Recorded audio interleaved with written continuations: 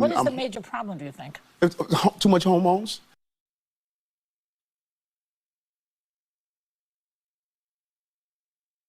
You believe in hell and stuff? Yeah. Who do you think's down there? Who's down there? Martin Luther? You can't handle big deals anyway. My meat would have you in the hospital. You little bastard, you attacked my stepson. In certain extreme situations, the law is inadequate. In order to shame its inadequacy, it is necessary to act outside the law, to pursue natural justice. This is not vengeance. Revenge is not a valid motive, it's an emotional response. No, not vengeance. Punishment. Tonight we have a chance to say, yeah, you're right. We're too extreme, we're too wild, we're too out of control, we're too full of our own shit. Or we have a chance to say, hey, fuck you, you're wrong. Fuck you, we're right. Because you have all made it to the dance. Because believe me, this is the dance. Start the show.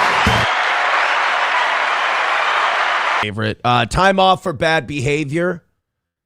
I think if I have to go with my favorite David Allan Coe song, "Gun to My Head," which he might have done, "If That Ain't Country," I think would be my favorite David Allan Coe song. But David Allan Coe, 86, I think, 86 years old. David Allan Coe passed away. Oh, we already have news reports on Breaking news just into Country Cast. David Allan Coe has died. The outlaw country legend and songwriter behind Take This Job and Shove It, You Never Even Called Me By My Name, and The Ride, passed away at the age of 86. His widow, Kimberly, confirmed the news to Rolling Stone, calling him, quote, one of the best singers, songwriters, and performers of our time. I'll go with that. Also, Raleigh has some really cool stories about David Allan Coe. I can't remember. I think we were at the Tracy Lawrence show. It might have been a different one, but I was hanging out with Raleigh, and we were talking about like his favorite people to have and his least favorite people to have. And he was telling me that David Allan Coe is an absolute handful because he has so many demands. He has to be paid in cash, and it's not like David Allan Coe was a cheap get. So he had to be paid in cash, and he wouldn't take 100s. I'm sorry, no, he wouldn't take 50s. I'm sorry. And the reason he wouldn't take, you know what? You guys go ahead. I've told this story before, but a lot of you have never heard it. Why wouldn't David Allan Coe take 50s? We'll go back to the chat in just a little bit. And never to be forgotten. The cause of death has not yet been released. He was in the hospital already, so he was sick with something. A man whose songs are stitched into the fabric of American country music. In 1973, Tanya Tucker took Coe's song, Would You Lay With Me in a Field of Stone, to #1 on the country charts. That's the song that put him on the map in Nashville. In 1977, Johnny Paycheck. Tanya Tucker's been around since the early to mid 1970s. Holy shit. What was she, 9?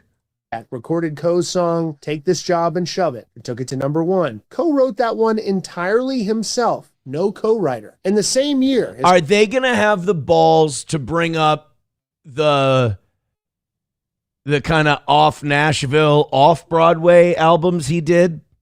Because David Allan Coe did some spicy stuff. He liked to... David could have taken the Merle Haggard route. He could have taken the Willie Nelson route. David did his own thing. Columbia Records album, Once Upon a Rhyme, delivered You Never Even Called Me By My Name. The song with the spoken word interlude about the perfect country and western song. That track was written by Steve Goodman with an uncredited assist from John Prine. And Coe is the man who carried it on to every country jukebox in America. David Allan Coe was born September 6, 1939. And fast forward. Of what he tells you is probably bullshit. We thought it was a gimmick and we promoted it in that manner. But the persona was the point. Coe drove a hearse. He wore a Lone Ranger mask. According to one report, he would... Oh, come on. Let's get to the albums. look like Merle Haggard, and I sound a lot like David Allan Coe. In 77, he wrote himself into the Willie Nelson and Waylon Jennings friendship with a song called Willie Whalen and Me. And in 1986, Son of the South, he listed his own name alongside Hank Williams Jr., Leonard Skinner, and the Allman Brothers as records he'd play as loud as they would go. In 1983, Coe released Castles in the Sand, an album that cracked the top 10 of the country albums chart on the strength of the ride. The song tells the story of a hitchhiker who... Are you going to get to the other albums? Singers. He continued releasing new albums, live records, spoken word projects, and compilations well into the 2000s. No. And it wasn't just country either. Between 99 and 2003, Coe recorded a series of songs with members of Pantera, the metal legends. Come on. For the 2005 What about album. You know, this is so gay. This is old media type stuff. Let's sweep under the fact that he made like racist albums just for fun. He knew he wouldn't make any money on them. But nope, that might sully his legacy. No, it's part of his legacy. It's funny. We're millennial. Dude, you think millennials don't give a shit about race? Wait till you see these Gen Z kids. They're all calling each other the N-word. Meets Rebel. He befriended Kid Rock, who enlisted Coe to open one of his tours, and recorded his song Single Father. In his later years, Coe was a fixture on the motorcycle rally circuit, performing with long hair and a braided beard, hunched over a guitar. He recorded a live album, live from the Iron Horse Saloon. We're not going to mention it, are we? 2001 Biketoberfest at Daytona Beach, Florida, not far from his home in Ormond Beach. Coe also faced financial struggles in his later years. In 2015, he pleaded guilty to impeding and obstructing the administration of tax laws. Fuck yeah, based David Allan Coe. Sentenced to 3 years probation for tax evasion. He was ordered to pay close to $1 million in back taxes leave him alone. to the IRS. In a 1975 interview filmed inside Ohio's Marion Correctional Institution, Coe was asked what drove him. He said, quote, "I found my place in society, and it's not in a prison. I no longer have to come back here and have everybody knowing who David Allan Coe is. Now everybody on the street knows who I am. So I still get that satisfaction of being a somebody." So this dick is not going to mention, God, what a gutless, nutless piece of shit. Just whitewash. I don't like that. Like, that was part of David Allan Coe. That was part of his legacy. That was part of the whole package. We got to whitewash that because we don't want to say that he said the N-word in songs and made a racist album. Who gives a shit? If you really want to have a post-racial America, you have to stop hiding from these things and have a laugh. Nobody died. There were no riots. Nobody got robbed or mugged or anything else. He sang the N-word in some songs. Who gives a shit? It's part of the legacy. Veldrain with $1 says, "Not to worry, Aaron. I am sure incoming Gen Z country star will be just as good. He'll be autistic as shit, dropping N-bombs. That's what he'll do." Also, thank you over on the YouTube end to Adam Simon for gifting a membership. They're still trying to get this guy, Mikey... What is it? Mikey Goofs. They're trying to get this guy, Mikey Goofs, a membership, and no matter how many memberships they gift, they can't get Mikey Goofs a membership. So keep that going. Mr. Stellar gifting a membership. It went to Dislabeled, who we like, but who is not Mikey Goofs. Poor Mikey Goofs. On the Rumble end of things, you guys are 72 memberships away from 700. And look, final goal of the week. Evening Show hasn't even had one this week. They've been crushing it. You guys are, for all intents and purposes, 0-3, minus a Sanford Sun save on Monday. So literally the Evening Show said, here you go, guys. They made up your miss from yesterday. They made up your miss from Tuesday. They're saying, guys, we've been more than perfect. Take it home for the last one of the week. Hit like, hit subscribe, hit follow. I know gas is at $4 a gallon. Don't misunderstand me. It's tough out there for a pimp. If you can throw a membership or a couple in, go for it. Otherwise, enjoy the show. All right, so 86 years old. No more David Allan Coe. That makes me sad, man. Hopefully we get some good David Allan Coe shit for Rumble Link Friday tomorrow. That would be nice. Anthony H. says a post-racial America would be nice. I mean, it'll never fully happen. I just hope we change our attitude towards race, which is, you know, your skin color is my double chin. It's something we can goof on each other about, you know? Some soaper says, I think it's hilarious and fun to push boundaries. Pushing boundaries is the only way you get rid of those boundaries. You know? Somebody pushes up against them and you go, oh shit, he's not dead for doing that. We can all do that. Lenny Bruce to George Carlin. And then whatever the hell today's comedians are doing. That's kind of a bummer. I just thought of that now. Lenny Bruce got arrested. George Carlin went to court. And now nobody's doing anything with that. Nobody's, well, because Netflix and everybody, they hold all the paychecks. And you're not going to be able to press buttons like Bruce did, like Carlin did, and get Netflix money. It all became corporatized. Yeah, Time Bong says, another chin for the toe. That's what I want race to be. I just want race to be another chin for the toe. Yeah, I love when they go, David Allan Coe passed away. We don't know what he died of. He was fucking 86 and he lived a crazy life. By the way, did anybody guess why David Allan Coe doesn't take 50s? Yes, Rusty Grammer got it. Ivana Tinkle got it. Fauci's Pangolin kind of got it.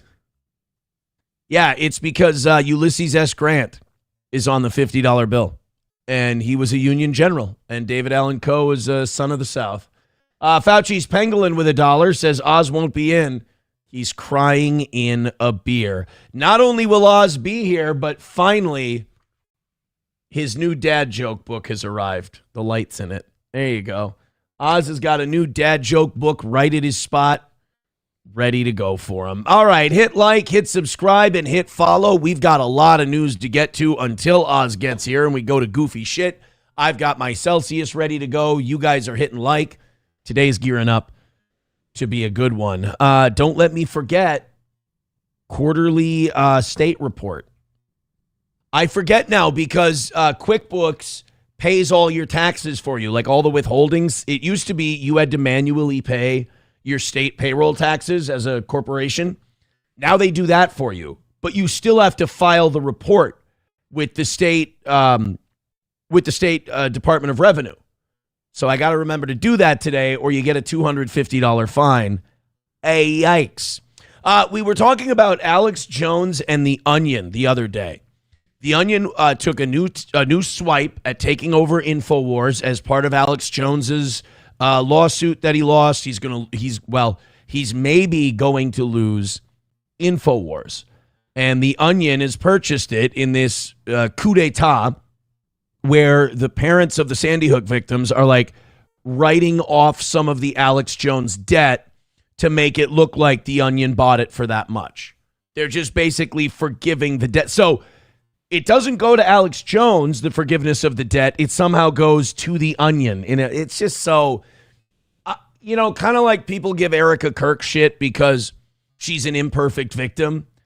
I kind of feel that way about the Sandy Hook parents. I kind of feel like the knife was dug in a little deeper because it's Alex Jones, not because he hurt their feelings regarding their kids. Kind of like Erica Kirk likes being in the spotlight, but she doesn't like taking the criticism. So she plays the I'm an aggrieved widow card. I think in the same way, the Sandy Hook parents, and look, I'm speaking ill of dead kids' parents. What are you going to do?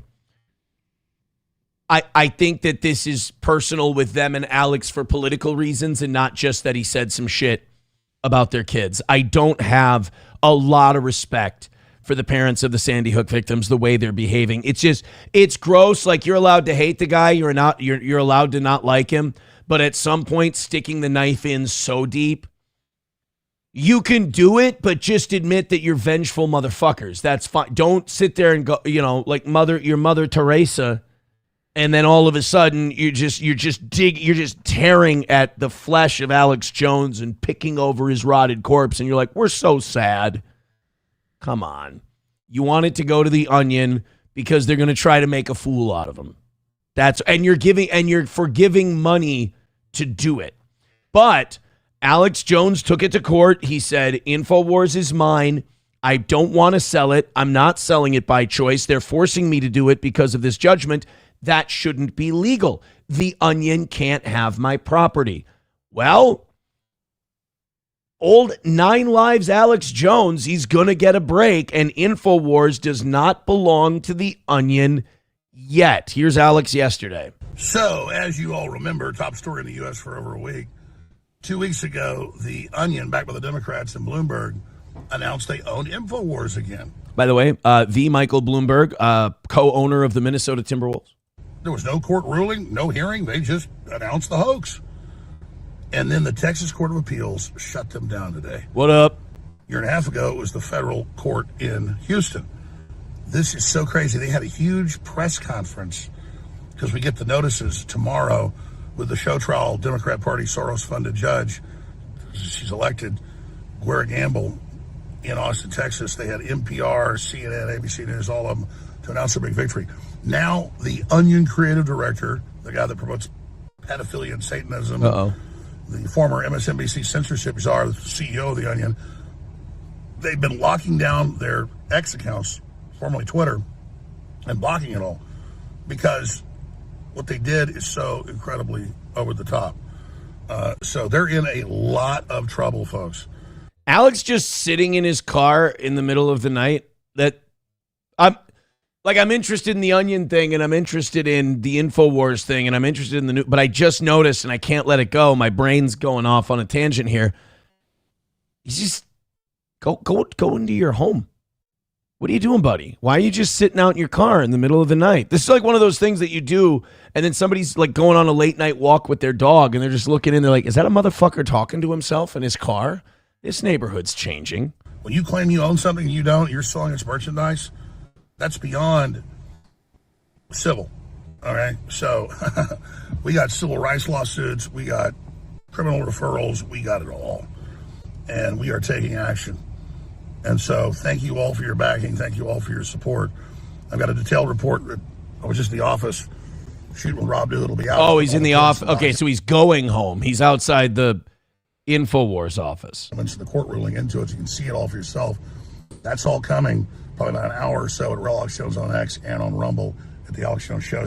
Be sure and follow us both on Rumble and on X. It's amazing. You know, Alex Jones has, he doesn't need YouTube. He doesn't need any of that. They kicked him off of all of it, and he's still going strong. I mean, that's really encouraging. That's actually, the Alex Jones story. You know, if people could swallow their partisanship, if people could swallow their politics and not be so biased in that way, the Alex Jones story really is an inspirational one. It's one of perseverance. It's one of forging ahead. It's one of beating the odds. I mean, he's special.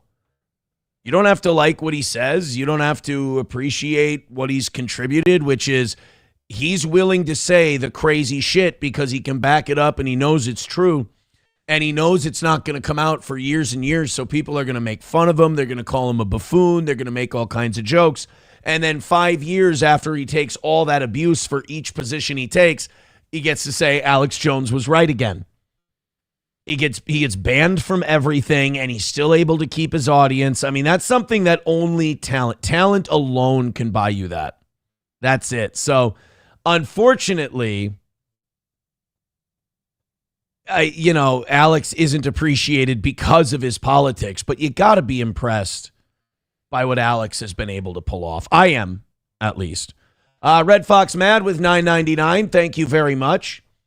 He says a crisis actor is a trained actor, role player, or volunteer or other person engaged to portray a disaster victim during emergency drills to train first. All false flag events use crisis actors. $1 from Veldrain says racism in comedy is funny due to how absurd racism is. Banning racism from comedy means people are trying to bring back and normalize racism. That's why I always laughed at it. I always laughed at racism in comedies and stuff like that because it's so over the top. It's so silly. It's so ridiculous. Like, I understand back in the 20s, blackface, even back then, they say, blackface was because, black actors weren't allowed to perform on a lot of those stages. And that may be true. But also, today, blackface is funny because it's so over the top, and we know black people aren't like that, and it's wacky and silly and stupid.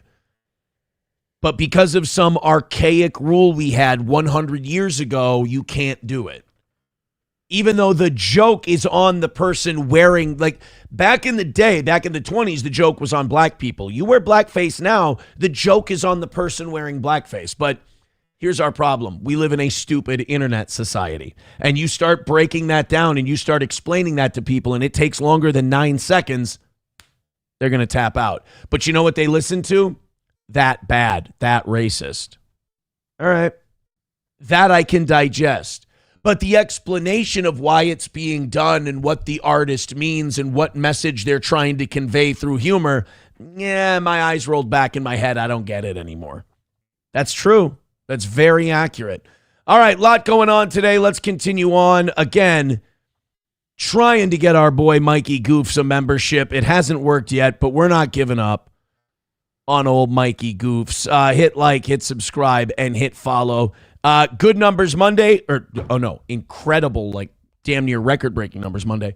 Incredible good numbers yesterday. Let's do it again today. What do you say? Keep hitting like, keep hitting subscribe, keep hitting follow.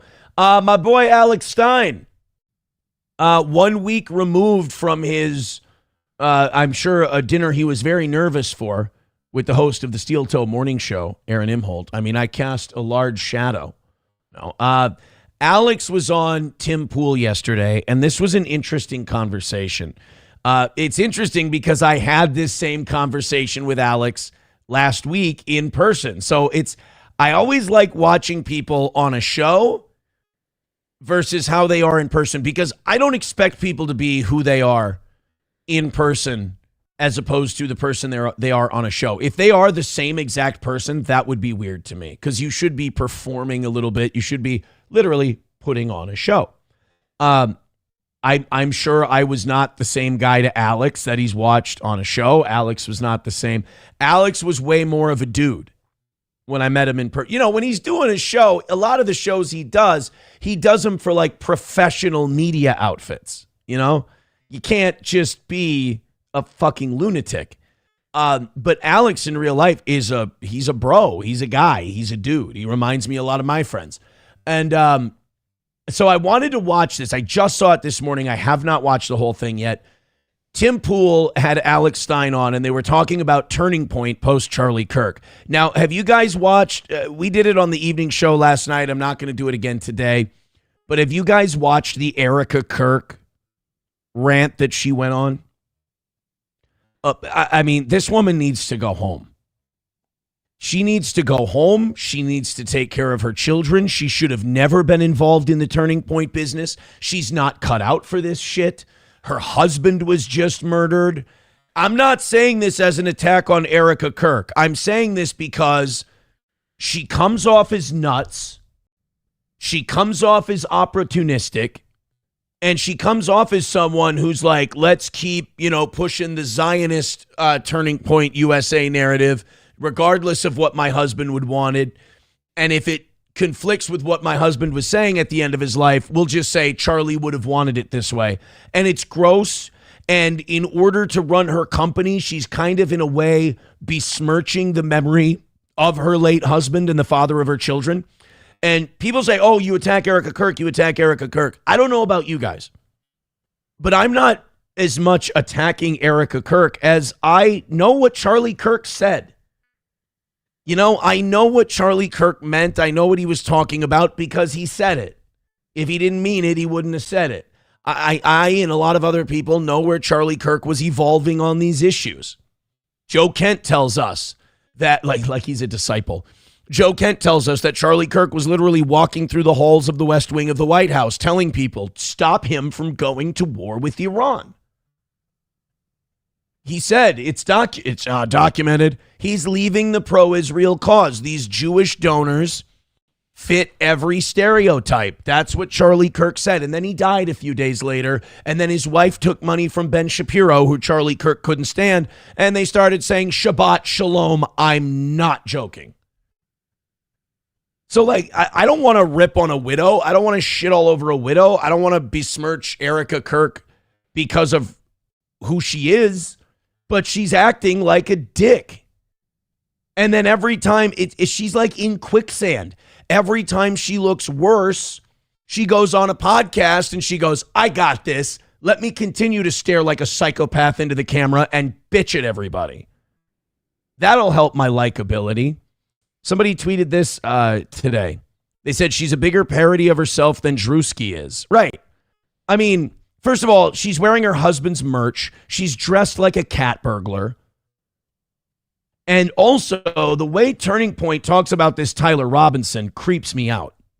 They talk about Tyler Robinson like they need it to be him. It has to be him. We can't entertain any idea that it was anyone other than him. Forget that Charlie was playing at the very highest, very rarefied air levels of geopolitics, which is where assassinations get plotted.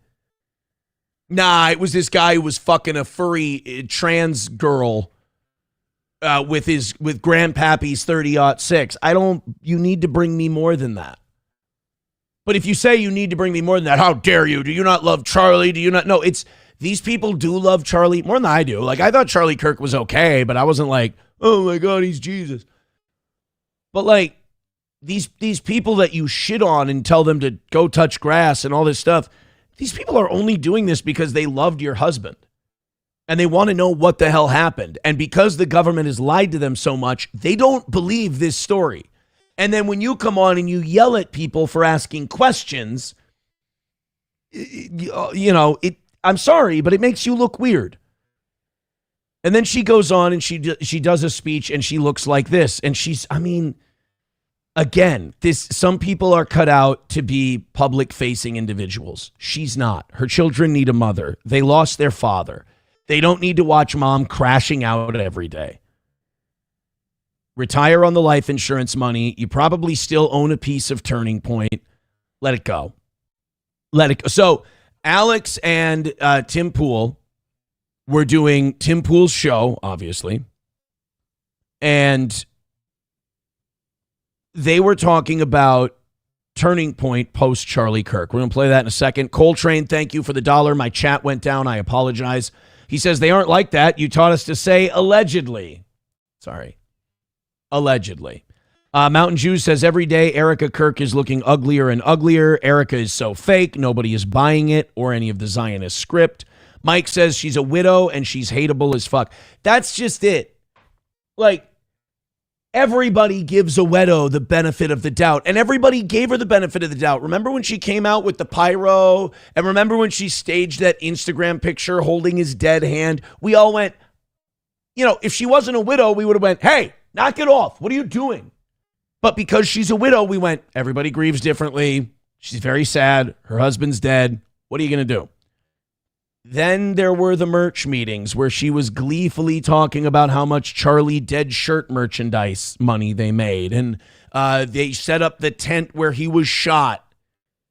And when they, at America Fest, and you could take pictures by it for money. And it's just, we ran out of excuses for her. And then when we ran out of excuses for her, she went, you people will obey what I say. I am sad that my husband is dead. But what makes me even more sad is when people don't like Israel. And you're like, okay, you're a full-blown nut bar. Well, her husband was assassinated. Two things can be true at the same time. It's very tragic what happened to Charlie Kirk. That will be burned in all our brains until the day we die. His wife is a fucking problem. Skousko says Erica is just putting on a show, Aaron. That's not what she's like offline. And away from the TVs, JD Vance said she's a lovely lady. Oh, shit. Okay, well, then I'm wrong. Dinkelman, did your book and wallet get to you yet? That got sent out. He says it seems awfully fucking weird that she does all this stuff and nobody's going to think different. I don't know. I feel like a lot of people have kind of changed their mind on her. Let's see what Alex and Tim had to say about it, because Alex is currently working for Turning Point USA. And this is why I can't totally sell Turning Point down the river, because I think Alex does the kind of content that is Turning Point's brand. He's the guy who's been going to the universities and talking to college students and like kind of proselytizing and debating a little bit. But Alex is also his own guy. Alex has criticized Israel in the past, and I don't know if that's going to fly at Turning Point USA. I hope it does. I hope they allow Alex to become a bigger part of that. Alex Stein is never going to be Charlie Kirk. But I think Alex Stein can elevate Turning Point USA. As a matter of fact, you could argue that all the viral stuff he's been doing his whole career has kind of led to him being a perfect fit for that place, as long as they don't stifle Alex and not let him say what he wants to say. They're definitely coming after Turning Point right now because they can kind of smell blood in the water. You know what I mean? You still doing stuff with Turning Point? Yeah. We just wrapped up the semester. It was great. We just did Missouri, University of Missouri, had a bunch of great debates. And Turning Point, I love them. I have no complaints. But right now, a lot of the goodwill that Turning Point had after Charlie's death, it's kind of, the tide is changing a little bit. Why is it changing? I'll give my reason, and I'm interested to hear Alex's reason. Now, and by the way, Alex isn't bullshitting here. He's not. I've talked to Alex. When we had dinner, I talked to him about Turning Point and everything else. He said the same thing. I mean, this is what Alex is saying about Turning Point. What he's saying on Timcast, is what he said to me. I mean, more colorful language and shit like that, but like generally the same point. I think the reason people are turning on Turning Point USA is because, there's a saying that, like, when a team isn't doing well, but they have really good players on their team, and they'll start trading their players, they'll say, well, it's because the sum of the parts are greater than the whole. Meaning that we have so much talent on this team, but for some reason they don't mesh and build a great team, but we have a lot of amazing individual talent. I think the sum of Charlie Kirk's talent was greater than Turning Point USA, the brand. Charlie Kirk could have called Turning Point USA, let's think of another word for Cornerstone USA, and it would have been just as big. It's because it was Charlie Kirk. All right? Like, if Alex Jones loses Infowars and calls it the Alex Jones Network, it's going to be just as big because they're there for Alex Jones. Nobody gives a shit what Andrew Colvett thinks. Nobody gives a shit what Blake Neff thinks. Also because they've been so dishonest and disingenuous. Nobody cares what Erica Kirk thinks. I'd rather hear what Christian Kirk thinks than what Erica Kirk thinks. And I value what Christian Kirk thinks at 0. He's a number 3 wide receiver at best. Well, part of the reason is Charlie's not there. Right, but... And the Iran war, I think, is a big thing because a lot of people know... Charlie was in favor of it. No, he wasn't. Tim Pool, what is Tim Pool's thing? Do you think he's taking money, or do you think he's just hell-bent on being wrong about everything? By the way, Tim Pool is bad for the right. I mean, if the right wants to continue to be relevant culturally, you gotta dump this guy. Because this guy is, I don't even think Tim Pool's a shill. I think Tim Pool is just one of those guys who, when he licks his finger and puts it in the air to test which way the wind's going, his saliva's broken. I just think if he's a rooster wind vane on the top of a barn, he doesn't gauge the wind right. Like, he has an amazing skill to take the wrong take on just about everything, while still being kind of a fence sitter. Now, the Bapashabs of the world will argue that, well, Aaron, he did have that secret meeting, that Chatham House Rules meeting with Benjamin Netanyahu. He certainly has some Israeli influence. I agree with you 100%. What I'm saying is, I don't think the Jews see Tim Pool as a guy worth paying. What I'm saying is, I think Tim Pool is wrong for the love of the game. I don't think they have to give him any money. He was loosely in favor of it. He was. Well, when Trump struck, so before the 12-day war, Charlie said no, no, no. When Trump struck, he said, I stand by my president. Charlie was going to... Time out. Time the fuck out. What? Oh, yeah, he was. No, he was. I was going to say, wait, was he? I was thinking about this last war here. He was dead. Okay, I was going to say, was Charlie alive for the... Go with whatever the administration. By the way, there's a difference between I'm for a war in Iran and when the war starts, I'm going to stand by my president. Even those of us who hate this war still hope it comes out good for us. That's just Tim being dishonest. And I think sometimes Tim Pool is rage baiting people when he does that. I don't think he actually believes what he's saying because it sounds retarded. Charlie Kirk was not for war with Iran. He told Joe Kent, and Joe Kent has a lot more credibility than Tim Pool. Joe Kent was in the White House. Charlie Kirk begged with Joe Kent, stop him from going to war with Iran. There's a difference between Charlie was for it, which is a dumb thing for Tim to say, and a lie, a manipulative lie to his audience. He doesn't respect his audience.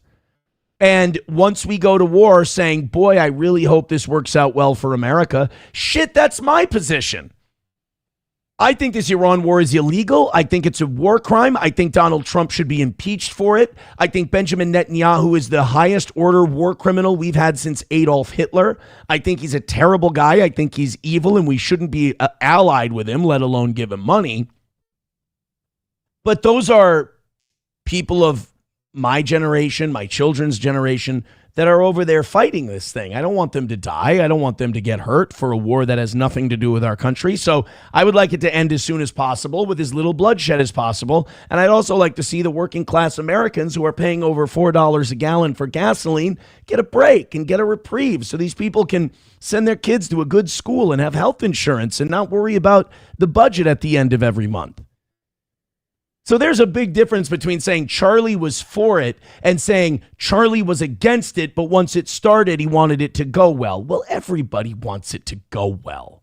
Administration wanted. Exactly. You know, he was a diehard. So, listen, Charlie Kirk, a lot of people are doing revisionist history when it comes to Charlie and changing his political viewpoints. One thing I know that he might have had some criticisms about Israel, but he would never stop defending them or supporting them. Whoa. I love Alex. That's not true. That's in writing. These Jewish donors fit all the stereotypes. They want me to cancel Tucker. I'm thinking of bringing Candace back. They leave me no choice but to leave the pro-Israel cause.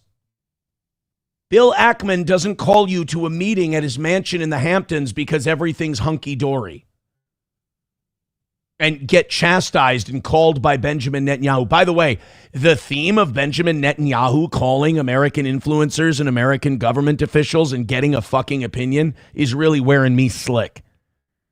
These multiple reports from Joe Kent and others that, and John Kerry said the same thing. Benjamin Netanyahu would regularly interrupt American defense meetings to give his opinion on a matter. I don't give a shit. I don't think that was... A month before, he did a video with Colvett where they're trying to convince Gen Z to back Israel. Exactly. Well, I think that... Why do you think he was doing that? Because he knew that Gen Z had it with this fucking country murdering a bunch of people. Charlie Kirk wrote a letter to Benjamin Netanyahu that said, dude, you're losing young people. It's over. You got to change.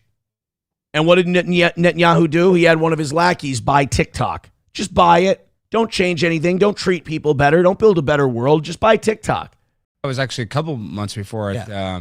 But yeah, that video actually blew up where he had the Turning Point students kind of talk about the elephant in the room, you know, Israel's influence, which you don't think they have any. But I do think that... I never said that. That's a lie. You said that they don't have any influence and that they're the greatest. This is what I'm going to say this. Oh, Tim gets triggered. Tim gets triggered very easily when you quote him.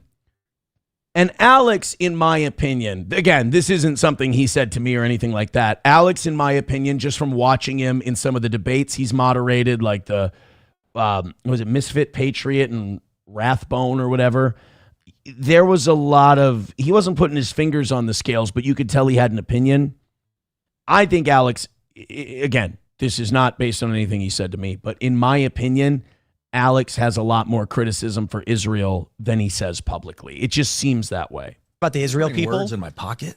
So the problem that we have right now in this country is, you know, I told this to Myron Gaines. Oh, God, this is going to be retarded then. Could you imagine? Like Tim Pool's like, hey, let me say something deep. And you're like, oh, boy, let me strap in. This is going to be fucking dumb. And then he goes, I was talking to Myron Gaines. You're like, all right, let me put on the seatbelts and the restraints they put on mental patients and astronauts if you're going to tell me a conversation between you and Myron Gaines. I'm like, bro, when you post Happy Merchants, you lose any goodwill you might have to convince people. No, you don't. A lot of people are buying it. A lot of people are like, yeah, it does seem that way, doesn't it? A lot of people are, and it's right and left. I'm sorry, Tim, but the only people who think that that shit is not influential or funny or whatever are the neocon right, the evangelical right. Those are the only people who think you lose people when you do that. People have kind of woken up to this bullshit. They really have. Mountain Jew says, Aaron, just because you met Alex Stein once doesn't mean he's a good person. I'm just telling you that the shit I think about Alex doesn't come from meeting him. I don't want people to use anything I say to say, oh, Alex secretly said this. No, that's not the case. Bapa Shab says, I want you to imagine a giant rat wearing a beanie at a slot machine. That's Tim after his show. No shit. Tim Pool is, I don't know how else to put this. He's a liar. He's a liar who's lying. And again, I think Tim lies for the love of the game, which is wild to me. That he's not even getting paid to do it. Thank you very much to Sandy for $20 over on PayPal. Appreciate that, Sandy. Wanna fuck? Let's fuck! If you want to. Thank you very much, guys. Streamlabs, PayPal, Venmo, Super Chats, Rumble Rants. And we are 72 Rumble memberships away from 700, which is a number I'm always chasing. I love that number, that 700 number. So thank you very, very much. Okay, so we got all that out of the way. DP Granny, who needs a membership, perfect opportunity, says Aaron secretly wants to see Alex's core. Hey, wait a minute. McBuster just slipped something in. He says Tim Pool is a closeted guy. You all lie a lot. Now, wait a minute. I just woke up next to a beautiful woman. I have a lovely partner. I don't like the word girlfriend, if that makes sense. I'm like, it's girlfriend to me is like in high school, in college. It's got to be a bigger word than that. Or I'm autistic. It's a partner. How can I be a closet case if I love the woman I'm with? I'm not going to convince you, am I? I'm not going to convince. You're just going to think I'm gay no matter. This is like being strangled by a python. The more I struggle, the tighter it's going to squeeze and I'm going to run out of it. There is no, once you get accused of being a mo, you just got to kind of sit there and take it. Not sexually. Papa Shab says you can't pivot after Blaze TV and rather just get another job. I understand it. Papa Shab says he's a Jew. Of course, TPUSA was going to give him a job. He is a right-wing grifter and would admit that to you probably. Stein thinks he needs this ecosystem to exist, but the truth is that he doesn't. You might be right about that. You might be right. It was kind of cool to hear Alex say that, like, he doesn't, when we were talking about Jesse, because I said, I like Jesse PS. I get along with Jesse PS just fine. I think he's hilarious. I really do think Jesse PS is a true original in terms of entertainment. Whether you think he's good or you don't think he's good, I think Jesse is. People say, oh, well, isn't he doing Red Bar? Isn't he doing Red Bar? I don't know, man. There's an originality, there's an authenticity to Jesse PS. And it was awesome to hear Alex say, I'm fine with Jesse PS. He said, after he and I had that conversation, after we had that back and forth on your show, I really don't mind Jesse PS. So that was kind of cool. Labglass says, Aaron, ew, girlfriend. I'd rather have a partner. Girls are icky. No, it's a female partner. I just feel like I needed a bigger word. That's all. Oh, shit, you guys are going to have me going to the jewelry store, you motherfuckers. All right, hit like, hit subscribe, hit follow. Let's continue on. We're going to Minnesota now before Oz gets here. You know how it looked like for a day? For a day, it looked like the state of Minnesota was going to start taking this Somali fraud shit seriously. The feds came in. They started knocking down doors. They started raiding all these places. Holy shit, here we go. Even Tim Walz is like, hey, I helped. And Kash Patel's like, fuck you, dude. No, you didn't. And it looked like maybe Minnesota was going to start cleaning up this problem. Well, I saw a KSTP5 nightly newscast story that shows that Minnesota is going to be back to its old ways of going, don't look at Somalis. Why would you look at them, even though all of this fraud is being committed by them? Stop looking at them. Don't you know they're victims in this whole thing? Guys, get ready.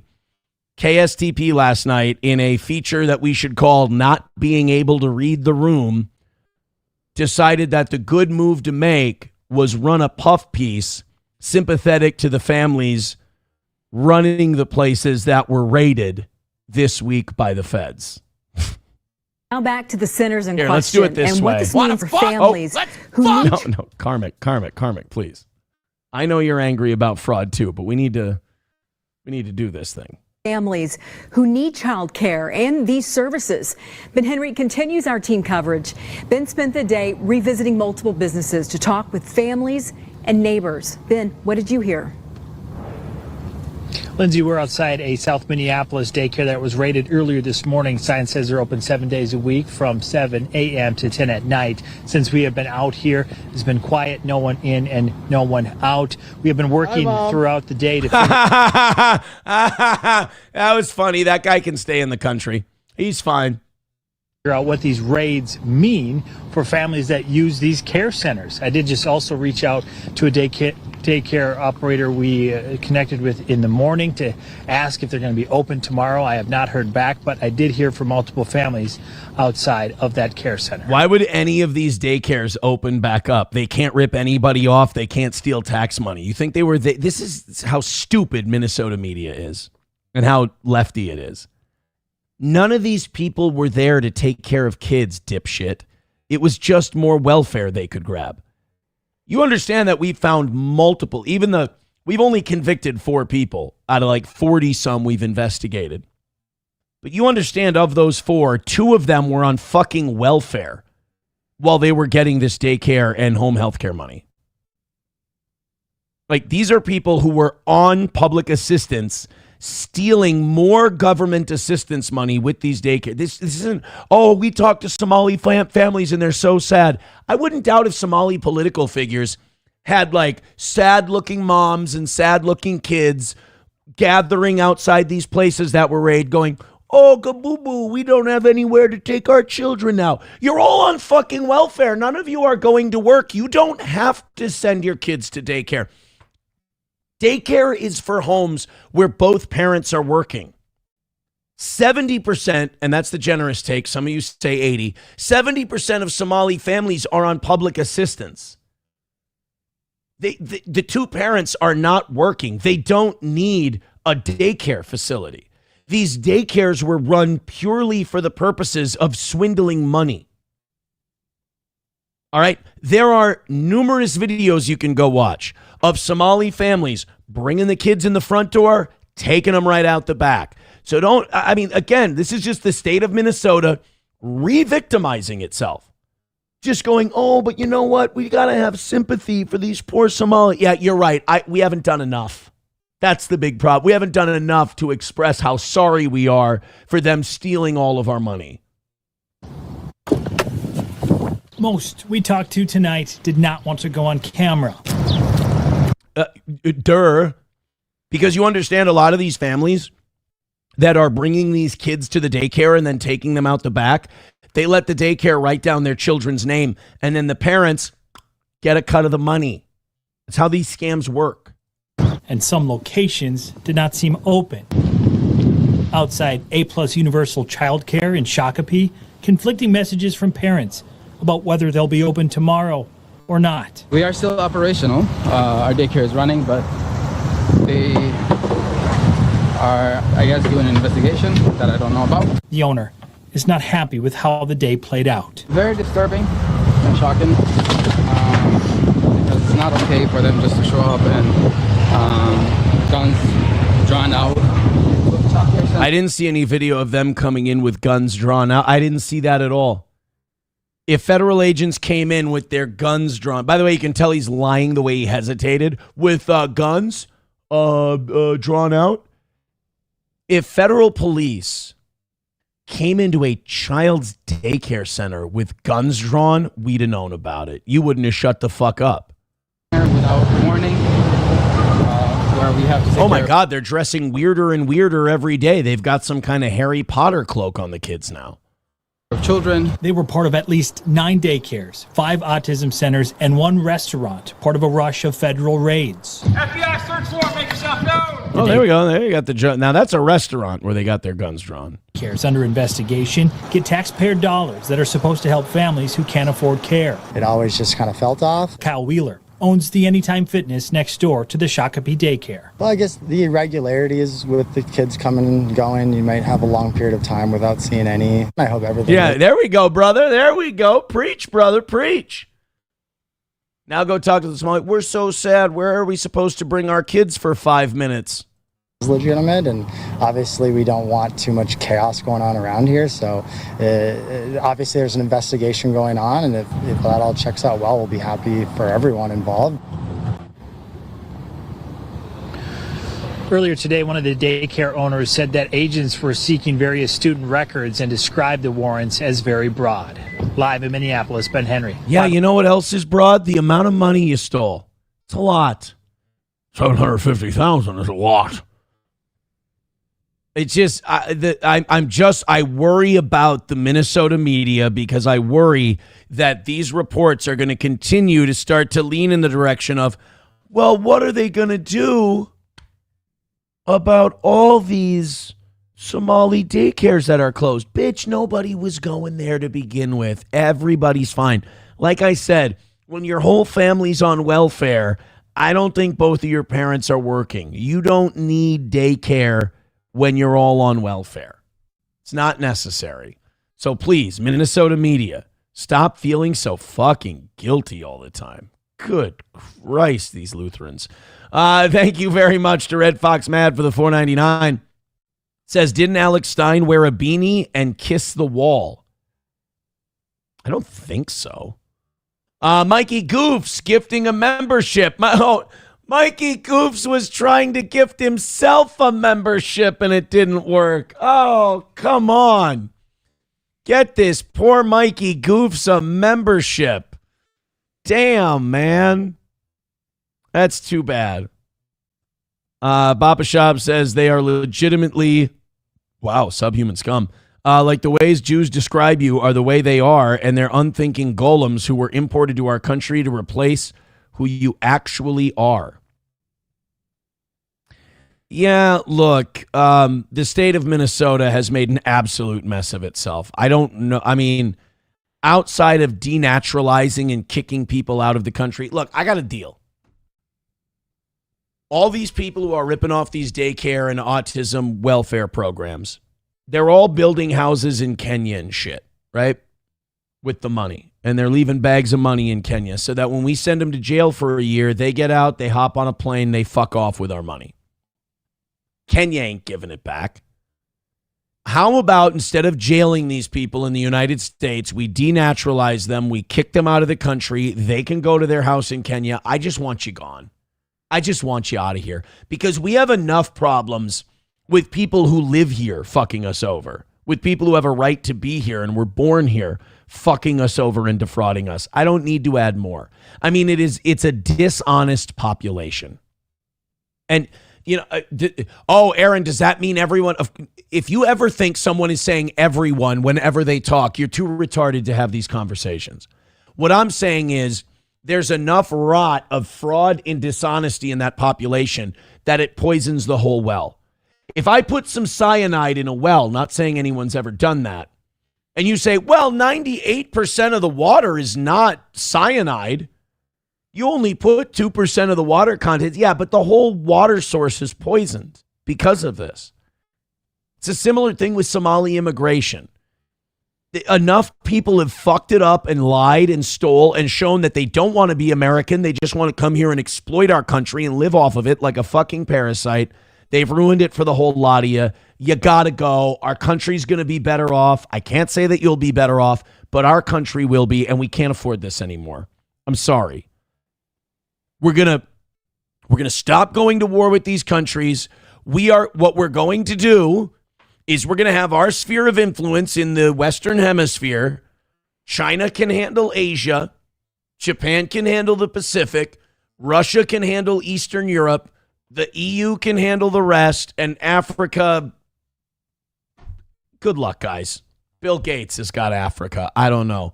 But enough of us doing this all over the rest of the world. We're going to be strong again.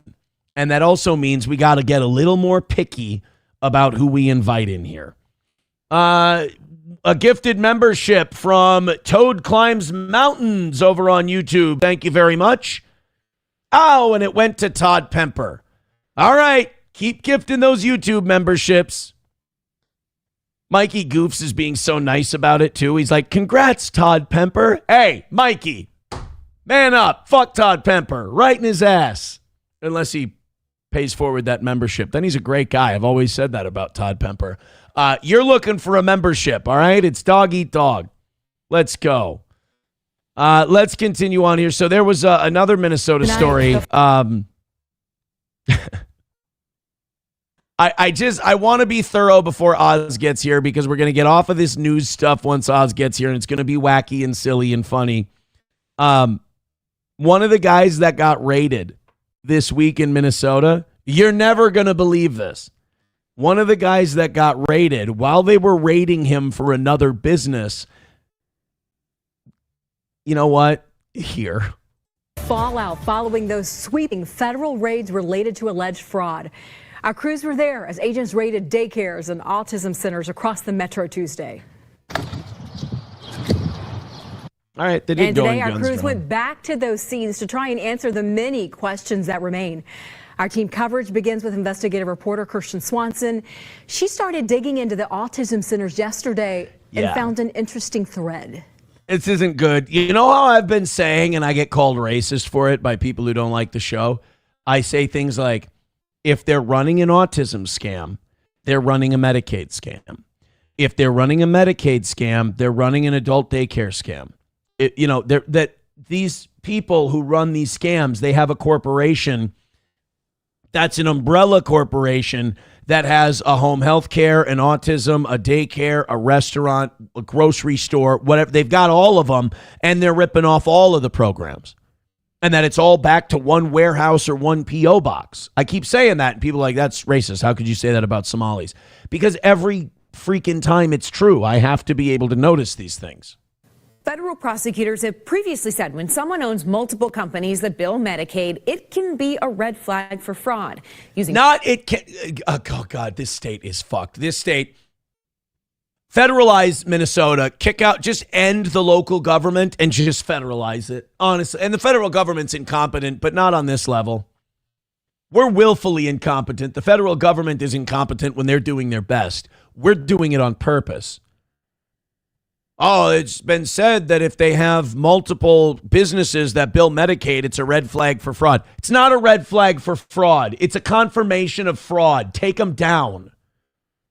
This is the worst part. Like, people think Minnesota got tricked. Minnesota allowed this to happen.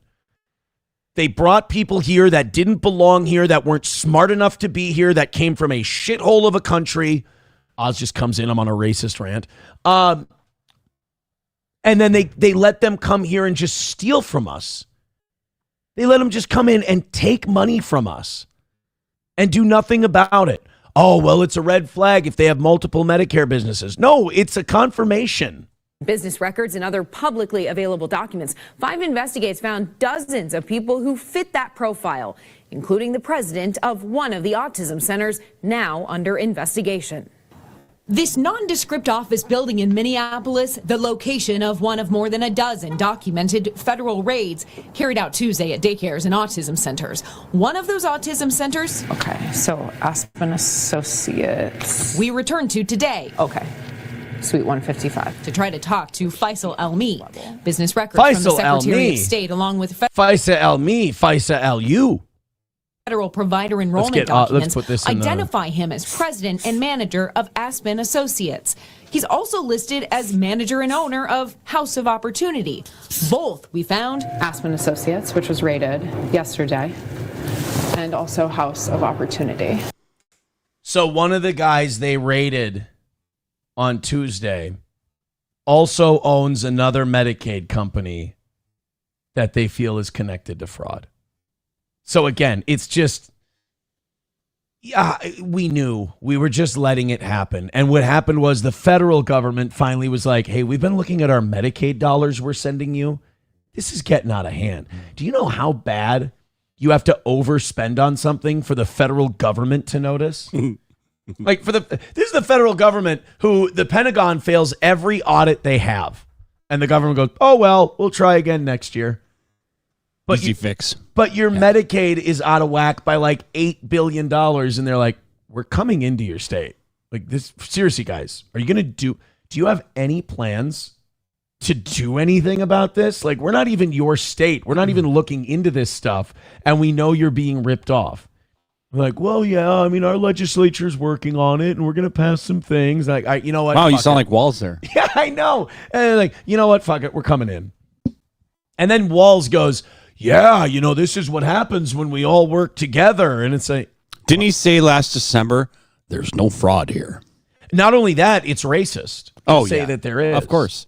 That's why they got away with it for so long, though. People were scared for calling racism. Right. What? You're looking into our business? We took many, many millions and everything's fine. Yeah. Where are the kids? Don't worry about it. Racism is when you hate a group of people. What about the kids? No, you're racist. That's it. Why do you want to stare at the kids? We don't. We'd like to. I used to be captain. Now I'm captain no more. We don't want to stare at your kids except through a telescope from across the fucking ocean.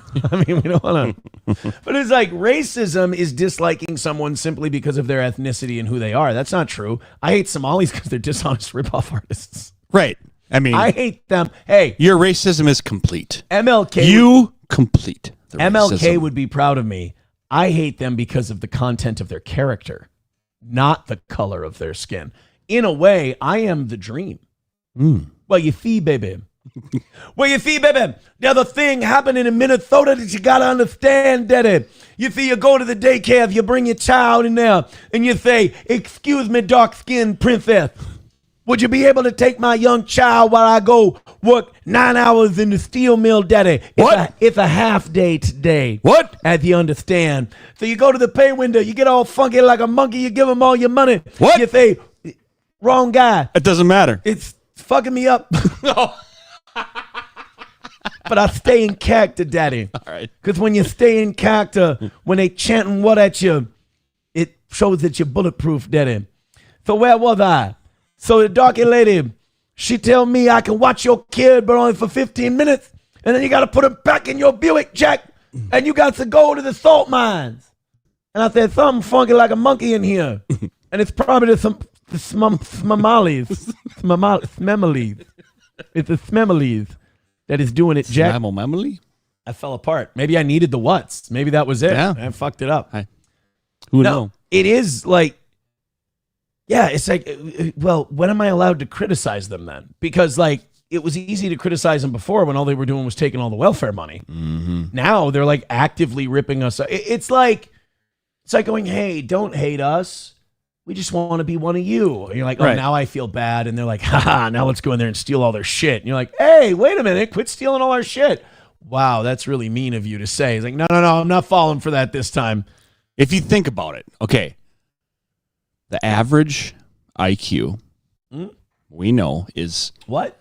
Not what? A lot. What? And so what? What's gonna go around? What? Wait, that's Hulk. Yeah, I don't know. Well, you know something, dude. What? I got Somalis to the left of me, man. What? I got people buying houses in Kenya to the right, dude. And then in between, I'm trying to find a daycare for my kid, Jack. But the thing that keeps happening is a new Somali autism center starts up, brother. And even though all of them are autistic, man, I don't ever see any kids at the autism center, brother. So what you gonna do when Kash Patel and his crazy Jeet FBI runs wild on you, Somalis? Oh. See?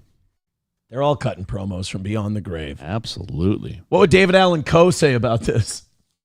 I believe he would say, Nick. Yeah. Is what David Allan Coe would say. Yeah. He never even called them by their name. No. Toad Climbs Mountains with $1 says, don't even watch on YouTube, and tried to get the guy a membership. I know. They're trying to get Mikey Goofs a membership. $2 from the Grand Poobah says, just think about how stupid these Somalis are. That's a good start. Just think about how stupid these Somalis are. They've been investigating these bastards for months now, and the only ones smart enough to flee the country waited until there was a court date set. Yeah, why aren't all of them fucking off with the money? Because of this cry racism again. If you think about it, though, we got duped by the average IQ group of people of like, what, 38 or something? It's like stupid low. Yeah, if we're going on by Celsius. I mean, yeah. right. Yeah. But I'm just saying, we got duped by stupid people. Right. And what does that make us?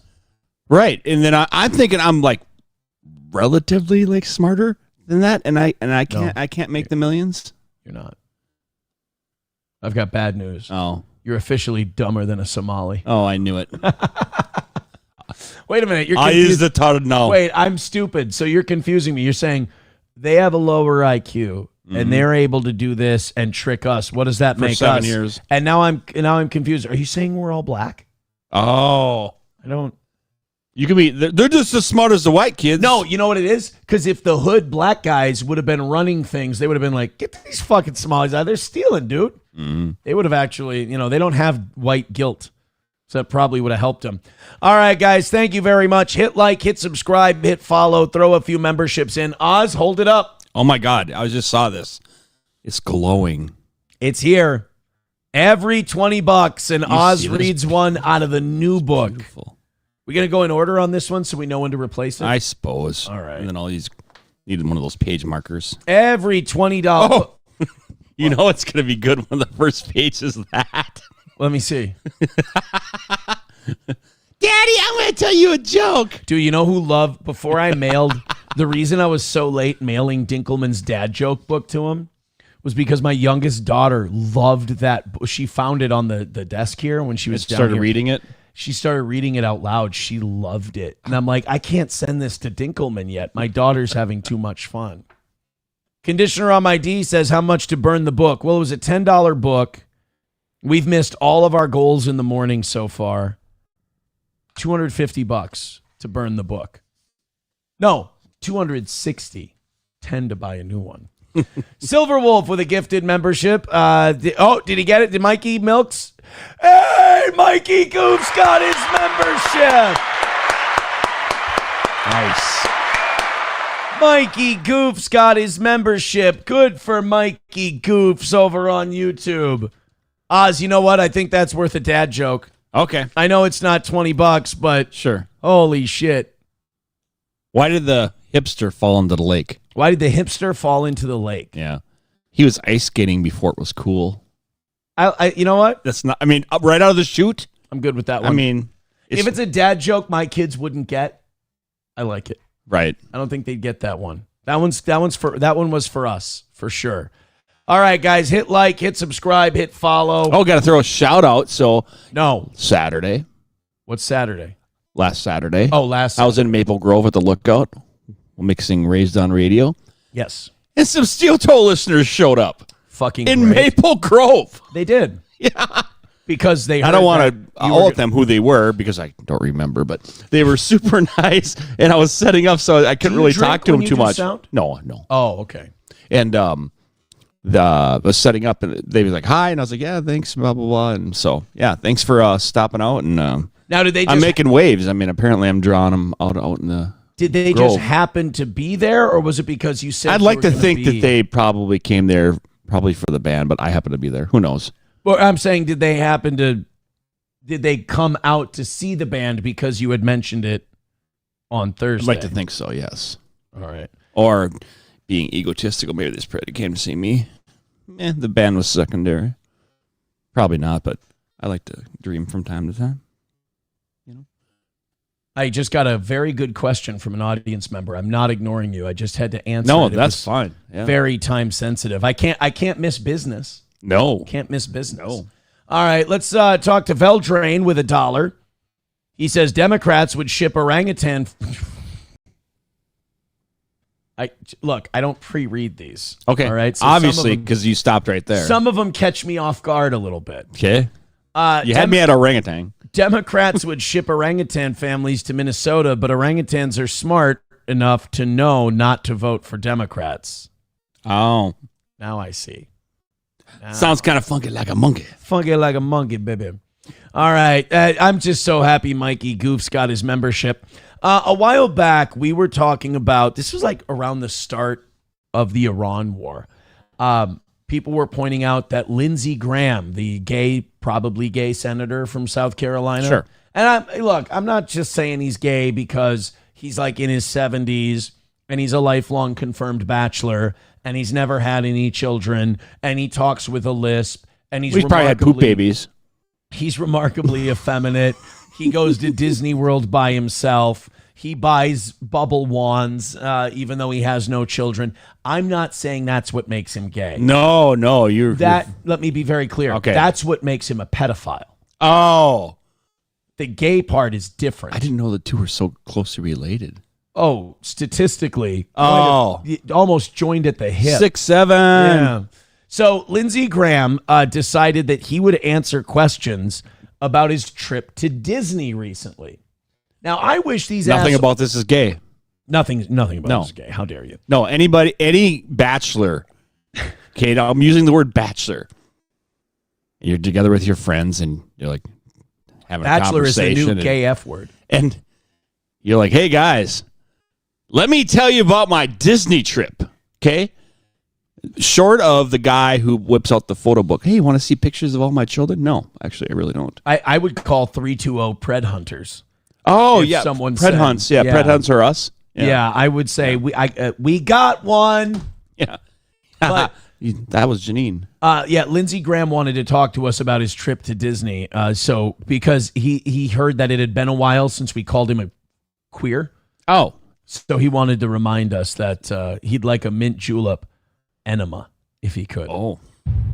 It's good to see you. My name's Charlie. That's a lie. So it starts off with a lie. Right there. Yeah. Yeah, we can just end it right there. Just that look. It's the same face he makes just at the point of insertion. Receiving or giving. Oh, never giving. Never giving. Seeing you're catching out a picture, huh? In fact, there was a video or there was a meme that someone made of Lindsey Graham tackling the White House Correspondents' Dinner shooter. Oh, no. And he was on top of him with a tank top on. Of course he was. And somebody that's running against Lindsey Graham in his district wrote, this picture is obviously fake. Lindsey would be on the bottom. Okay, that was actually pretty good. Accurate, too. Funniest jokes are true. Charlie, you with TMZ? I'm with TMZ DC. That's correct. We'll try to talk to you later on here when I catch my breath. How you doing? Oh. Yeah. Oh. Are we out of breath, Lynn? Mr. Jokes on Dick. I can't breathe. Like, well, okay. He hired this one because he thought it was a dude. You look like a running back. You want me to be your lead blocker? I can be your wide receiver. That's right. I'll open a hole in the offensive line for you. He dirty talks all of his security. Oh, my, I sure do like the black meat, and I'll tell you why I like it.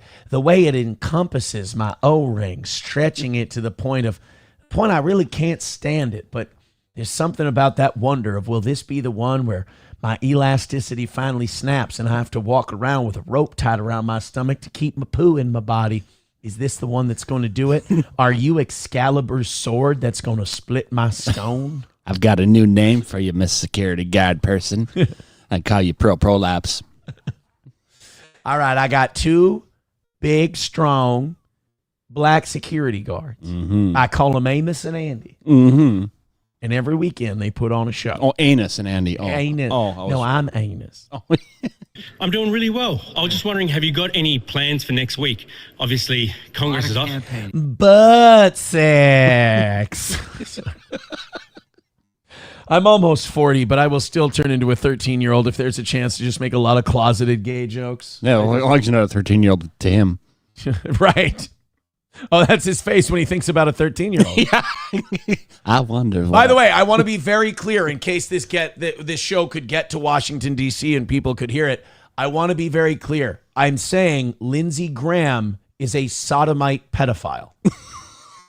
Sue me and let's go to discovery. Lindsey Graham has not lived a life free of fucking children. Oh, fart N. This is not me being facetious. This is not me making a joke. This is not satire. This is a statement that is as good as a deposition. Lindsey Graham has fucked a kid. I feel like you don't think I'm saying you think I'm being satirical. Oh no, everything's just funny to me. Lindsey Graham is a child molester. Fact. He cannot disprove that. All right. We'll see. I'm not going to check the mail for a few months. Or answer the front door. That's something he's never said.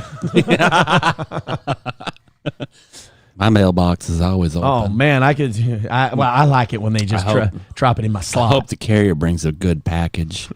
Obviously, Congress is off. Campaigning. A lot of campaigning. This guy loves to eat jelly pops. When they squirt, that's my favorite part. Yeah. It's so exhilarating. You ever heard of gushers? I can be one. Right. Oh, no. Carolina. Because I know last... You're welcome to join us. I'm good. Oh, you're welcome to join us on the campaign trail. Oh, yeah. I like big sassy Australians. There's this fella, Josh, calls himself Mean Copium. He won't accept my advances. I don't understand it. I'm good. I'll be around DC. Because... he'll be Randy too. Yeah. Last break, we saw you at Disney World. Yeah. Are there any plans for Disney World this break? No. Well, I'm kind of tired of fucking kids, so probably not. No, because he's a pedophile. Oh, I get where you're going. He molests children. Yeah, and he hides it. Yeah, and Jews use it to blackmail him to go to war. That's a lot of information. And Benjamin Netanyahu supplies him with children to have sex with. Wow. Yeah. I'm learning so much. It's a fact. Not going to go to Disney World this time. Going to go campaign at home.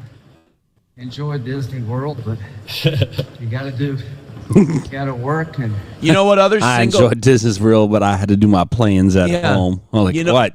With the kids you took? You know what other single men like to go to Disney World? Pedophiles. Oh. Just like Lindsey Graham, who has had sex with underage people. More than once. try to have a life too, so That's next true. week. Fuck him. If he can send us to war every 3 months, I can call him a pedophile.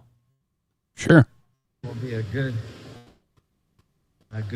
By the way, him having sex with children, I want to be very clear, is like the 8th thing he's going to hell for. There's more. Yeah. Oh. Trip around South Carolina. Could I ask just where is that bubble one now? At this point in Haha. time, where is it? Where's the bubble one? I don't know. You don't know? I didn't buy it for me. Who'd you buy? Uh-oh. Well, you don't have a wife, bro. You don't have a significant other, bro. You don't have any children that are biologically yours and aren't tied up in a basement. Lindsey Graham abducts children and ties them up in his I basement. bought it for the one that puts the lotion on. Ew. Yeah, I bought it for a senator's daughter that I keep in a well. For? For a friend's girl. That's very nice of you, man. Oh, yuck. Ew. Set the building on fire and lock all the doors. But let that Australian guy out. He's fine. I don't mind him. He's a good enough bloke, if you will. Fuck, I hate Lindsey Graham. Like a lot. A lot. Veldrain with $1 says when Lindsey Graham says 6'7", he's talking about the age of the children he likes. Yeah. Yeah. I like what age you like them? 6, 7. That's about it. About 6, 7. Oh. 5 guys took the 6-7 menu off. I put it back on in my own way. I don't know if it's come across in this segment. I think I've been very obtuse. It's not deliberate. I hate Lindsey Graham. Has that come through? I'm getting remnants. I mean, are you being obtuse? A little bit. Yeah. I just want to reiterate. Lindsey Graham has 100%, without a doubt, victimized and molested children supplied to him by the Israeli government 2 weeks in the hole, or am I being obtuse? Oh, that's his favorite place. Yeah, in the hole. All right, let's. We got the Comey thing. Fuck the Comey thing. Who gives a shit? I want to get to this one. This Ann Arbor thing. You know, it's good to see that people are out there fighting the good fight, especially against things like, you know, the most detestable things in our society, which is racism and Big Bang Theory reruns. And it's good to know that we're fighting against those things. In Ann Arbor, Michigan, they're fighting against racial injustice and inequality. Okay. And in no way is this liberals totally swinging and missing at understanding what racism is. In order to make black people feel more comfortable in their neighborhoods, I wish I were making this up. Ann Arbor is removing 600 neighborhood crime watch signs. Oh, sure. Because they feel like if you put neighborhood crime watch signs up in your neighborhood, it is unwelcoming to a particular demographic. Okay. I have a question. Mm-hmm. Who and why? Right. Why would it be against a particular demographic to say that in your neighborhood you all look out for each other and watch out for criminals? I'm not racist, but I'm racist kind of a thing. Exactly. I'm an ally. I want to fight against racism. I want to protect these individuals. Right. So I'm going to take away things that they're more likely going to do. I'm like, what? Liberals are so weird like that because they're like, we need black people to feel welcome. Let them know that they can commit crime here because that's what they do. It's like, whoa. You understand that most of the black people who are going to move into your neighborhood are people who are escaping the black people who won't stop being hooligans, hoods, and criminals. And they would probably, I bet you a black person seeing a neighborhood watch sign is like a man stranded in the desert seeing water. He's like, thank God. Oh my, you wouldn't believe where I came from. It's just madness all the time. What are you doing? We're taking down these signs. What? Why? I would like a neighborhood. What? No, we want you to feel welcome here. So we're just going to send a guy to your house to pistol whip you every 6 months. Fucking hell. All right, let's do that. This is Ann Arbor, Michigan.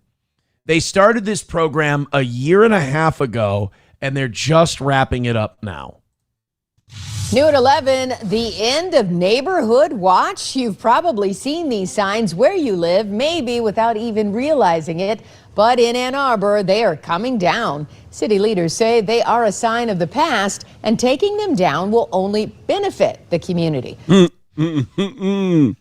They're a sign of the past, you know, back when we used to value things like, hold on a second. I got, sure. Somebody wants us to advertise something and I need to get notes.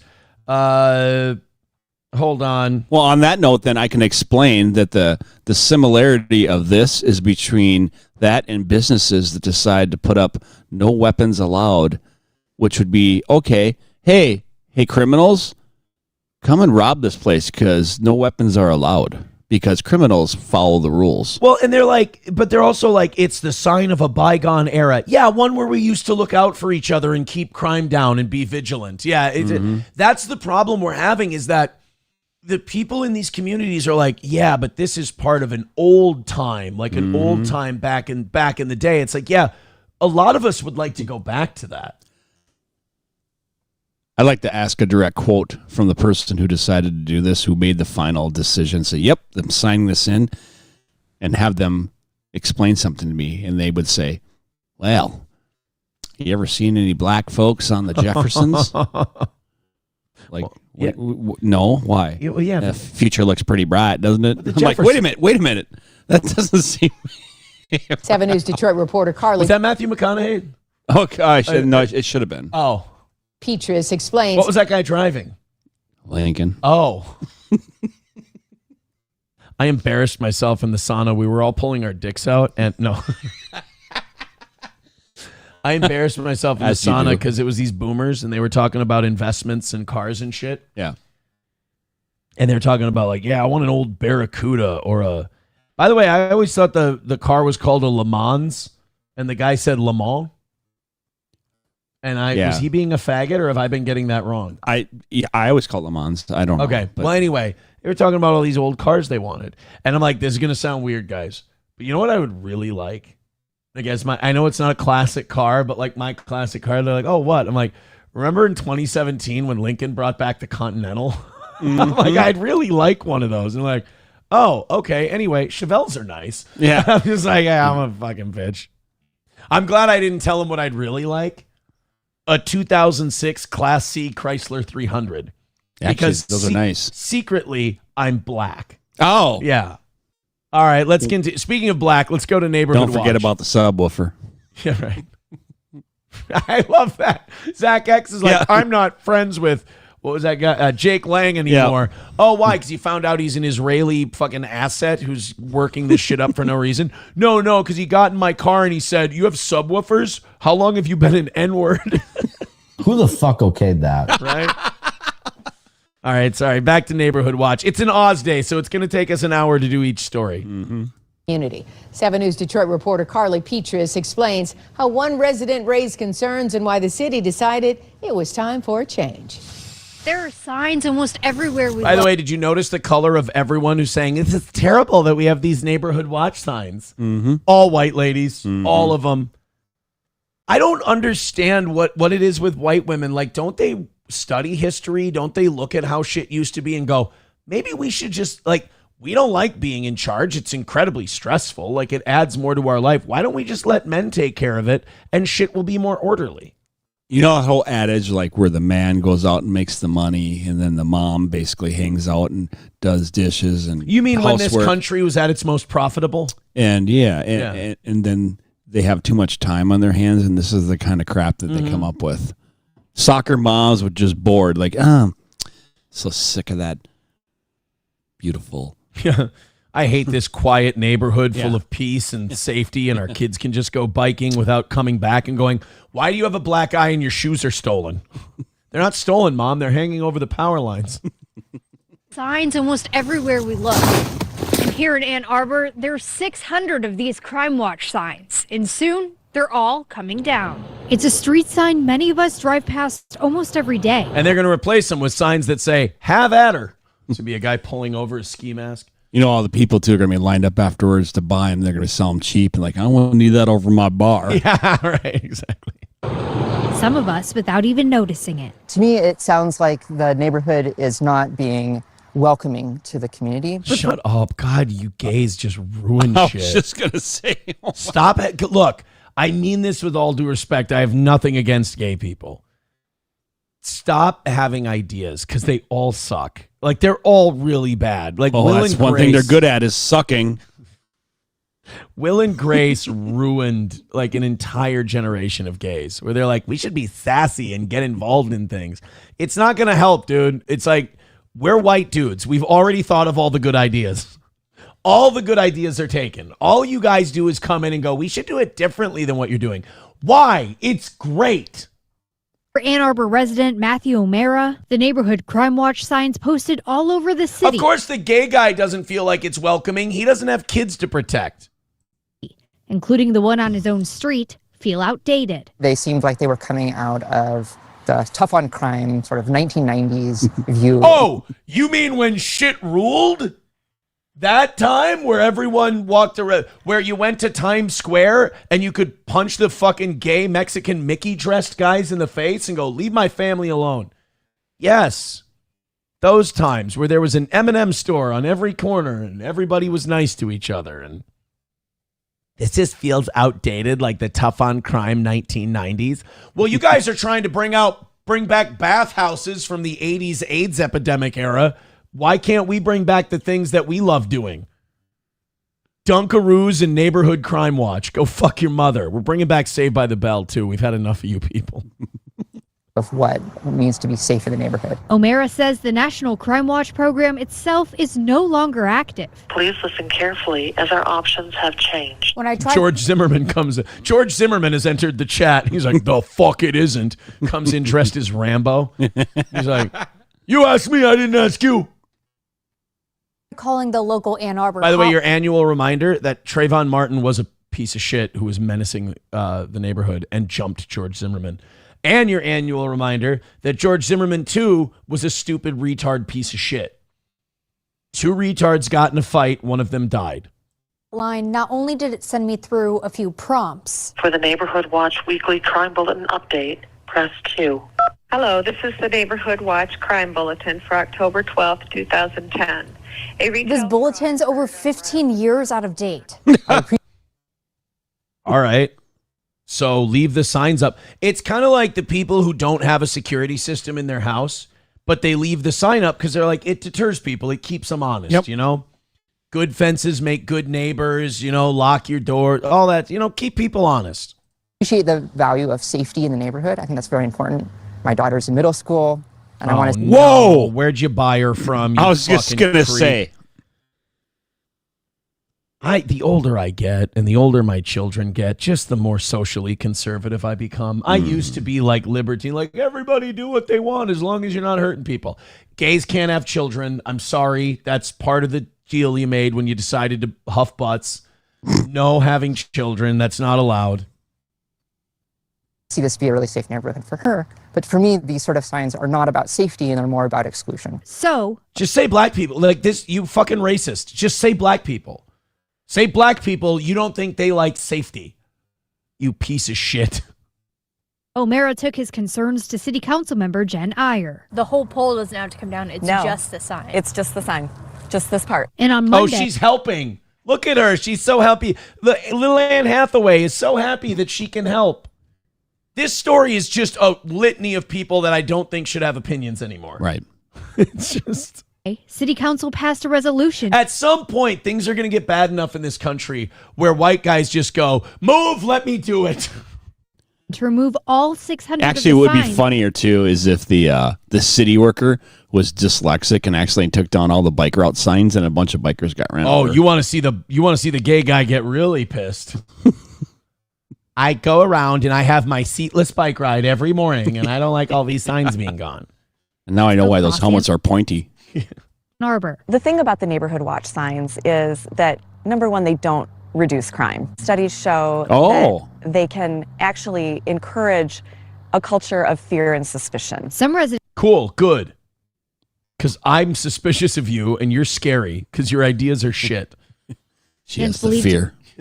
Taking down the signs is a good idea. Very new information, but I think it's probably, like I said, better to have them down if there's Librarian. not anything actually behind them.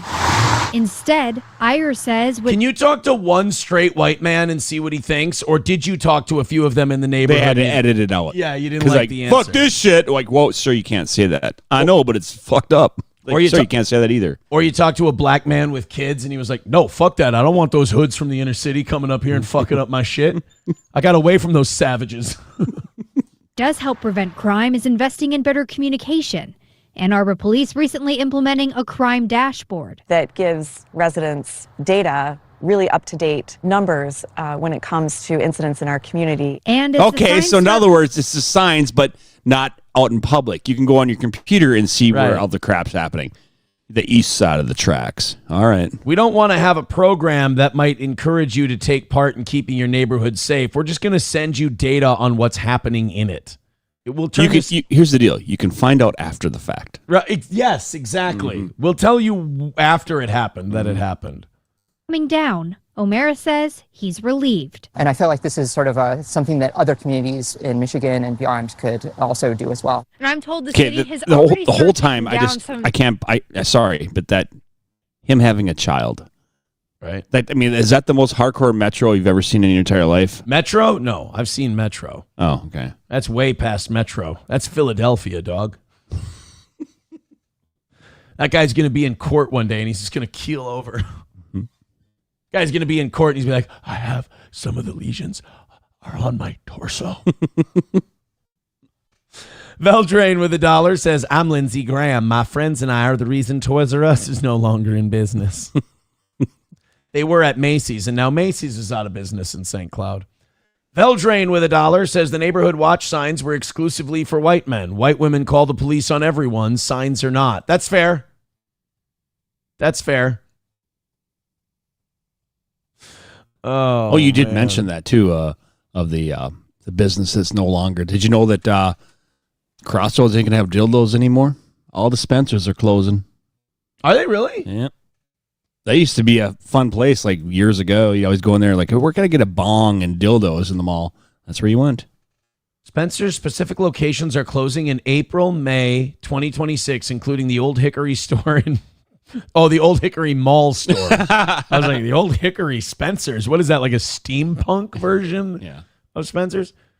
And a location confirmed for May 17, 2026. No shit, huh? Yep.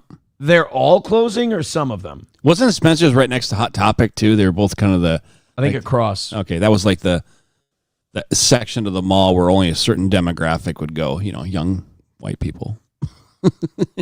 Yeah, Spencer's is one of the most cringe places people could go, and they thought it was cool. But you could, because you can get a T-shirt that says "I like boobies," Yeah. Oh man, look! There's dildos. And go fucking sit on it then. Leave me alone. All right.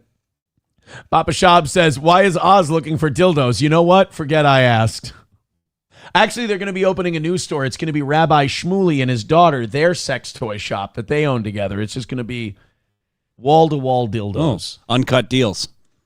Hostile Soldier says, Old Hickory Spencer's is the only place to get Andrew Jackson velvet posters. Blacklight posters. God, that's not good. Like one of my favorite presidents, and he's the one that most people call a Nazi. And I start to wonder, is it me? Is it me? I mean, do you like Nazis? This isn't a conversation for the air. Okay. This isn't that's a complicated question. Do I like Nazis? Right. I mean, right. I'm so many elements to that question. I'm a Catholic. I shouldn't hate anybody. That's true. There's a lot of things that shouldn't happen. Do I like Nazis? No, they're bad. Okay. They're really bad.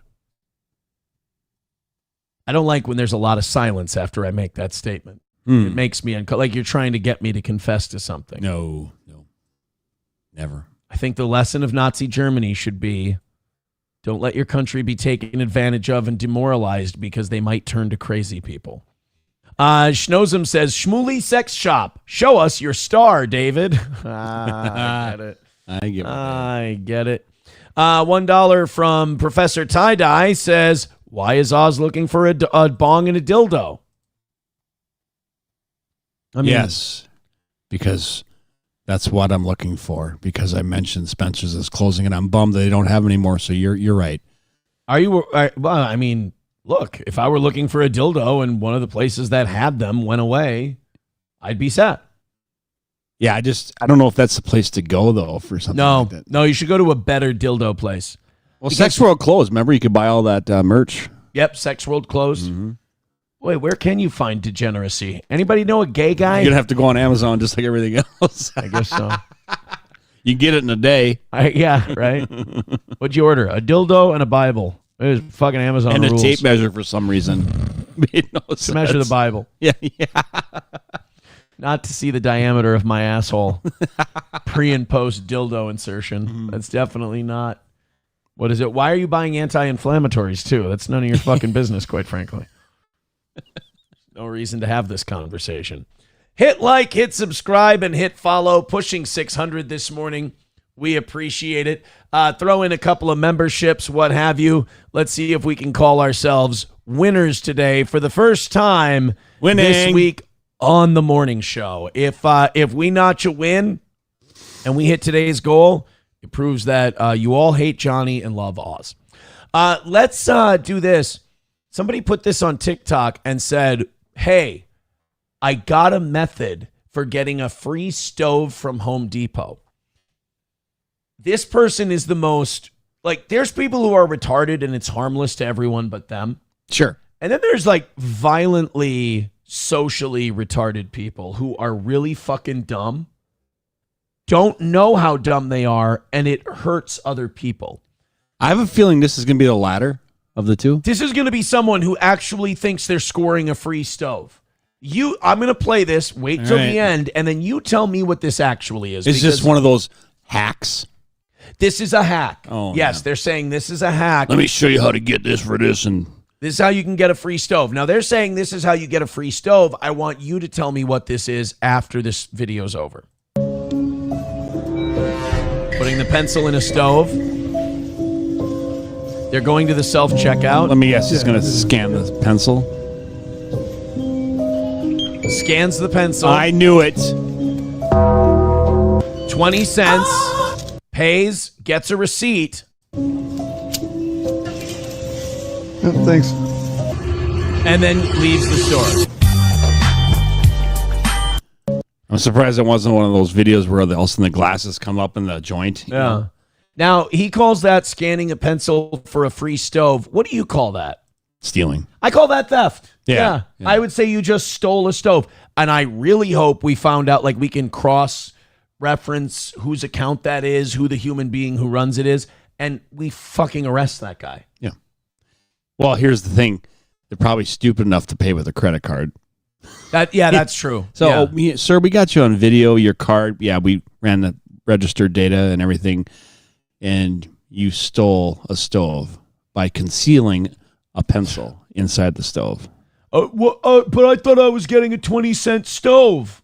Do you? Because I would rather you just admit that you scammed us, because it's way worse if you actually believe that. Because then we have to lock you up for longer because you're so fucking stupid. We can't risk you running around places. And the biggest crime, too, he went for one of those shitty electric glass top stoves. Why wouldn't you get like a gas stove like a real man?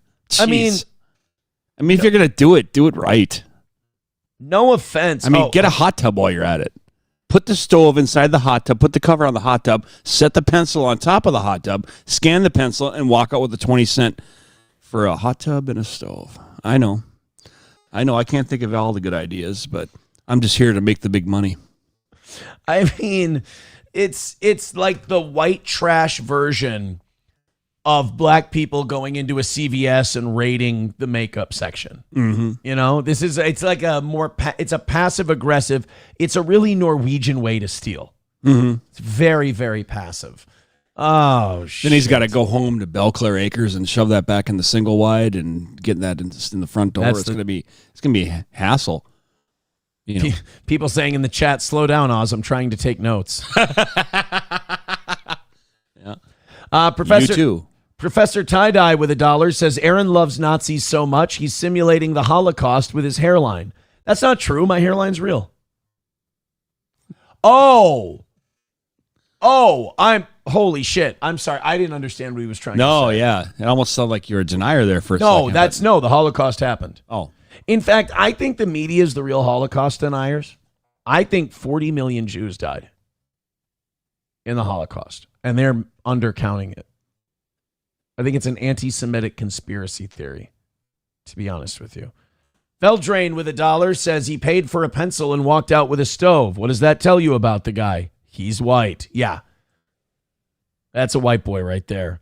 Thank you for the gifted membership. Where'd it go? Easy Money's wife with a gifted membership. Thank you very, very much. Thank you. Keep it going, boys and girls. What are we? 71 memberships away from 700 today. Once we hit that 700, we'll have 1,000 total members, YouTube and Rumble. And we have our members only show today.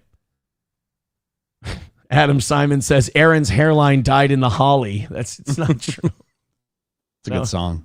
No, it didn't. I want this guy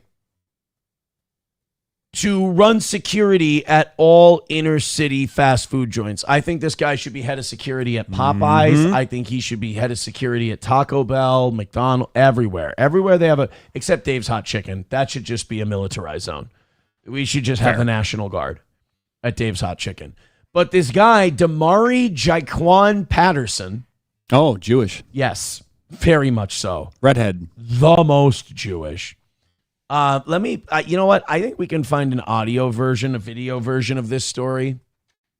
I feel like if you Google this name, you're going to find, here we go. So this guy works at a Taco Bell. And you know what this guy really, really hates?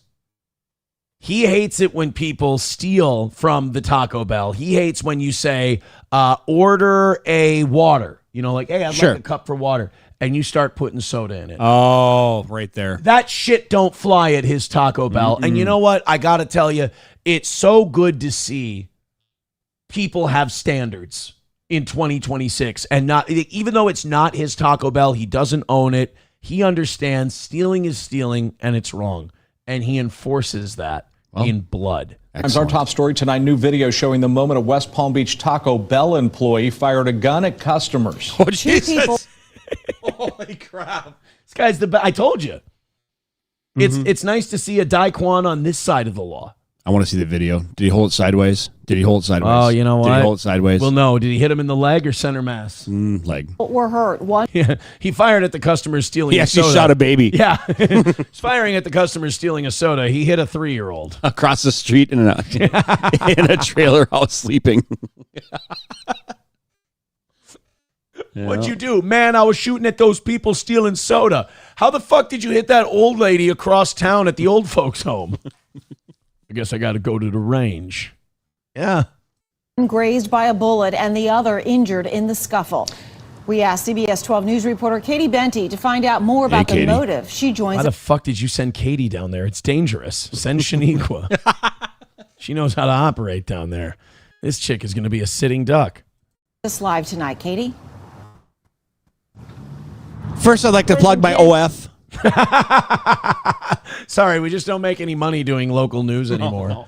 The advertisers dried up. It's all a bunch of sleeping elderly. Well, Shannon Elizabeth, she made $1 million her first week on OF. Says she hasn't even shown titties either. No, she don't have to. So what is she doing? Hello, it's Jim. Call me Jim. Is that all she does? She just sends people like, "Hi, how are you?" I don't know. I'm not an OnlyFans fucking person. Colin Farrell OnlyFans coming soon. Hi, how are you? How's it going? Oh, there's $500,000 right there. Oh, do you like my movies? Yeah, I do. I'm a huge fan. Oh, would you like to see my dick? No. Fucking weirdo. You pay me more money not to show it. It's like, all right. What a great gig. You've been in Hollywood too long. Not every guy wants to see your dick. Jesus. By the way, the plywood that's up on the above the door here, that was there before the shooting, I'm sure. It's an inner city Taco Bell. Standing outside the Taco Bell here, you can actually still see the damage just over my shoulder. There's a window boarded up after police say an employee started shooting at customers. And can you believe this is all over an argument about a water cup? Yes, I can. It's a Taco Bell in an inner city. I could believe it if it was over someone stepping on a pair of sneakers. Yes. Nothing. I'm 39 years old. Nothing shocks me anymore. Like if I was 22 and you said, could you believe this shooting happened over a water cup? I go, wow, that's crazy. I can't believe that. See some sarcasm there. Yeah. Inside this West Palm Beach Taco Bell Monday, an argument, then chaos. You want to know what really happened? Oh, they have video. Yeah, they have. Oh, yeah, they got video. Oh, dude.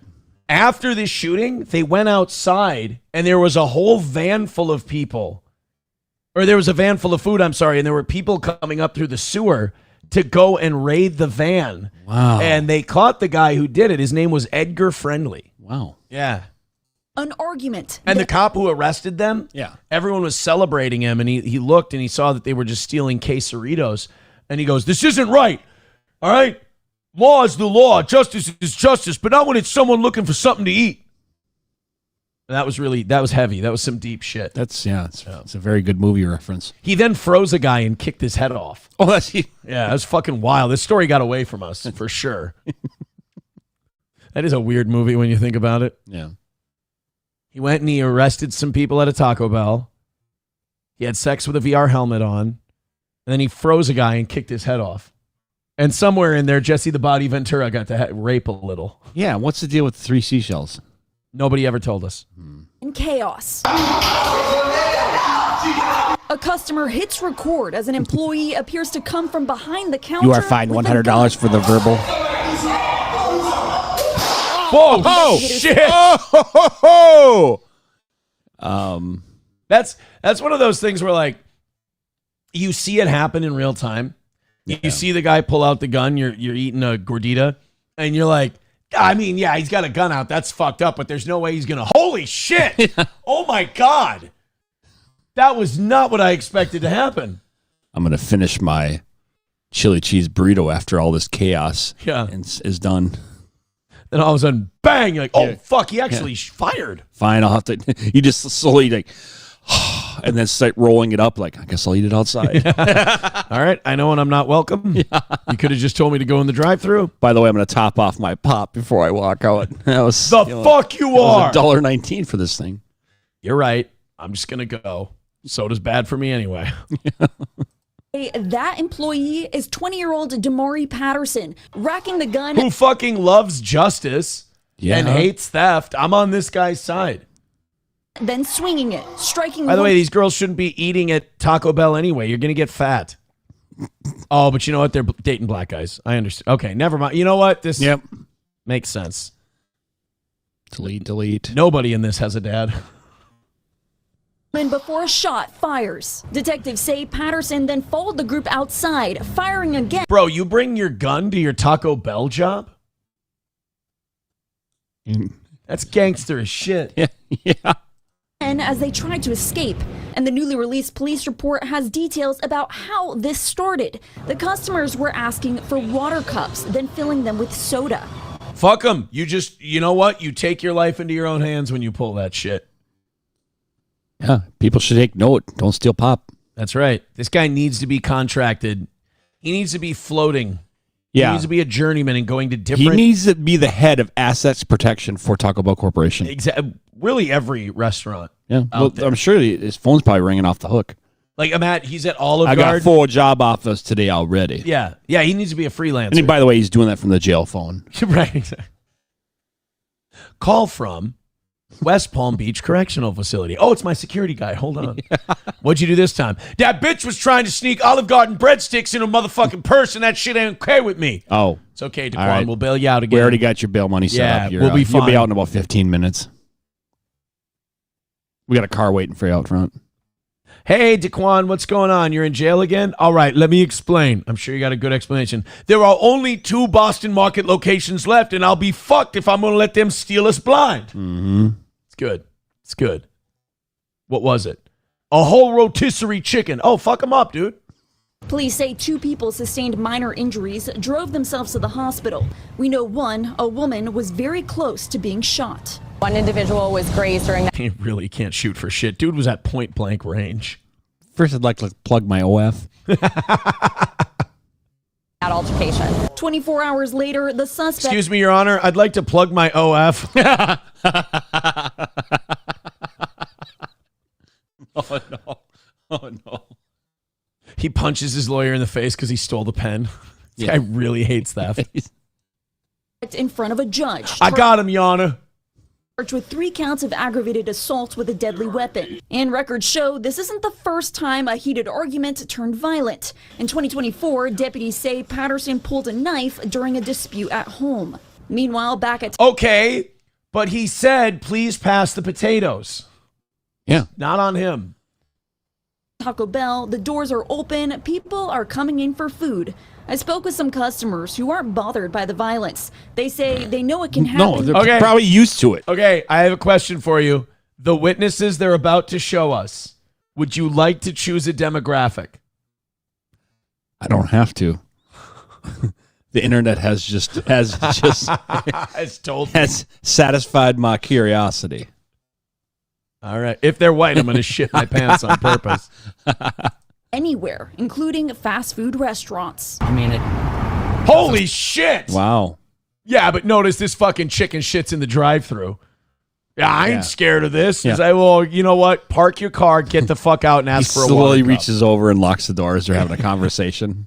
All of a sudden, you hear click, click. Yeah. Surprised me that it would happen. The world we live in today, it makes sense. It's not a problem. I know things happen. What? Why'd they cut that guy off? He was trying to plug his OF. She didn't want the competition. Fuck, dude. I hope there's a community-wide, like, what do you call it? A community-wide movement to let that guy out of jail. Because he was just looking out for the community. That's all. Start a GoFundMe. And an OF.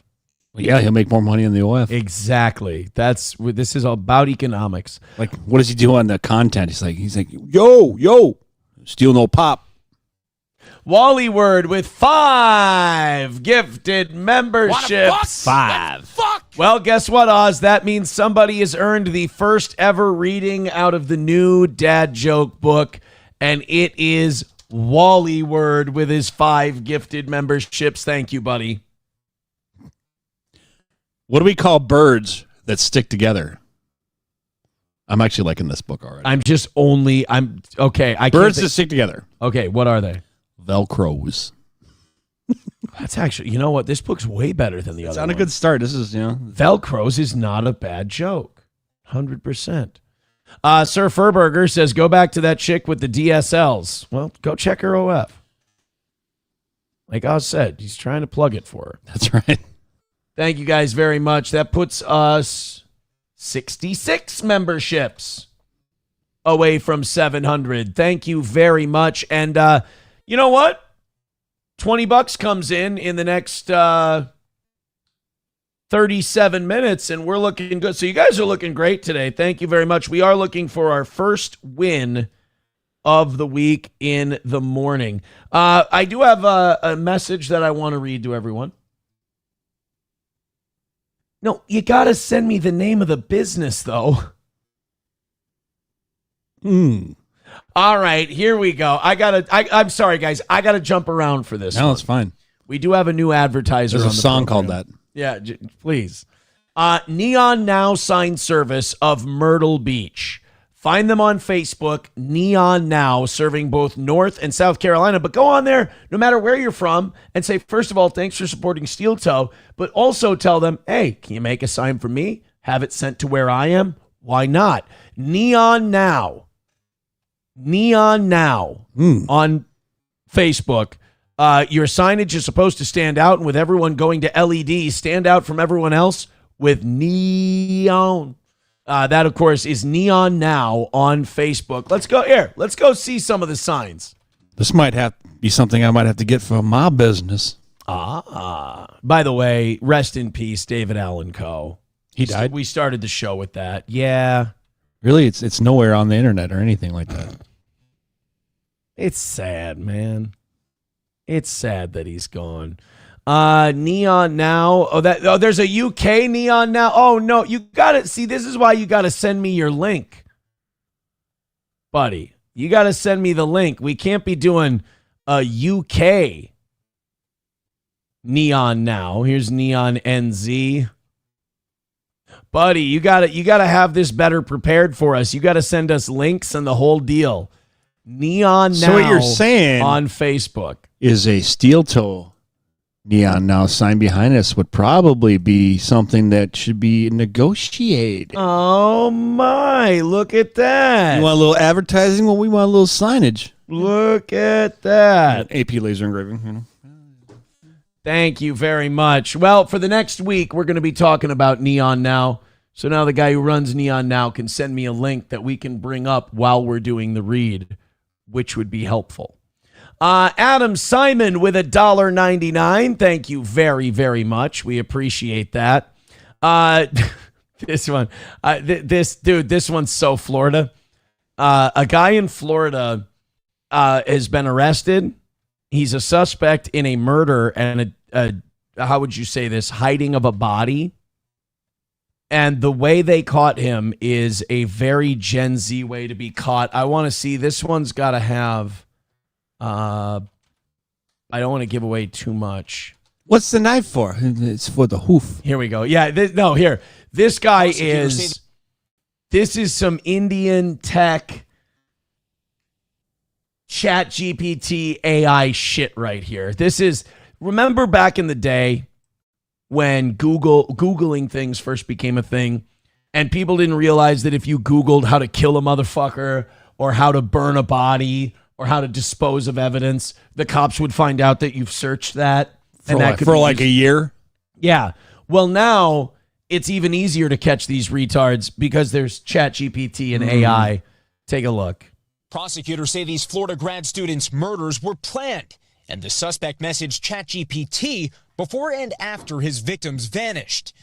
Jamil Limon and Nihita Bristi were last seen alive April 16th.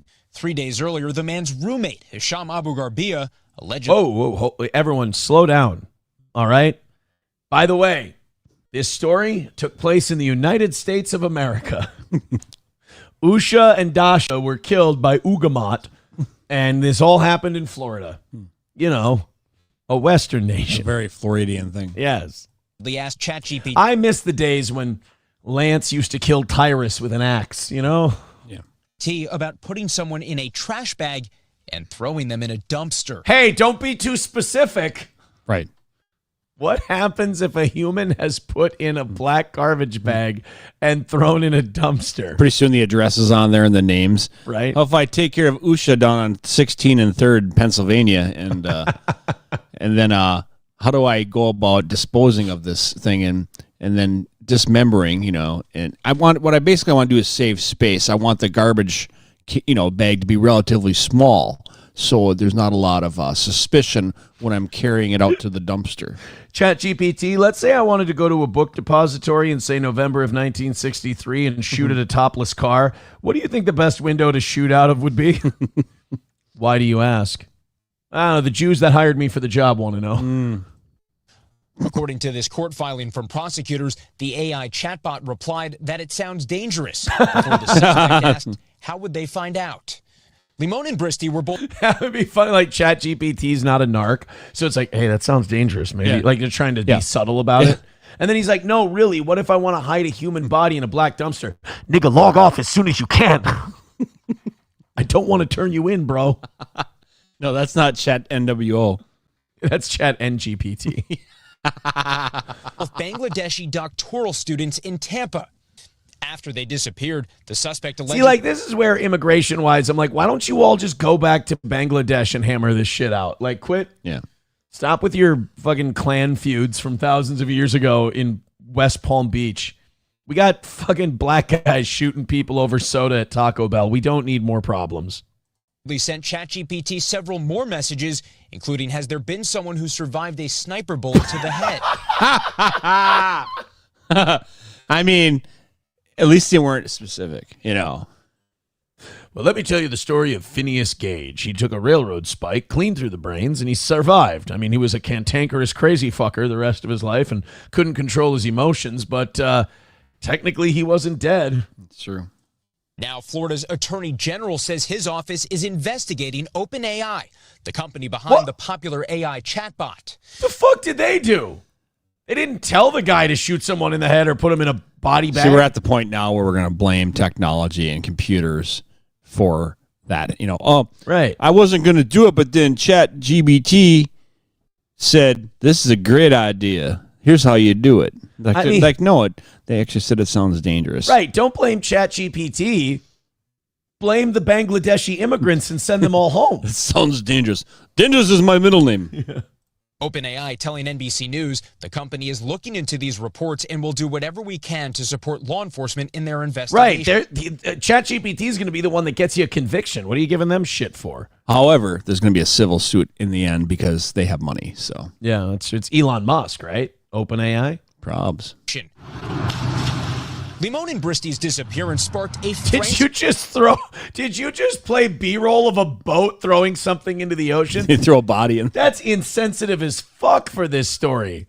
I mean, if it was the actual guy throwing the body in the ocean, it would be valid, but that was just... Well, I mean, what are they going to do with it? It's they already have a case, so it's like, we don't need the evidence anymore. Search. I spoke with Bristy's brother before police declared... Yeah, we want you here. And you. Fuck.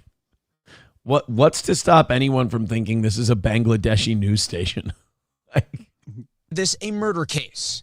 This is definitely concerning, and my family is devastated.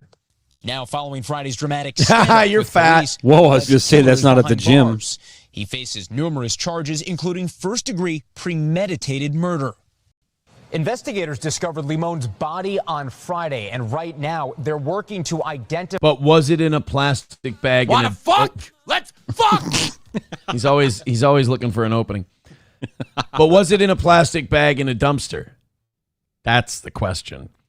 Adam Simon gifting a membership over on YouTube. Thank you very much, buddy. Appreciate that. $5 from Waylon. Thank you, Waylon. He says, Aaron, it was $6 million. Hold on a second. It was $6 million. It's bitch. Sunday, June the 6th, 1915. This is 18 years before Hitler ever set foot in the government. There it is, people. 6 million Jews. The New York Times October the 18th, 1918, and the article is called $1 billion Fund to Rebuild Jewry. There it is. 6 million souls will need help to resume normal life when war is ended. This is too autistic for me. That's a bit much going down They there. could be talking about 6 million Jewish people that lived in the countries that were affected by the war. By World War I, I mean. Wasn't it World War XI? That was a really dangerous war. I'm just glad we made it past 3 because I was always told that. It's always good to know your Roman numerals. Yeah. It's really, they're not sending their best. Joey Caravello at $2 says, Aaron, I want to apologize for sexually harassing all your female chatters. I'm not going to stop, though. Well, it's nice that you just, you took accountability. That's an honest man right there. Right. That's, find me an honest man. Ruffian. An honest man. Drink. Hit like, hit subscribe, hit follow, throw a couple of bucks our way, which you guys are doing a great job of. And gift those memberships and Streamlabs, PayPal, Venmo, Super Chats, Rumble Rants. $15 in the next 25 minutes and we're still on pace. Or just, you know what? Do 100. Fuck it, right? Let's just be reckless. It's not like gas is at $4 a gallon and working people are feeling the squeeze of the economy. We're living in heavenly times. Mm-hmm. We're fine. Caught on camera. Oh, this is a good one. So this might have led to a Fox News employee losing their job.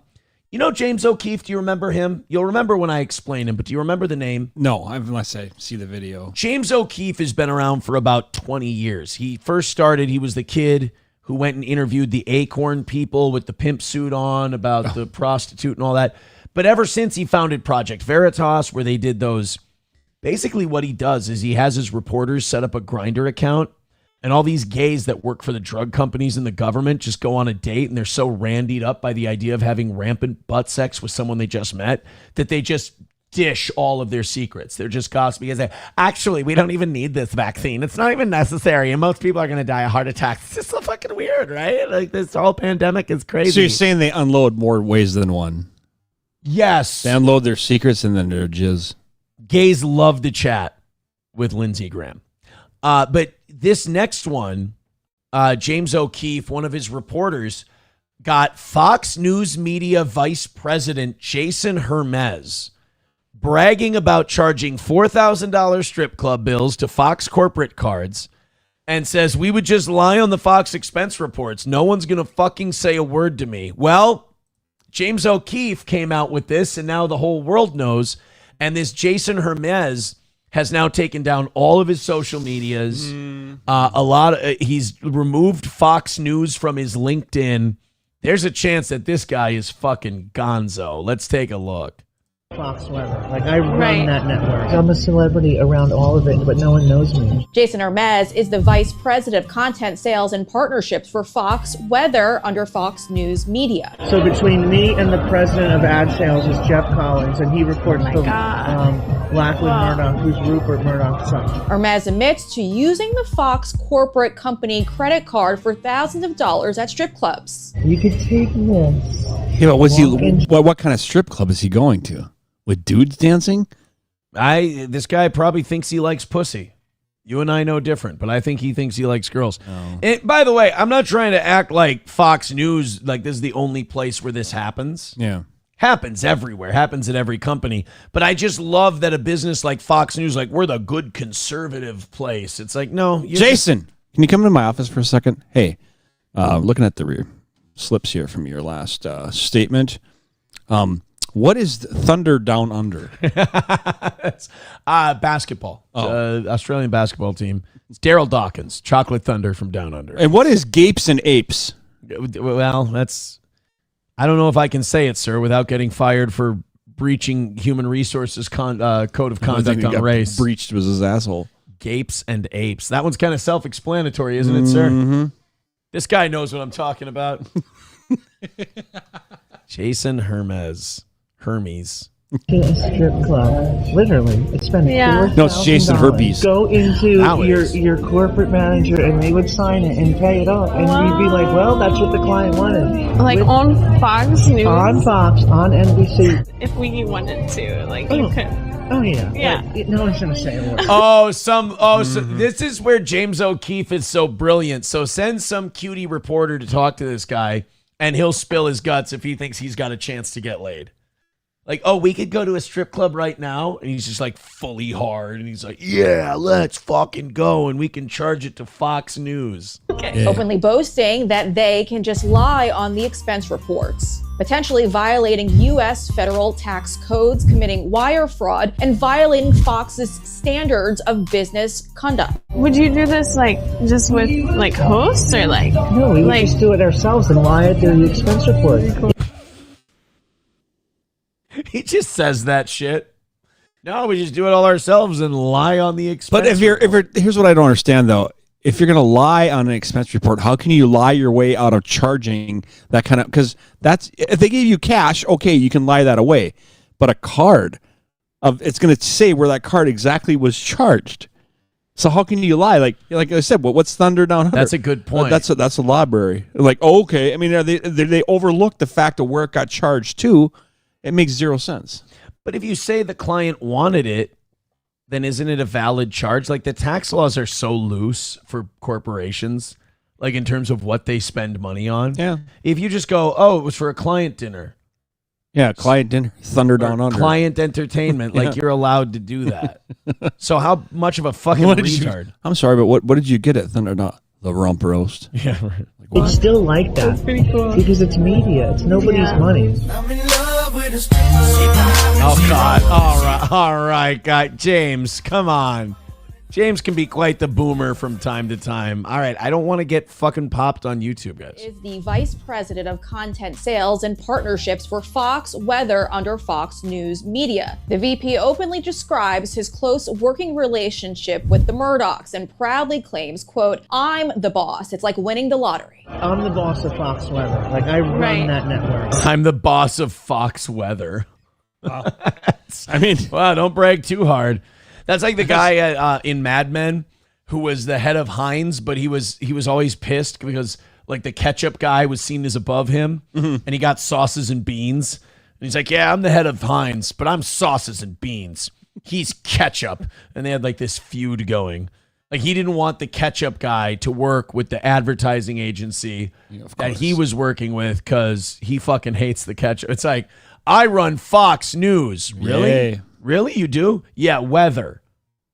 You guys do weather?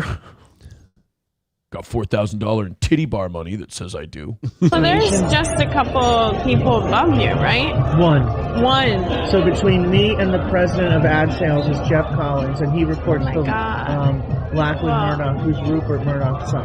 Are you cool with your bosses, though? Like, you guys have a good relationship? Like...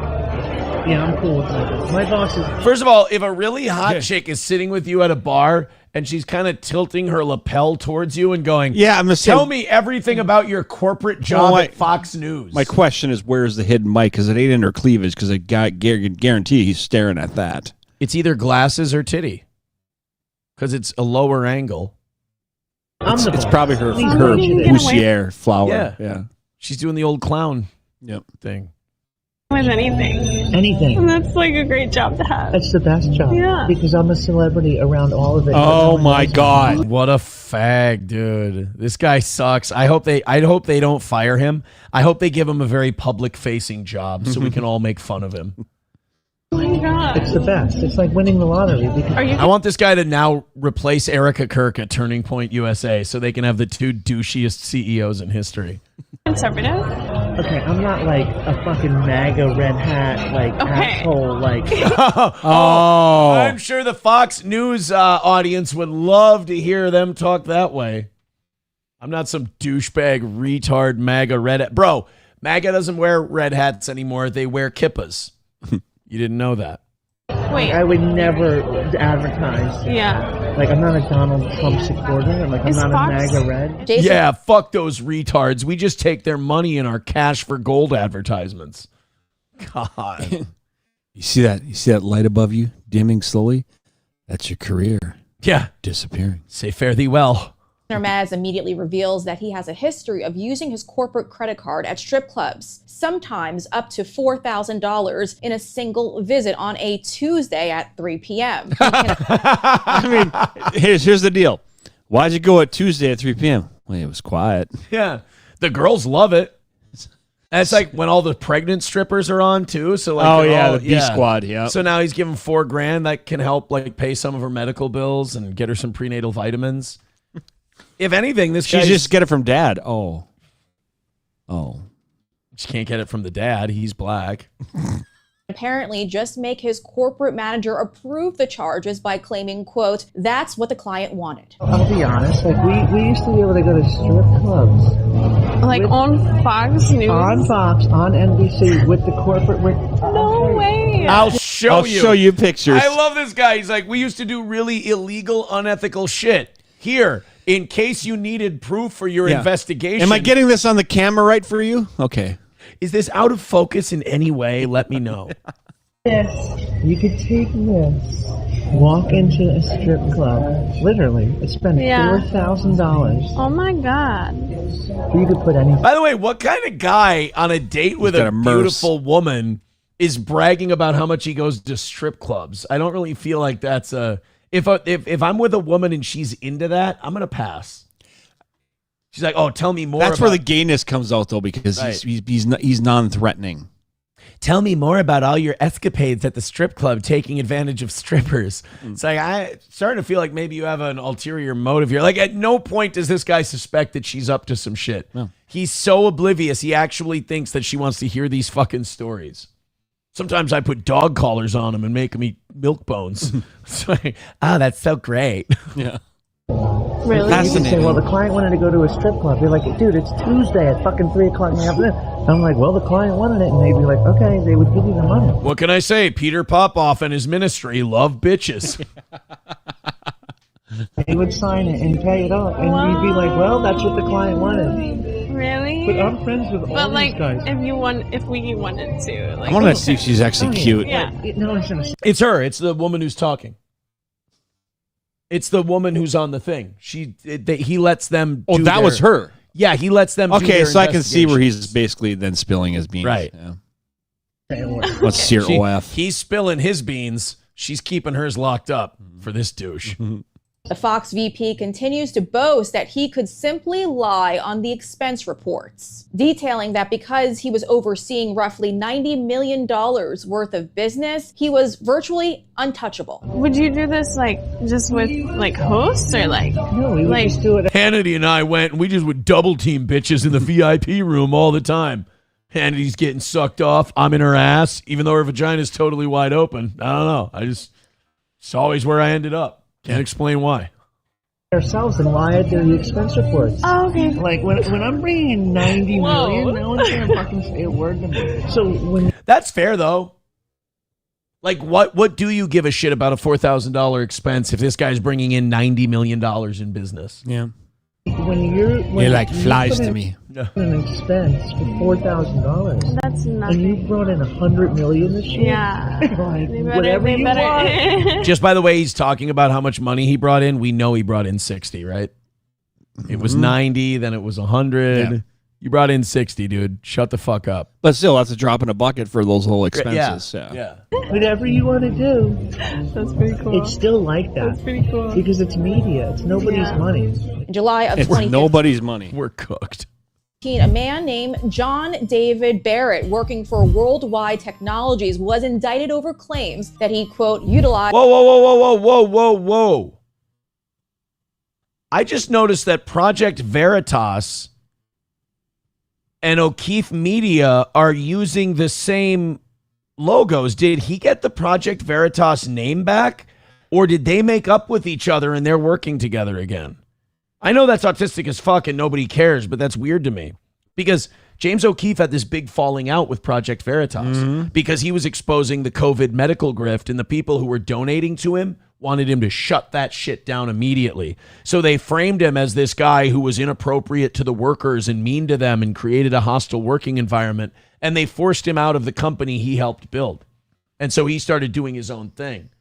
But now he's using the company name again. As the tokens he improperly purchased with the company credit card to tip the MFC online strippers in excess of 2,200 times, totaling more than $100,000. Oh my God. According to the indictment, in total, from approximately September 16th, This is a different guy, 2013 though. until approximately October 21st of 2014, Barrett falsely and fraudulently redirected more than $476,000 of Worldwide Technologies funds for his personal gain. Somalis see that and they go, fucking child's play, dude. Yeah. Watch this. Those are the rookie numbers. What's the latest on this Hermes guy? Jason Fox VP admits to being at big strip clubs. That's not the story. This 77 WABC. That's not the story. The story is that he was charging it on Fox cards, turning it in, and he wasn't doing any real work. He was caught bragging about charging $4K to strip club expenses to company card. Abruptly hung up when they did a follow-up with him, and it sounds... It's Jason. Hey, Jason. This is Raider from O'Keefe Media Group. How you doing? From in what regard? Jason, I have you on hidden camera talking to one of our undercover journalists. I'd like to speak with you about it. No, thank you. Jason, I'd just like to talk to you about how you said you use the Fox business credit cards to pay for strippers and that you lie on the expense reports. That's what you said to one of our undercover journalists. Okay, bye. Do you want to speak to me about it? Yeah. I'm at the strip club. I gotta go. Beep, beep, beep. Do you want to talk to me about it? Oh, no. You already hung up, bro. I'm starting to think that's a no. I don't think You're this guy picking up wants- those vibes, the no vibes? I don't think this guy wants to talk to you guys anymore. Are you saying no means no? $1 from DP Granny says, Aaron, I'm sorry for using a burner account to catfish Joey Caravello. I might stop if I get bored. Oh, no, Joey Caravello, the female accounts you've been sexually harassing are all dudes with dicks. Good to know. Oh, boy. Wildcard gifting a membership. Thank you very much, Wildcard. All right, guys, we got 10 minutes before we fall behind. Let's get $15 in there. Everybody gifting memberships and having some fun. Do you give a shit about the UFO files? No. Me neither. Everybody wants to see the UFO files. I don't care. You know what I want to see? The 3 million Epstein files that haven't come out yet. I want to find out, because that that by law they have to release those, and they're still saying, fuck you, we're not doing it. So there's something good in there. Probably. I mean, like that's where all the bad guys are. Is in those, because they released those first 2 or 3 million Epstein document files, and there were some names in there. They tried to black them out, but there were some names in there like Lutnick and Les Wexner and some other people. So if they're willing to show, and Trump and Clinton and all these guys, if they're willing to show that, what are they fighting so hard to hide? Ooh, what's the real deal, huh? That's what I want to know. So now Trump, he bombs Iran. We have this White House Correspondents' Dinner thing. Now if he does the alien UFO reveal, we'll never have to talk about this fucking Epstein thing ever again. Oh, so you're thinking they're going to bury it? Oh, God, yeah. I think that's what this war is partially about. I think that's what focusing on the White House correspondents and the ballroom is all about. Oh, I thought it was a staged attack. Was it staged? No, I believe that guy, like his manifesto and everything, he's like, I hate this pedophile, rapist president. I want to kill people. I believe him. Okay. But because I was saying it's just I do think they're focusing. They stage it so we can get the ballroom done faster. I'm like, no, probably not. But. I think what happens most of the time is this shit happens and then they use it. You know, like I don't think that they're like, let's plan this thing and then do this. It's something happens and they're like, how can we use this to our advantage? What did the Obama guy say? Never let a good crisis go to waste. Like, how can I use this? Space. Do you have an update on the UFO files and what might be when we're going to be seeing? Don't ask about Epstein. It's not important. Releasing as much as we can in the near future for some reason, and I guess it's just a reason that's been in the minds of people for a long time. That is such, they want to find out about the UFOs. Like Roswell? Like even that far back? You knew then, and you did nothing. Don't give me unprepared. It was back in the 50s. What was it? Roswell.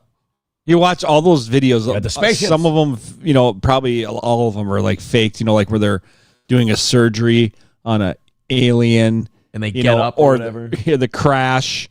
with the where the Roswell thing. Oh, Oz. No, that's the movie Independence Day. Oh, yeah. Oh, that's why he was all angry, dragging that dead alien. Yeah. Okay. Welcome to Earth. Fucking that movie. You watch it now, it's so corny, but it's still so enjoyable. With UFO or related material, and we're going to be releasing a lot of things that we have, and I think some of it's going to be very interesting to people. I've interviewed people. I have an idea. I have some things you could release. Ships from the Straits of Hormuz. That would be really nice. How are oil prices looking today? Hold on a second. West Texas crude is at 104. Brent crude is at 113. It's going down a little today. But, if we stopped this war and opened up the Straits of Hormuz, I bet you we could get 2-something gas again. It's the craziest thing with that whole Iran thing is none of this needed to happen. Gas is up at $4 over. It's like $4.30 national average. And it was just so unnecessary. It didn't have to happen. We all knew it would happen. We were all saying, like, this is going to fuck up oil. This is going to fuck up gas prices. This is going to fuck up fertilizer. And they did it anyway. And they won't stop. It's like, hey, could we just stop? And Trump's like, well, we got to win. And it's like, there is no win. The win is we all get cheap gas. So I don't care if Iran thinks they won. I don't give a shit about Iran at all. They don't have a nuke. They're not getting a nuke. I mean, all you've done now is made sure that they'll damn near want to get one. But, like, just stop and let's have cheaper gas again. There you go. That's all you got to do. You can come out today and you can go, we're done. We just told Iran, open it up. We won't fuck with them anymore. We're all right. It's the other side of the world. So, really, if they get a nuke and blow each other up over there, who cares? I really don't care. Yeah, go ahead. Schnozum gifting a membership on YouTube. Thank you very much, Schnozum. I don't know why I love that name so much. YouTube gifted memberships are flying out the door today. Keep it up, guys. Thank you. Trucker 18-wheeler with $1 says there was a protest yesterday in Dassel to release the Epstein files, and one side said Trump turned on us. Dude, Trump can't be losing places like Dassel. Oh, my God. You can't lose like Dassel, Minnesota is like the towns that elected him. Love to see video or a photo of that. How epic would that be? Here we go. Here's the Neon Now thing. There we go. Jeremy with Neon Now Services. There it is. Okay, I'm liking that. On Facebook. Go to Neon Now. Oh, look at that. Yogi Bear's honey fried chicken. I want to go there now, too. I want to send him a photo of my logo. I think that would be good in neon at gun shows. Yeah. So there you go. Serving North and South Carolina. Take a look at this. Go to Neon Now on Facebook and get yourself some new signs. They're way better than Neon Then. Yeah, Neon Then, Neon Later, totally sucks ass. 320-980-6309 or 843-421-2558 for Neon Now sign services. chai.inc@hotmail.com or again, call 320-980-6309 for Neon Now neon sign service. All right. 4 minutes away from falling behind. Let's get $15 in the next 4 minutes. Let's drop them in. Bunch of gifted memberships, Streamlabs, PayPal, Venmo, Super Chats, and Rumble Rants. 600 of you checking out the show at the moment. Keep hitting thumbs up. Keep spreading the word. By the way, Alex Jones is fucking on one lately. So, we got the onion stuff. We talked about that earlier today. In regards to the FBI, the UFO stuff, Alex was talking to some guy about UFOs yesterday, and it just keeps escalating. And eventually it gets to Alex going, I'm ready to die.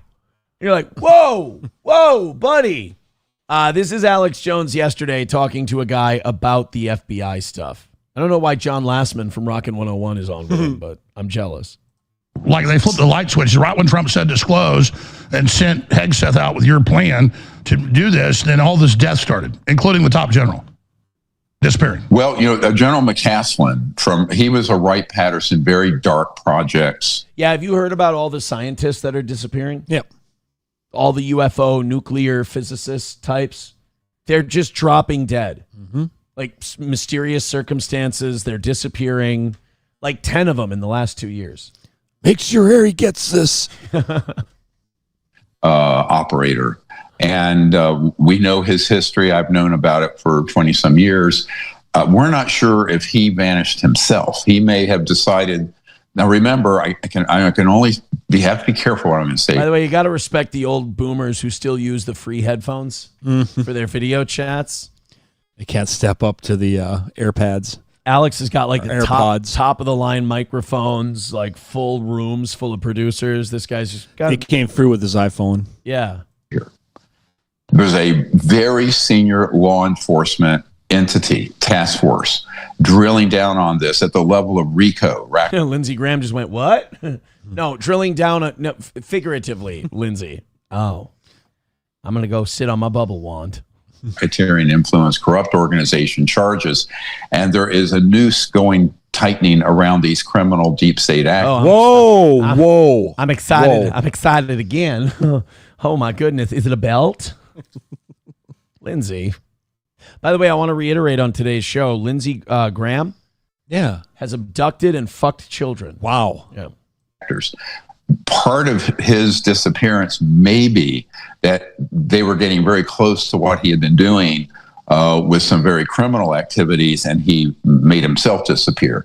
So I don't think they're all the same situation. Now, there are scientists like Amy Estridge, who I can't prove it, but it's likely she was wet worked or assassinated because she had developed the latest an NASA anti-gravity system. engineer, physicist found burned up in his car. Well, all of these are suspicious. There was another guy who he went to school, like he grew up in like Jordan or somewhere in the Middle East, and he became a nuclear physicist at MIT. He got killed not too long ago.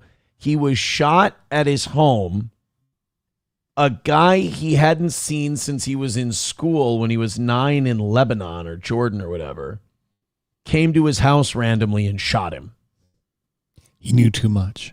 It's just it's a weird thing. Well, that one you just referred to was just when I had 6 different black site Delta Force operators who were about to come forward with a lot of evidence, and they created this situation in Las Vegas, and there were all kinds of threats made against them in a skiff where they were talking about engaging targeted killings or a kill list, and they backed down from releasing that material that we thought was imminent back just before the inauguration. So I think each case is complex. We don't have time here to unpack them, but I don't think they're all for the same reason. Some have been sort of like a slap suit, but instead of a slap suit legally, they just flat out kill some people and leave. Wow, those are 2 very different approaches to the problem. We have a slap suit, or we fucking kill a guy. Oh, I mean, we can have a judge tell you to shut up, or we can blow up your car. Leave a marker. Now, look, about 4 years ago. I was about to say, so it's a message, keep your mouth shut. Yes. Oh, I thought Alex was talking to him for a second. I thought he was like, keep your mouth shut. I got a rant I want to go on. And it works for some people. Now, it's never worked for me because I'm devoted to getting this fixed. And his fucking head explodes right on screen. It's never worked for me. These motherfuckers can't get to me. Blam. You ever see that scene in Scanners? Yeah. He goes, they never get to me. I can't be. They kill me, so be it. I'm prepared to meet my maker. Holy But shit. I think that, I do want to say for the record, I'm not. If you want me to stop saying wild shit, write me a check. I'm good. Like, I don't want to die. I'm very spiritual and about it, but I mean, some aren't. And, I know the one that I'm working with who's a senior operator, Delta Force out west at a black site. All right, stop giving information. You're going to get that fucking guy killed. He has children, school-age children. A couple of them are still. Stop! On 321 West Avenue South. Right. You're narrowing it down. We're playing a game of Guess Who. He leaves about 8:30 in the morning, so there's going to be nobody there except for the wife and the kids until about 2:20. It's very rigidly timed today. Fuck, dude. He's out west. All right, that's enough. He's at a black site. Stop. He has children. Enough. They're all school age. Fuck.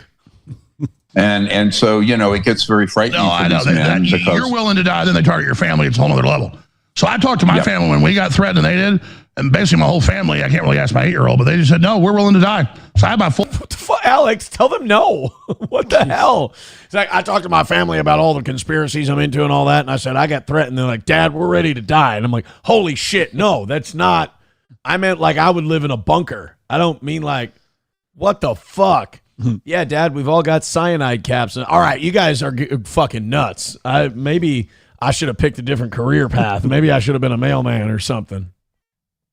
I talked to my children, and they put on Bushido warrior bandanas, and they removed a sword and said, Dad, we're ready to commit harakiri on your orders. And I said, fuck, I just wanted to know what you guys wanted for dinner. Holy shit. I was telling my kids about all the UFOs and all the scientists that are dying, and they started handing out cyanide capsules to each other. I said, no, fuck. Holy shit. I was asking if your teachers... Take a step back. What if I... Oh, no, the rot I brought upon my children. The pox on my home. Whole family's back. We're all ready to die, so it's good. Yep, and that's a very... My 8-year-old had a fucking suicide vest on, and she was ready to run into Tel Aviv. And I said, why don't you just fucking chill, kid? Dad, I got my finger on the button. I really need you guys to calm down. All right? Dad, we're ready to globalize the Intifada against the Jews. That's not even what I'm all about. You guys need to really fucking... You guys stop listening to Tucker and Nick Fuentes. I just want to swing through Starbucks and get a chai latte. You guys are getting out of control. I love that Alex Jones has radicalized his family more than he is, and he had no intention to do it. Dad, I got my finger on the button. You want a biscotti? Yeah. Kids, did you hear the latest about Israel and southern Lebanon? Do you need us to go behead some IDF soldiers? No, I was making small talk after school. I was going to ask you what you did at gym class today. We prayed for the resistance of the southern Lebanese Hezbollah fighters. All right, guys, I'm going to quit my job. I obviously need to be here more. Usually never happens, but just the specter of it puts a chill over whistleblowers. This is why, there's a whistleblower act that's trying to grind through the Senate that would provide heightened protections. But I think the really high value ones that I have. All right, this guy needs a CAT scan. Holy shit. I just love that Alex Jones. They're in the middle of talking about all the UFO drama and all this stuff. And Alex Jones is like, oh yeah, I talked to my family. We're ready to fucking die. It's like, all right. I mean, we don't need you to do all that. Baby steps. Yeah, like take it fucking easy, buddy. Silver Wolf with $1 says, I'm going to Dassel today. If I see any signs you want me to take photos for you, I will be professional. Fuck yeah, take some photos. Zach Exit just roll down the window, start yelling profanities at him. Do not. And video it. Do not, I repeat, do not Zach Exit. Dorkness Rising with $2 says, are you tying the scientists' deaths with the boogosphere? I don't know what the boogosphere is. You don't know. Feels racist. Sounds racist. Papa Shab says, oh shit, aliens. Real Delta Force operator, totally real. Yeah, I'm skeptical of that guy Alex was talking to. I know a guy, he's Delta Force. He's down the street to the left. 2 clicks down from the 7-Eleven. He knows all about the fucking aliens, bro. Oh, does he? All right. Honey, slowly back away from that guy. All right? He's not right. All right, guys, hit like, hit subscribe, hit follow. It's an Oz Day. We never lose on Oz Days. We are a little bit behind. But honestly, nothing a couple of memberships can't fix. Nothing a couple of generous donos can't fix. All the links are in the chat. Streamlabs, PayPal, Venmo, Super Chats, and Rumble Rants. Throw a couple of bucks the Toes way. We're a listener-supported program, and we appreciate you guys contributing to the show. Before we get into it, let's talk about our friends at All Care Towing, 320-253-5203 for All Care Towing. I believe today is Tim's last day. I'm going over there. I'm going out there today. I'm going to talk to Dave, the new owner of All Care Towing, see what we can do for Dave. I brought them both. I brought the new owner and the old owner cookies last week. Go over there today. Maybe bring some donuts or something, and say congrats. Tim's got a going away party coming up, and I'm going to stop by that on Sunday and say congratulations. But yeah, it's Tim's move. Tim gets a nice retirement. Changing of the guards is what you're saying? And you know what? Dave has been there a long time, and that's always the best case scenario. Right. If you can't give it to one of your kids or whatever, somebody who's worked there and knows the lay of the land and knows everything. So right now, nothing's changing at All Care Towing other than Tim's getting a nice retirement and Dave's going to keep a steady hand on the wheel. That's All Care Towing, 320-253-5203. Shit, man, just call and say congratulations to Tim and congratulations to Dave. 320-253-5203. Dave's not here. Like what? He's working so hard. Yeah. All Care Towing, Midland Armory in downtown Foley, Minnesota, midlandarmory.com. Everything you need for home protection, carry, home defense, self-defense, sport, the suppressor process from start to finish, and any accoutrement you may need, whether it's ammunition, optics, knives, parts, and gear, you name it. They've got it at Midland Armory in downtown Foley, Minnesota, or midlandarmory.com. By the way, that downtown Foley, like in the middle of a weekday, that place can be absolutely hopping. Yeah. Oh, yeah. Like there can be a shitload of cars just hanging out downtown Foley, Minnesota. Any shows coming up with Midland? We're going up to Alexandria at the trap shoot for the trap shoot competition, Minnesota High School Trap Shoot League. So 8,000 kids there will be there over 9 days. We will be there doing engraving. And all right.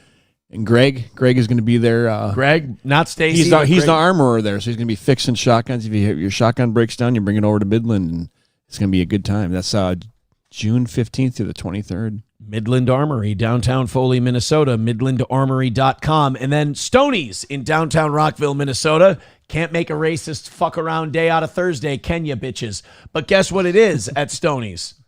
The first bike night of the year. Oh, and then we're going to have a food truck, I'm assuming? The food truck's going to be out there. Then you've got Saturday. They're opening Stoney's Garage officially for the season. Yes. And the patio, there's going to be live music.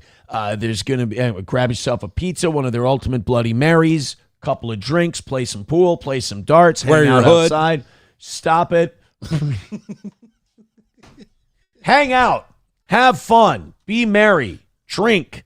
Stoney's. Burn a cross. No, don't burn. What? Please don't burn a cross. No, right. Burn across the road. Burn rubber. Burn rubber across the road. Burn rubber hurrying to Stoney's That's in right. downtown Rockville, Minnesota. Right there on Broadway. Mm-hmm. Son of a bitch. All right, we're a ways away today. Let's get after it. Streamlabs, PayPal, Venmo. There's Schnozum gifting 5 memberships on YouTube. Dude, YouTube is murking Rumble right now. This is unbelievable. This never happens on this program. Thank you. All right, now we're back to even. Now, you guys, $100 in the next hour, and we're right back on track again. Thank you very, very much. We appreciate Schnozum. Thank you for the gifted memberships. YouTube, pile on. Fuck Rumble right in the fuck them up, Seabass. Get after them. YouTube gifting all the memberships today. Thank you so much. Hit like, hit subscribe, hit follow. Still 600 of you checking out the show. Let's keep it going. Hey, I'm really, I want to apologize to Japan on behalf of the United States. Okay. The atomic bombs were clearly a big mistake. And the more life goes on and the more we see what's going on with Japan, the more I realize that maybe the nukes didn't cause the problem, but it didn't help. Okay. If I may. Oh, shit, I muted the cocksucking thing. Yeah. Didn't help. By the way, I took away the vagina lady and I added 2 new drops. Oh. I added that one and I love this one. Well, why you do it then, baby Billy? Well, because I'm selfless. All right. I'm going to be able to use that one. So in Japan, you got tentacle porn. You got used panties in vending machines. It's a fucked up place. And if you're an American, it's hard not to feel a little bit responsible. Because of the radiation aftermath? We put them through some shit. Okay. Like, we really dropped the hammer on them for Pearl Harbor. Are you saying that they woke the sleeping giant? It's something. Or the sleeping dragon monster? What this did they is- say after they hit Pearl Harbor? What did that guy say? He said, I fear we've awoken a sleeping giant. That was Yeah. Yamamoto, I believe, the head of their Navy. But at any rate, this is the newest craze at coffee shops in... Did you hear that? That was my chair. It's What, creaky. gas? It's creaky. No, I was not farting. That was last night. Gas is at hot I'm coffee. creaking all over the place. It's a very creaky chair. Your joints are getting old. I bought all this shit when we started this at Hennen's. So these chairs are not fucking cheap. Hennen's is not a cheap place to buy furniture. Holy Christ on monkey balls. So anyway, this is the newest fad at coffee shops in Japan. And you tell me, if you're watching this show and you're like, Aaron, you're being a lib. You're saying we shouldn't have bombed Hiroshima and Nagasaki. You're going soft. You watch this and you tell me it was a good idea. This is what they have the baristas doing at Japanese coffee shops. So the barista comes and serves you your drink. And then the woman... I would like some cream. Did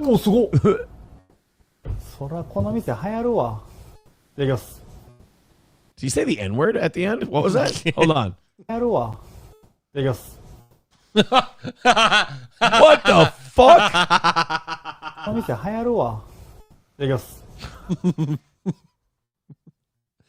Is he taunting them like, you wish you had the little Japanese bitch spit the milk in your coffee? I didn't know I spoke Japanese so fluently, especially when I'm in traffic. You know why she did that? Why? She was full. Oh. Thank God she didn't fart it in there. Oh, no. That ain't milk, my friend. That ain't milk. That's what they're doing now. Oh, that's the look you want to see, with the little on the lip there. And... But they're so tiny. Like, this makes me so uncomfortable because Japanese women that do this, they look so young, and it's like I just want to jump in there and bust everybody in there and arrest them and take them away. Got it, because I was saying, I didn't know where that was going. He's like, they look so young, and I just want to jump in there. And then I was like, whoa, and bust. And I'm like, oh, okay. It's not what I meant. It's not what I meant. By the way, thank you to King Kong Dog for $2. Says, can the Dark Kids participate in the trap shoot, Oz? The Dark shoot. Oh, you mean,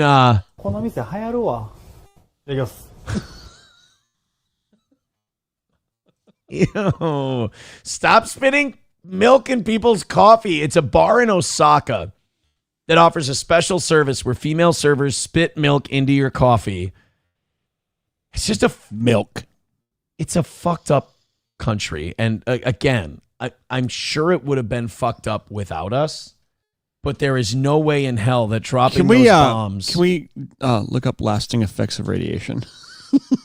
Here. Can radiation exposure make you a pervert? There is no scientific evidence that radiation exposure causes a person to become a pervert or changes their moral character. All right. How about does radiation cause you to spit milk into? Did radiation fuck up Japan?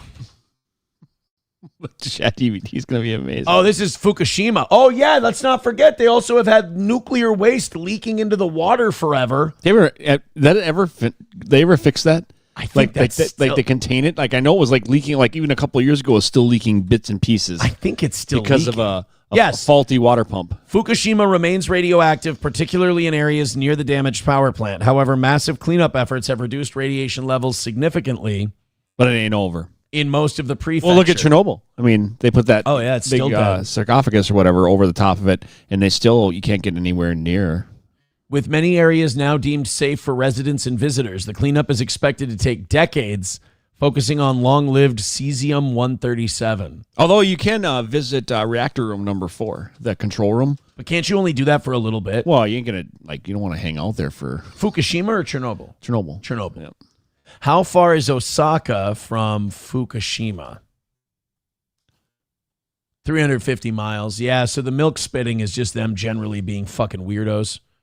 Just perverts in general. I want to look and see. We've got to have a video version of this story. Oh, yeah, we got a couple of them. This guy's brilliant. This Texas guy. He ran a scam at the Chick-fil-A he worked for where he was able to steal $80,000. Like, Somali's got to learn from this guy. You steal a little bit at a time. You know, it's like the Office Space thing where, like, you just round up the pennies. Yeah, yep. That's how you steal. Until you see the first check and go, oh. Nobody will ever know. Well, a Dallas-Fort Worth Chick-fil-A employee stole $80,000 in a mac and cheese fraud. I'll explain it to you in just a second. Demographic? I don't know yet. We have theories. We're going to learn that together. First, I got. We were shocked by the other one where all of a sudden it was like a country bumpkin, and you're like, whoa, we didn't expect that. It was a white guy. By the way, Scousko says 69 likes on Rumble. Sexy. It's more than that now, but let's get it to 100. Let's go, baby. Let's go. Silverwolf with $1 says, genuine question. Maybe Oz knows.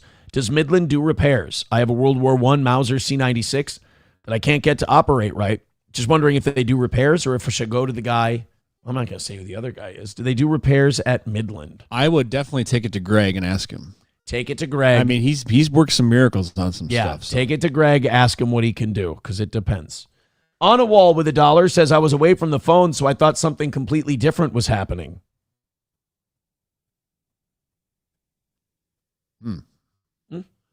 You have a landline still? Coltrane with $1 says, I dated a Japanese girl years ago. I couldn't date a true Japanese girl again. Maybe a Western-raised Japanese girl. They sound like they're crying when they're fucking. Some dudes like it. Not a fan. Was her phone on a wall too? Why? Scousko says, Japan is my dream bucket list holiday. It's beautiful. Like, it's a beautiful country, I've heard. And it's like full of culture and all that shit. And that's great. But like, people can be a little fucked up. That's all. All right, let's go to this story at the Chick-fil-A. You guys keep firing away. Launching big donos at the toe. Streamlabs, PayPal, Venmo, Super Chats, and Rumble Rants. Any guesses, everybody? Oh, too late. Oh, shit. This was a video. Nope, I need a video version. How are you not doing a video version of the guy ripping off a Chick-fil-A? Here we go. Now I got it. A former Chick-fil-A employee in Texas is taken into custody accused of... That doesn't look like a pale face. That looks like, I don't know if that's an Indian, a Mexican, or a homeboy, but we're in the clear on this one. All right. It's kind of brilliant, though. Wait till you hear his mac and cheese scam. Former Chick-fil-A employee in Texas is taken into custody accused of stealing from the fast food chain. No. Keyshawn Jones is facing... That's old school. Yeah. Keyshawn Jones. Various charges, including property theft and money laundering, as he was caught on surveillance video unattended behind the Chick-fil-A counter. Police say Jones rang up an order of 800 trays of macaroni and cheese. Oh, dude, you don't do it all at once. You Somalified the fraud. That's where you fucked up. God, white people got to teach other Who's paying races. for it? I don't get it. Okay. How's he getting the money for ringing up a bunch of food? Explain the scam to me. How is he making money? Yeah. If he rang up, let's hear the rest of the story. Yeah, how do you make money off of that? Because that would cost the place money. I mean, you have to ring it up, so that means it has to be paid for somehow. So that money has to be in there. What? Let's see if it's wire fraud or by paper. We'll find out. You know what? We made fun of this guy. He's smarter than we are, apparently. Or dumber. We'll see. 100 trays of macaroni and cheese. Then refunded more than $80,000 onto his own credit cards. There you go. Ring it up, take it back. Yeah, but how did the money get in there in the first place? Right, nobody paid for it. I'm starting to think this guy got caught because he's a fucking idiot. You're on the right track. Yeah, the $80,000 has to be there first for you to return it, and then and plus you think that the manager would like possibly pick up on that, and refund of that amount. And yeah, what did you have, a school bus of like 8,000 class 6A high school kids coming in and they all wanted mac and cheese at the same time? But then to refund it though, I don't get right. it. Like, oh yeah, they all said it was a bad batch. First of all, which Chick-fil-A has that much mac and cheese? And again, you have to steal a couple bucks at a time. You've got to be dedicated to this for years and years if you want to pull off any serious money. Geez, yeah. Yeah. All right. They're so efficient at Chick-fil-A. I can't imagine and see how this guy went months. What she's trying to say is they're white Christians who run the place, so she trusts them. I feel like I know what happened. No. They took down the neighborhood watch sign out front. That's God. We knew it. We knew it. You take down the neighborhood watch sign. That's the first step, and then after that, it all goes to shit. Yep. No. You're right. Him. I mean, the Chick-fil-A. Like, it feels like the standard is higher. I know. I am shocked that he was like able to do that. I'm shocked that. Great. I love small talk on the. Here's even the worst part too, which really like just got him busted. He did it on Sunday. Son of a bitch. You knew they aren't open. He did it on God's Day. You fucked up. Big time. $1 from Main Vein. He says Japan may be fucked up, but at least they have an almost non-existent amount of moon. Oh, Jesus.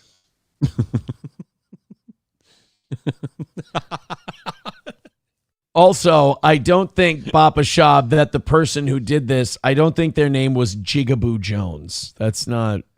Silver Wolf with $1 says, cool, thanks, Oz. Rather go to them as they are closer. The other dude was a bit of a trek. Then again, Aaron knows that strip of road all too well. Hey-o! Thanks, cunt face. I appreciate it. Let's make $95 in the next 40 minutes and keep ourselves on track for another win for the toe. Oz, since his return, has never had a miss. And this week in the mornings, we haven't hit a goal. We had Monday where Sanford Son threw in like $200. That doesn't count. That's pity. That's a complete pity give. This would be, we have not hit all week during the morning shows, but we've hit so hard and went so over on the evenings that we're good right now. Yeah. If we knock out today, it's another perfect week for the toe. But this would be the first time in Steel Toe history that the morning show has never had a hit. No, we don't want that. I've been having a good month. I got Bonus City this month. Man. Oz is living in Bonus City. That is accurate. I'd like to do that again today. He is living in Bonus. He's up over 200 in bonuses this month.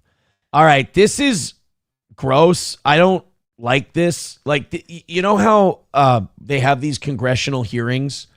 Jacob Fry's brother? It's not Jacob Fry's brother. But you know how they'll have these congressional hearings and the Congress people will use it as their like 5 minutes to like grandstand, and they'll use it for campaign commercials like, look at this guy holding people's feet to the fire. Oh, yeah. This Republican guy, they're having a hearing on abortion, this Congressman Gill, and he's grilling one of these abortion service providers. And he's like, to me, like, yeah, I'm against abortion. I wish nobody would ever have an abortion. I feel like you're killing a baby, whatever. But like, this guy's being so gross about it. Like, he's being so, and it's one thing if he were doing it to be noble or he were doing it to be righteous, but you can tell this guy is so doing this to like virtue signal, and he's doing it as like a Republican show off to show that, yeah, I'm the most pro-life guy there is. This is kind of gross, and it made me uncomfortable. Oh, that's not Jacob Fry. He's banging Katy Perry. That is not Justin Trudeau. I'm sorry. I understand, but that is Congressman. So confused. I want to say Congressman Brandon Gill of Texas. You tell me if I'm being a pussy. All right. Or if this guy's being a little grotesque, honestly. You're an advocate for abortion. Sorry if you're wearing headphones. This is in one channel. For abortion policy. What's your favorite type of abortion? Oh, Jesus. You know what I mean? Like, is it, fuck you, dude. Like, you and I, this is one of those weird times where, like, I agree with a Republican on something, but I also don't like you. Yeah. What's your favorite type of abortion? Explain to me how this moves the ball forward in any way on the debate about abortion. This is just you being gross. I am an advocate for patients having access to the full realm of reproductive health care. Do you have a preferred method of abortion that you like? I do not. I mean, read through a couple different methods, and I want to get your... No, this is gross. This is grotesque. Doesn't it involve a shop vac? But that's kind of what he's going to go and do now. It's or like explain. Coat hanger. We all know what Steps. abortion is. Yeah. white supremacist kicking you in the stomach with steel toe boots. You know, there's plenty of ways to do it. Take on how much you like these. The first type is called a suction abortion. This is when the cervix is dilated and a strong suction. Okay, we all know what it is. And like, I'm against it. I'm assuming this guy's against it, but it seems to be a sexual fetish. I'm going to blow it up and make it real grotesque for everybody so they're going to agree with me. Yeah. I can't imagine that even if you're against abortion, you like this as the conversation. I feel like he's the kind of guy who sets back the debate and he makes all the anti-abortion people look insane. Whereas the argument is, hey, I just feel like you're killing a baby. Like if you just left that alone, it would become a life. Yeah. 29 times the power of a household vacuum cleaner, tears the baby's body apart and sucks it through the hose into a container. Do you prefer that method? We used to have a term for shit like this. It was called tasteless. Yeah. Like no matter how you felt about an issue, we all agreed we weren't going to be tasteless about it. And right. But usually it involved a garden hose and a golf ball. Oh, that was tasteless. That was to test whether or not you wanted to have a baby that she could abort. Oh, I thought they did that at baristas did that. Oh no, it was milk. I'm so confused. Yeah. Stand by my former testimony. That sounds kind of gross, doesn't it? Sounds pretty gruesome. You agree? Yeah, you fucking serial killer. How about we move on? Jesus. Holy shit. It does to me. I stand by. With some nice fava beans and a Chianti. Yeah. Okay. Have you ever eaten the fetuses, Miss Waters? When you're done sucking out the fetus, do you enjoy a nice bottle of Chianti? Let me ask you something. When the fetus is on the slab, where will it tickle you? All right, Congressman, we're going to shoot you now. You're a fucking weirdo. What about this one? I'd F me. Yeah, Brandon Gill stands in front of his office mirror. I'd fuck me. I'd fuck me hard. He's dancing to Lazarus. Fucking creepo. This one is called dilation and curettage. It's dilation, you fucking illiterate Texan. World War 11. After dilation of the cervix, a sharp looped knife is inserted into the uterus. The baby's body is cut into pieces and extracted, often by suction. Do you prefer that method? What I believe we are here to talk about today is the FACE Act. We are not here to talk I'm about asking the you. legality. Like, I disagree with her on abortion, but I find her more likable in this conversation. Yeah. Like, hey, we're here to talk about the FACE Act and government policy towards abortion. Like, yeah, why don't we talk about that instead of you grandstanding like a dick because you think the 80-year-olds who go to the cafes in Bandera, Texas, up in Hill Country will go, oh, he's really fighting for us. This is why our country's retarded, because of bottom feeders like this who just want to show off for the cameras instead of actually do anything. All I want to know, Clarice, is where does the suction hose end up? I would like some Chianti. Pro-abortion advocate, I'm asking if you prefer the dilation and curettage method. I am a access to reproductive health care advocate. You don't want to talk about abortion itself. Why? No, none of us do. We know what it is. It's kind of annoying, you know. You don't want to talk about the way I'm ripping fetuses apart piece by piece? No. In fact, I want to hit you in the back of the head with a collapsible baton. I'd like to follow this up with a little reading piece, The Great Gatsby. Yeah, I would rather watch Andy Kaufman lip sync one line of the Mighty Mouse theme song. Yeah. Is that? I would prefer to talk about the reason that the committee called the hearing. Is it because it's uncomfortable to talk about? I would prefer it should be uncomfortable. I would prefer, if you would let me finish my statement, to talk about the Freedom of Access to Clinic Entrances Act, which is... This is why nobody takes anti-abortion people seriously. Yeah, how about this one? It's called dilation and evacuation. Oh, right, dude. Fuck. By the way, the majority of abortions are done with pills. Forceps are inserted into the uterus, grabbing and twisting the baby's body to dismember him or her. If the head is too large, it must be crushed in order to remove it. All right, Congressman, here we go. I didn't want to do this because you and I are on the same side of this issue, but you're fucking dipshit party. Let's have this conversation. Once the baby is born to one of these poor, unexpected mothers, do you mind cutting the military budget and our defense aid to Israel by, say, $500 billion a year so we can fund daycare and pre-K and education for those children? Could we do that for American-born children? Here, I'll make you a deal. We won't abort them. You slash the military budget in half. And we would only need a fraction of that money to give all of those kids daycare and schooling. How about that? And we could feed them. Imagine being at a party and it's like, hey, how's it going? Good. Yeah, blah, blah. Hey, everybody, Mr. Gill is here. Yeah. Is he going to bring up that book on abortion again? He doesn't know he's autistic. Hi, guys. Oh, looks like you guys have some really good fruit punch here. You know what fruit punch looks a lot like? Oh, God, no. A dilation and forceps abortion. Oh, fucking hell, Brandon. Why did we invite you? This is actually my fault. He shows up looking like Doofy hanging around, pulling a vacuum. I hope there aren't Texans watching this going, yeah, that's my congressman. That's why I put him there. He's holding their feet to the fire. How does he feel about the Epstein files and the war in Iran? Yeah, dude. Hey, bro, I want to put Brandon Gill in the same seat, and I want to ask him, let me explain to you, Brandon, what happens when an American Tomahawk cruise missile hits an all-girls school in Iran. Did you know that the little girls are torn apart, body part by body part, buried under the rubbles, and their parents dig through the rubbles to physically find what's left of their dead daughters? How do you feel about that one, Brand? You know what? Let's do that, because I'm sick of listening to this motherfucker. Brandon Gill, war in Iran. Let's see if he's for it. Because he's so pro-life, you know. Yeah. He's so anti-killing children. Here's a Brandon Gill. He and his wife are praying for the safety of the troops and the success of Operation. I support what the president's been doing here. Oh, okay. Well, you know the president bombed and murdered 100 Iranian school children while you were jacking yourself off to your abortion fantasies, Mr. Pro-Life. Fuck Brandon Gill. He's got the dead eyes of a sociopath. He really does. He was a little too in depth with the explanation. Right. I mean, he just been like, yeah, murders children. Oh, yeah, but do you realize how they do it? Yeah, do you realize they take a forceps and the president was very clear. We do not believe that Iran should have nuclear capability. Cool, they don't. Let's end the war. They don't have them. We took out their nuclear program last summer. Okay, then why are we there? We're good. Took it out. How can you simultaneously have taken out their nuclear program last summer, but now you have to go to war because you don't want them to have a nuclear weapon? Explain this to me, Brandon. Hey, Brandon, pretend I'm against abortion.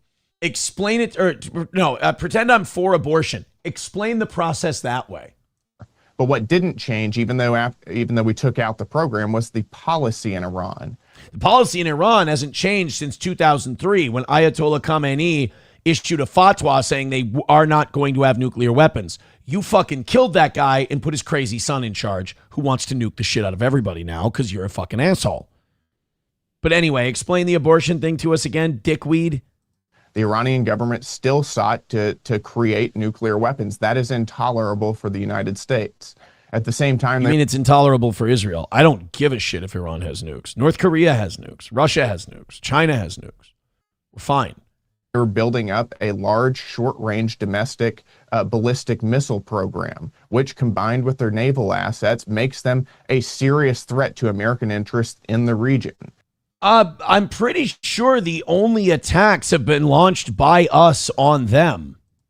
Oh, I don't like that guy. Oh, I really hate. What's his name? Gill? Brandon Gill. I fucking hate that guy. Somebody, too, with a gifted membership. Thank you very much. Somebody, too, says, hell, Aaron, another one on the road. Uh-oh, what happened? Did you see St. Cloud Superman's mugshot? He's gigantic. What's changed? He's the largest man I've ever seen. That didn't sound right. I'm going to go spit milk into my coffee. Coltrane with $5 says, Ozbucks, the show is just better with him on it. Hey, thank you very much. Appreciate it. $1 from Veldrain says, I'm a Republican. We have very, very, very late abortions where we send them overseas to die for the oligarchy. Yeah, there's these mean abortions. Somebody should explain it to Brandon Gill, where we wait 18 years and then we send them to a foreign land to die for billionaires in other countries. It's a really fucked up abortion. It's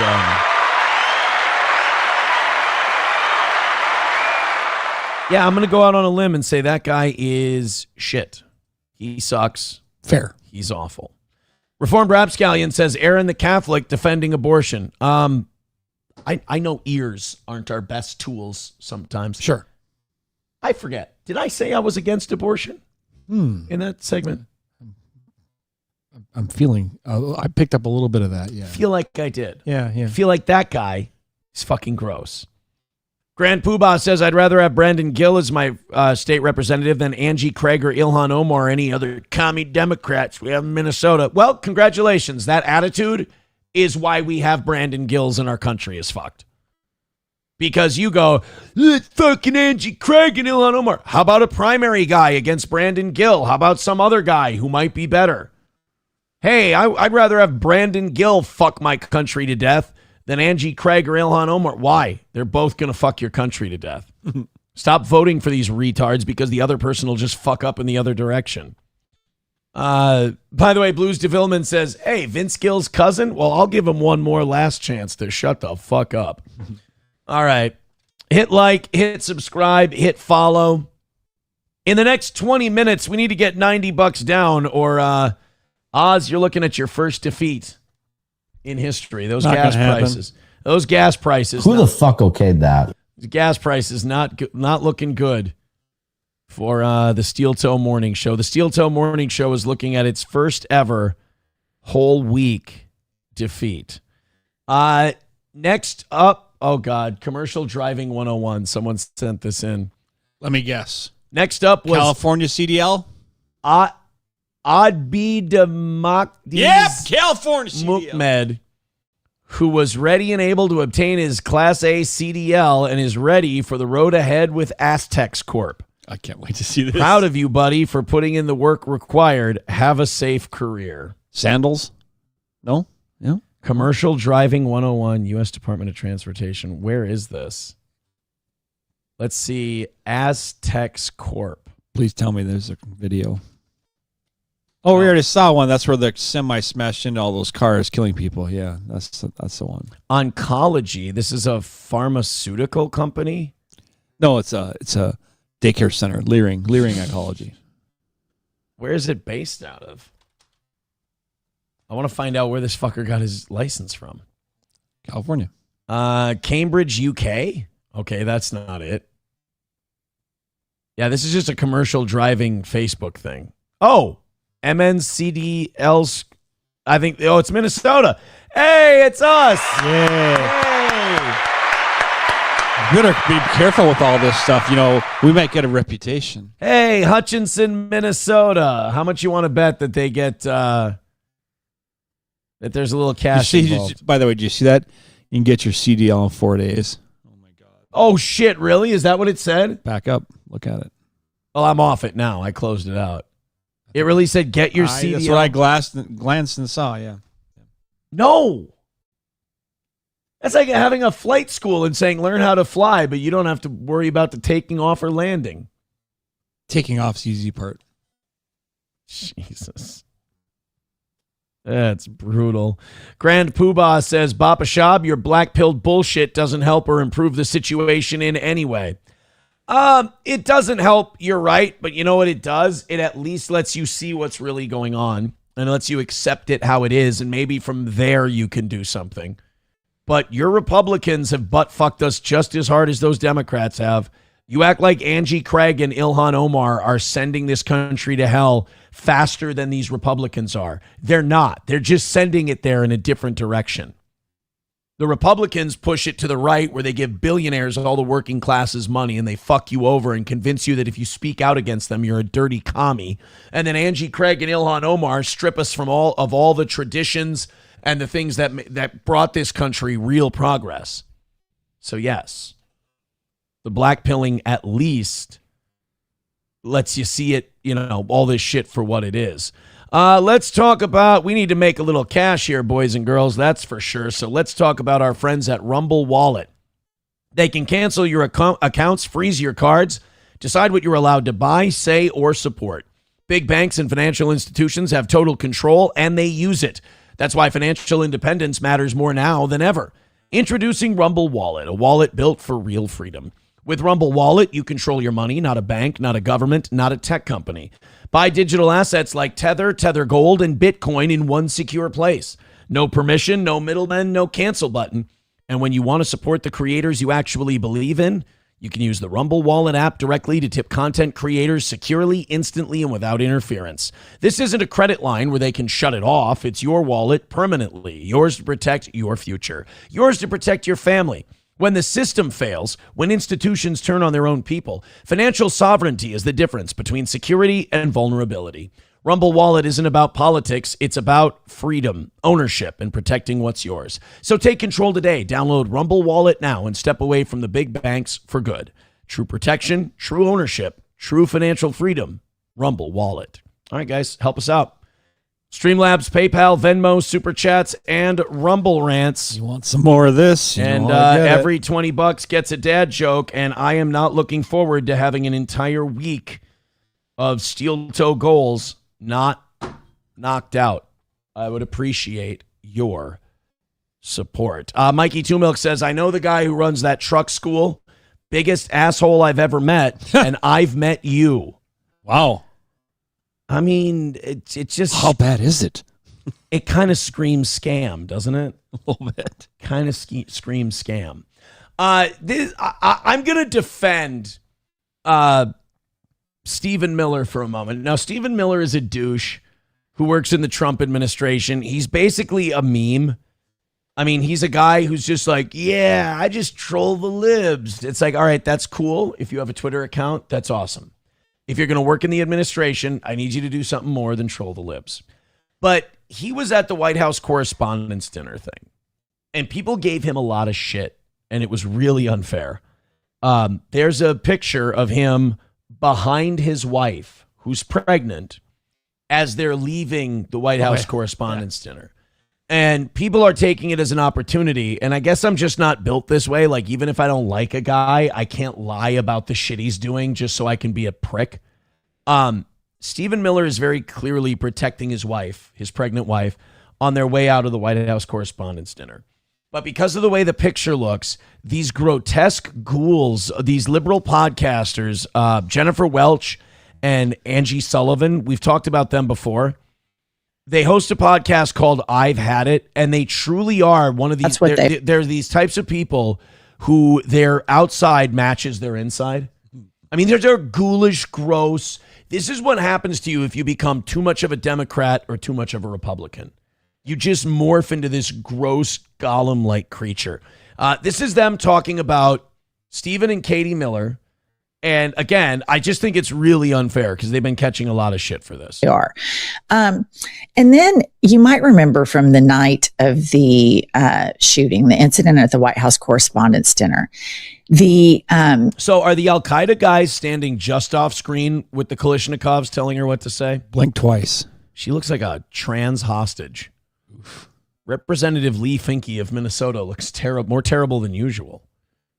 Katie Miller was put in front of her husband, Stephen Miller, known alpha male extraordinaire. And he's behind her, crouching down. He's not very tall, so he's like behind his wife.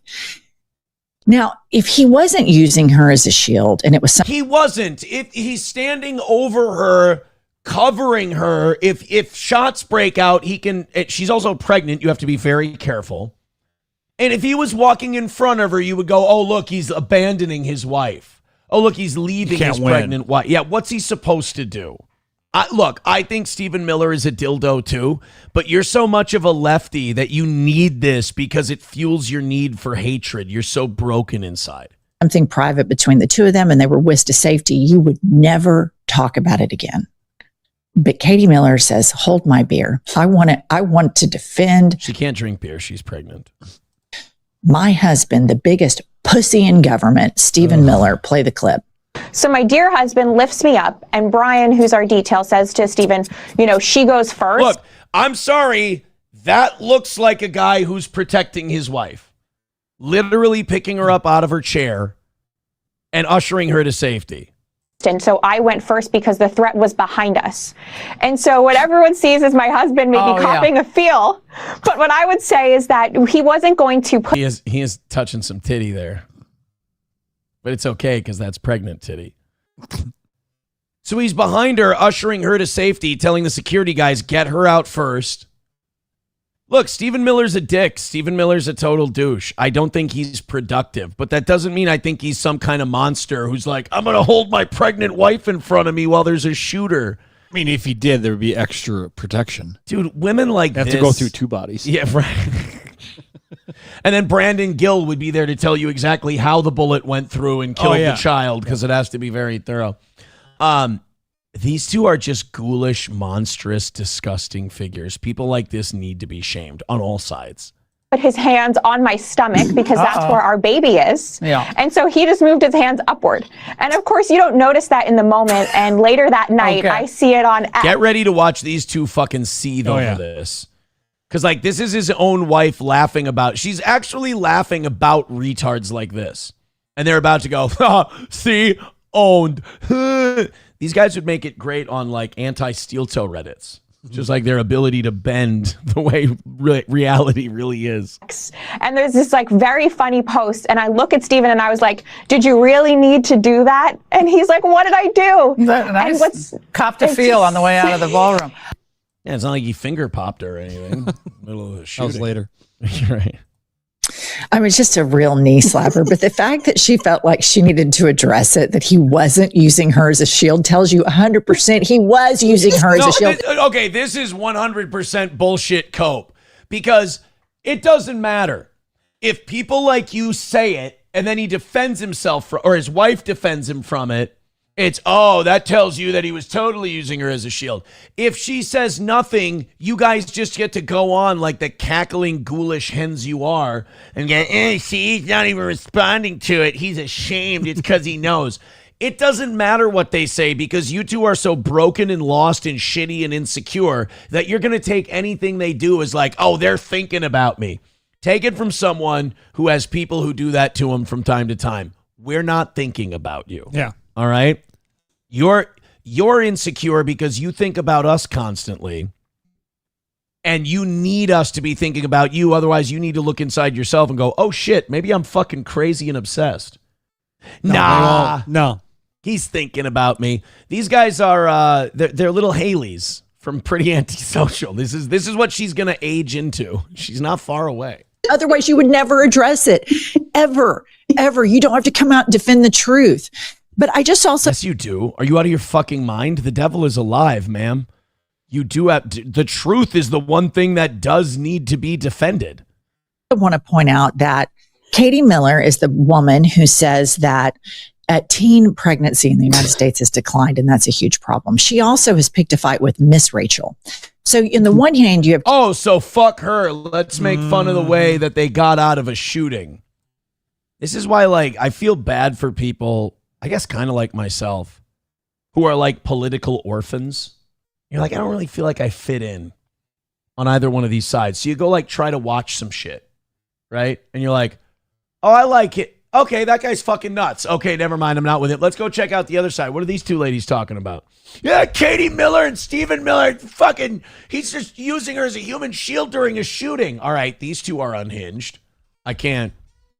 She picked a fight with Miss Rachel. Let's get her. All right, these two are out of their mind. I'm out on both of them. That being said, Oz, if you and I were in the middle of a shooting, I would use you as a human shield. Fair. I would not protect your pregnant ass. That's the deal. I don't have no poop babies. Let's go. Oh, God, we're getting our ass kicked today. Trucker 18-wheeler with $1. Says federal law only requires 2 weeks of having your CDL permit. You don't even have to go to school or drive a truck with your permit. You just need to test out. It's a system that most would be against. I mean, you should be at this point, right? I mean, it's like driver's ed. We just for getting a Class D driver's license, we still had to do it behind the wheel. Granted, it was only once.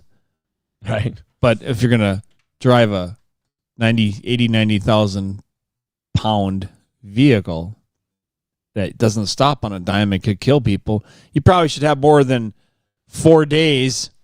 Right. Hey, in 4 days, we can get you your CDL. That's interesting. When I become governor, I'm shutting this shit 4 days, down. we give you a permit to kill.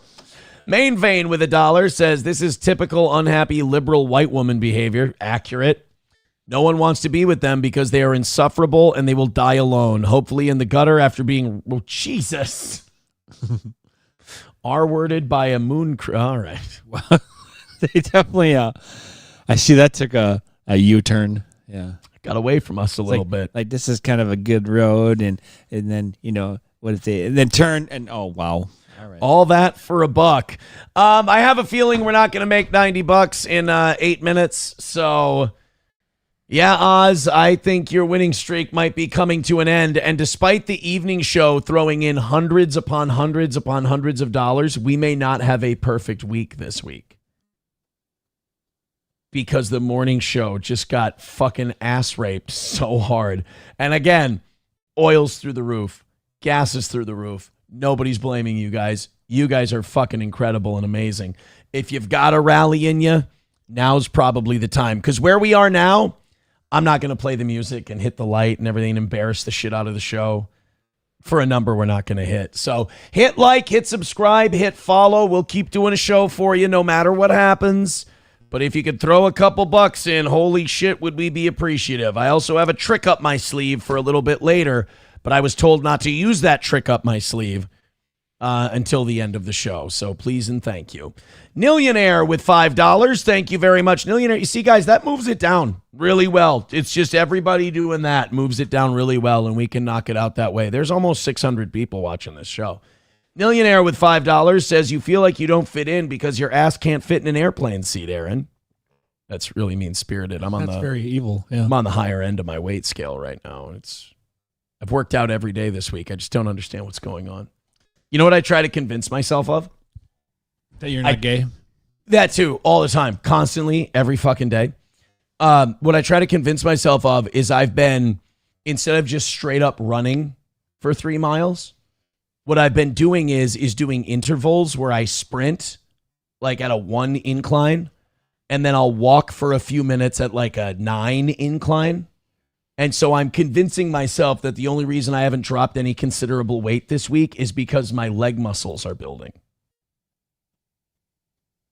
You're going to let me go with that? You do whatever you Thank you. Yep. I appreciate that so much. That means you. That means the world to me. Now I can go into the sauna with all of my big sweaty male friends. I can feel more confident. Yep, the ball hangout. Sam Show says... The ball pit. Yeah, Sam Show says you can't outrun a shit diet. Yeah. That's fair. That's fair. McBuster, thanks Shocking news tonight. Thanks for the free link. I'm not going to play that. I appreciate it.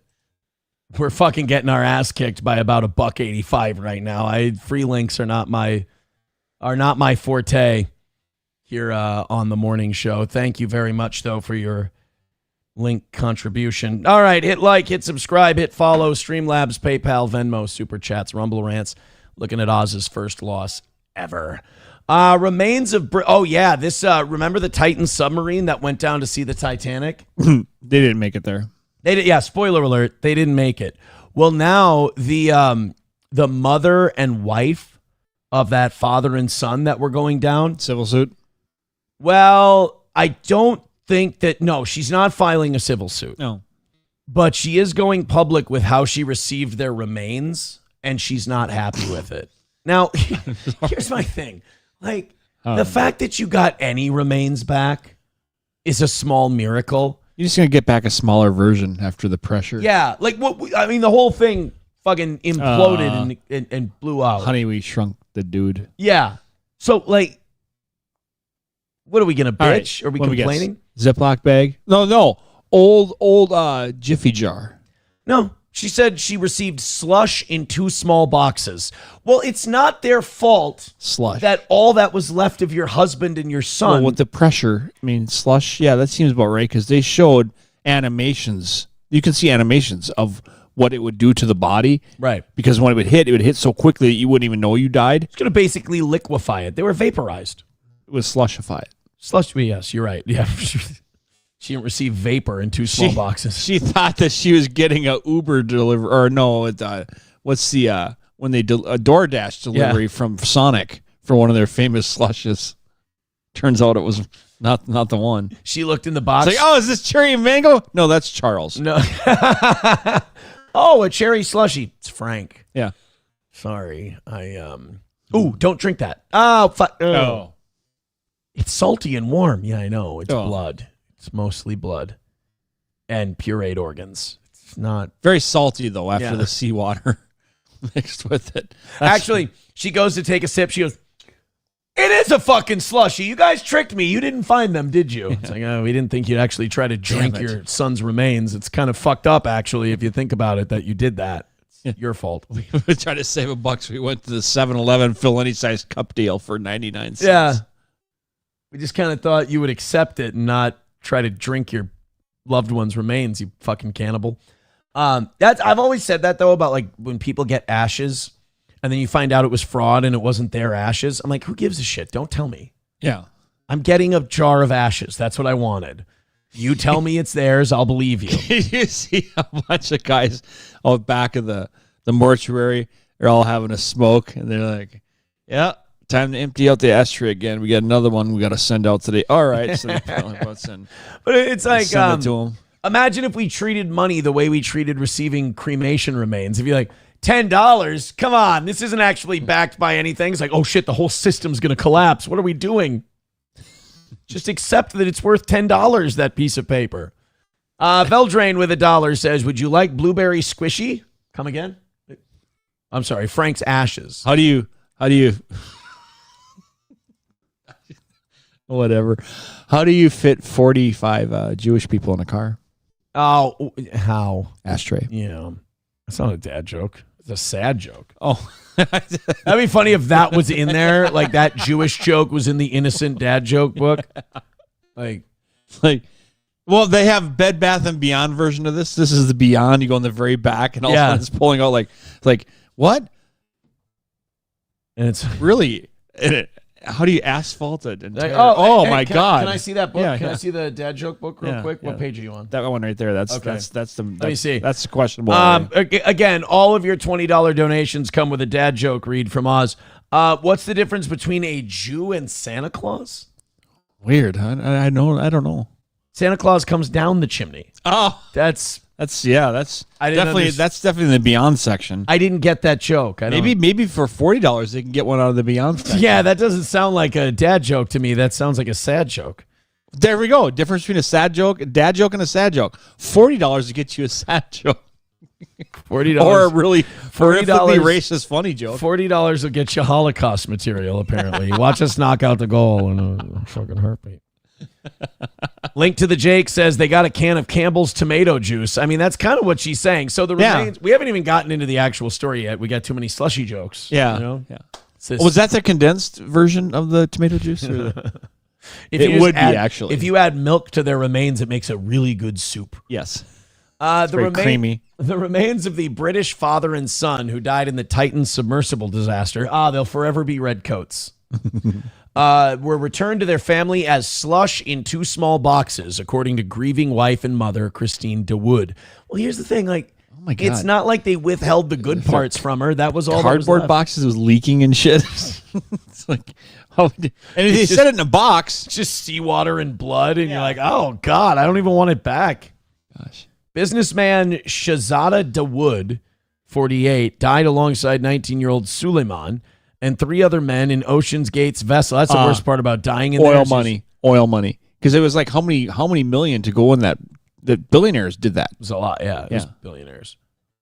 But like, could you imagine not only you die, but you die just all cramped up, elbows to knees with a bunch of sweaty dudes? That's what I mean. And then you see all like this tiny little version of, I don't even know if they even had a window, if it was very small, but then all of a sudden you just start hearing right. And you're like, did you just cut wind?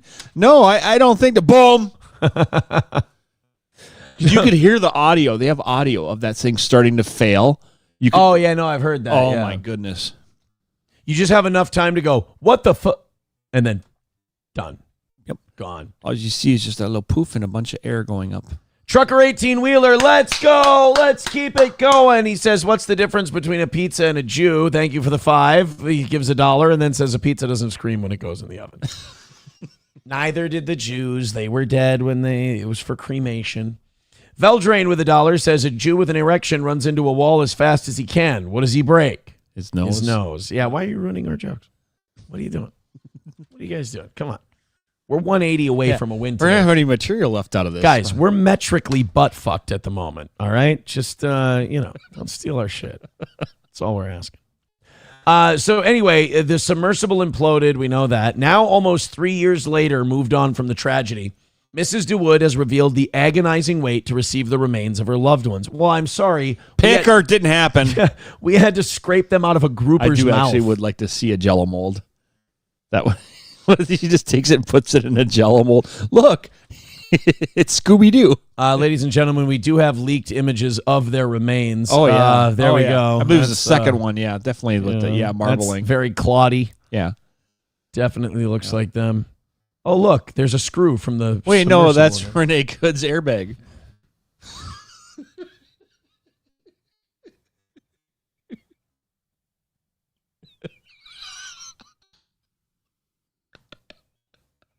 It's JFK's hat. Oh, no.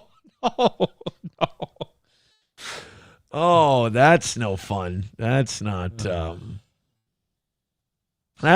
right. I'm not happy about that.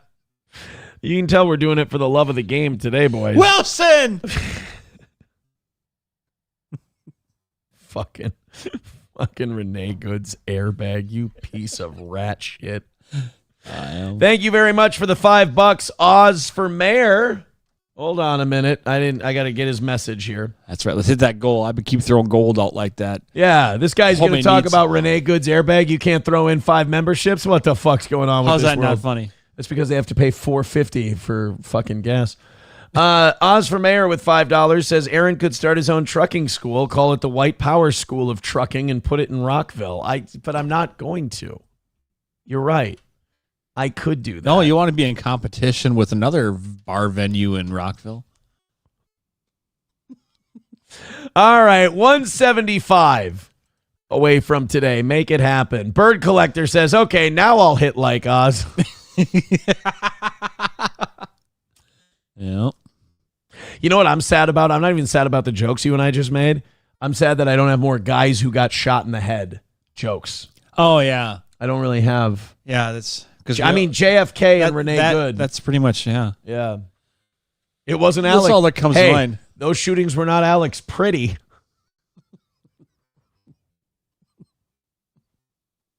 So we go from a woman who who were pretty good. We would go from a woman who received her exploded husband and son's remains as slush in a box to making fun of protesters who have been murdered by the government. We're pieces of shit. There wasn't much they could find, she said. Yeah, some cunt dolphin ran off with the rest of them. Oh. They have a big pile they can't separate, all mixed DNA. Well, let me tell you something. Well, what are you going to do with it? What the hell difference does it make at this point?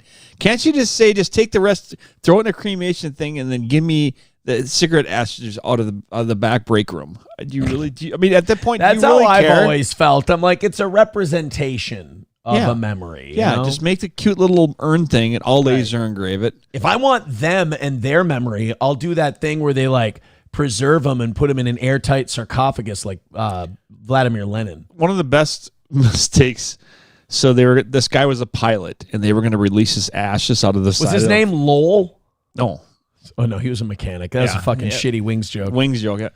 And they were going to release his ashes, so they did, but the wind was not going there, and it blew all the ashes right back into the airplane. One of the funniest things ever. I was watching... Dude wanted to still fly. There was a guy named Donnie. He had a couple of friends, and they put his ashes in a coffee can, and he wanted his ashes spread over a canyon. Sure. And his friend Walter and his friend, they called him Dude, they went to spread the ashes, and they threw them up in the air, and they came back like that. And Yeah. like it's, you got to make sure you're spreading those ashes with the wind.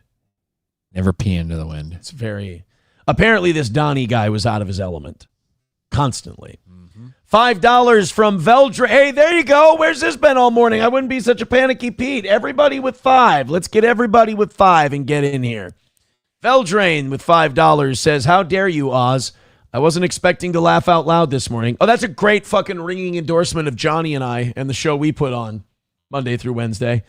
I wasn't expecting to laugh out loud this morning. Could it also be a Kurt Cobain selfie? Oh. Forgot about him. Yeah, we could have Dang done it. Kurt Cobain. Swear that I have. You know how? Courtney, No, I don't have a gun. You know how Courtney Love? That was actually Kurt Cobain as John Fogerty for some reason. Which is weird.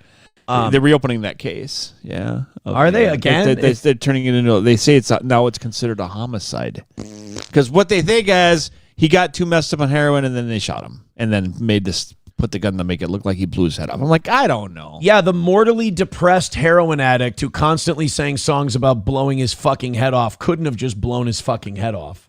No. That never could have happened. No. But you know how they got Courtney Love, Kurt Cobain's remains?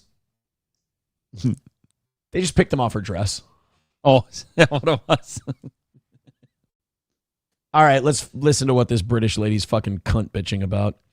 There wasn't much they could find. They have a big pile that they can't separate, all mixed DNA, which I'm going to tell you right now is the worst kind of DNA.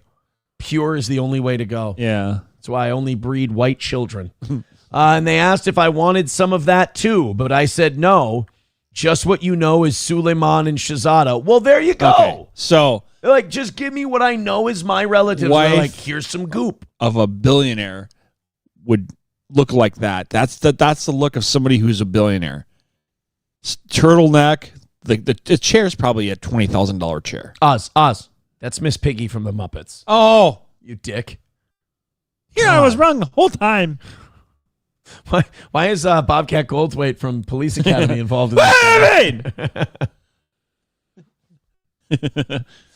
I left my wife behind. Oh, I'm sorry. You mean Kermit the Frog? Yeah. Oh, yeah.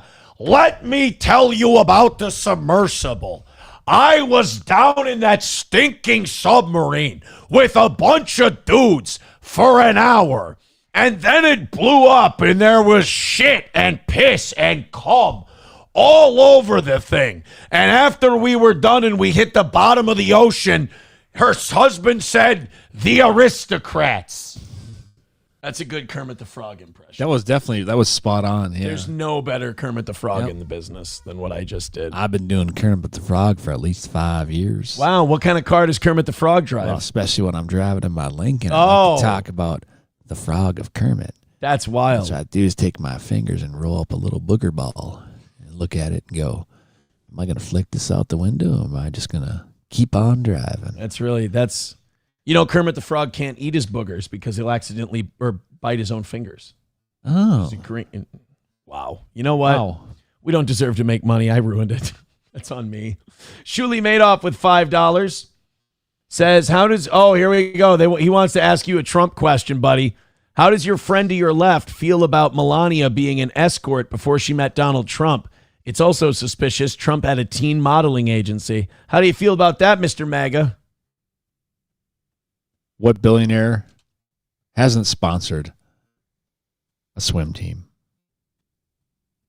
So you got nothing on that one? No. Okay, fair enough. Oh, yeah.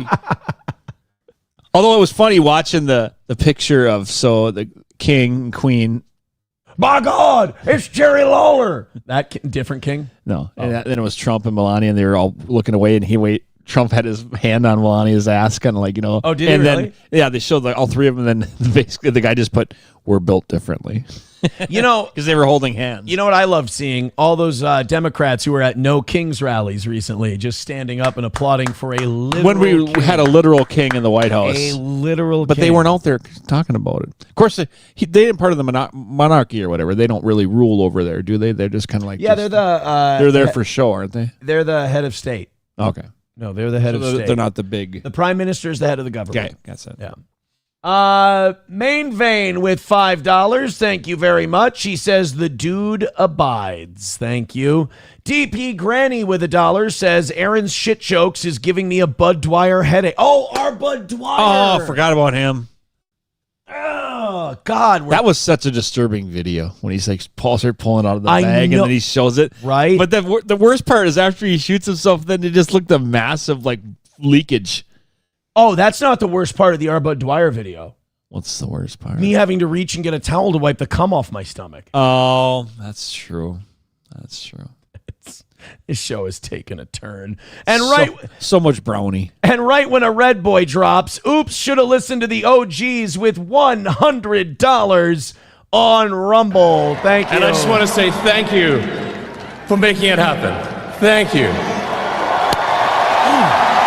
We are officially rock. We're back on track after that hundo from Oops should have listened to the OGs. He says F the show, Oz is cool. There we go. So now we're just 80 away. We're back on track. Awesome. Thank you so much. Oh, this will be your first L. Shut up. Hey, I don't live for that shit. Fuck you. You know how much I've been doing since gas prices went up? Oh, Do you know how much I've been doing the thing where we get to like 60 and I start going, fuck you, we got it. And we lose by like $20? So you're not out of the woods yet, my friend. You're another red boy away from fucking getting your ass kicked. Yeah. That's for sure. You might not be adding to I haven't that had bonus. any L's yet, so. Ooh. You can start now. Listen to this little dog fucker. $80 away from today. That's so random. Well, I didn't know what to call you, and I just thought that like there were fart N. It's just that was my fart nigger. Exactly. All right, we got to go get to those airbags off this. By the way, for that $100 drop, a Neon Now reading once again. Remember, for your neon needs in the North Carolina and South Carolina area, it's Neon Now, 320-980-6309. For sign service and repair in Myrtle, Wilmington, Charleston, Florence, it's Neon Now. That's give them a call at 320-980-6309, 320-980-6309. Who doesn't want their name in lights? Put it over your bar. You know, Dave's Bar. Hey, saying you have a bar, you fucking rich guy? Just saying. What's the deal?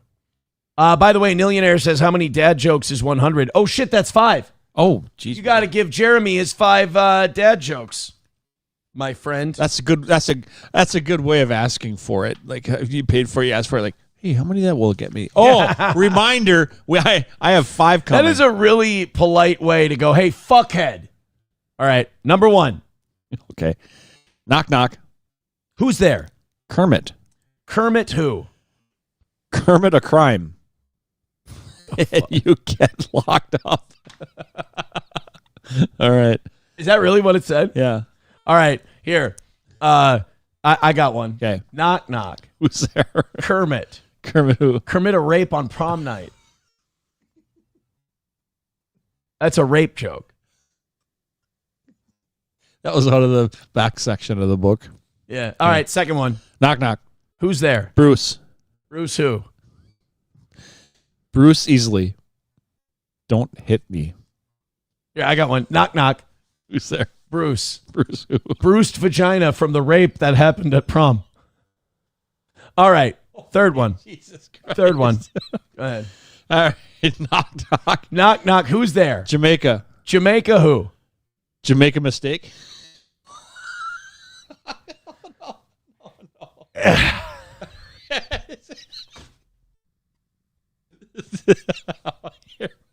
This is too easy. Hey, Oz. What? Knock, knock. Who's there? Jamaica. Jamaica who? Make me get a medical exam from the rape that happened at prom night when I got that bruise. So I can file charges against the rapist. Okay. Who, by the way, do you want to stick to knock, knock, who by the way, yeah, is black. All right. Fourth one. All right. Scousco says, oh my God, Aaron has lost his mind today. I thought today's show has been fucking funny as hell. All right, go ahead. All right. Did you know the hamburger? Where's the no more knock knocks? I'll go to the knock knock section. Fuck you, dude. All right. I know. I'm trying to find more. I didn't want to get out of I've got a story I'm telling people, and right now she just went for a rape kit. Oh, that's There's right. a happy ending. Okay. Oh, holy fuck. All right. This will tie in nicely. All right. This is the fourth one. We got knock, one more. Knock. Who's there? Egg.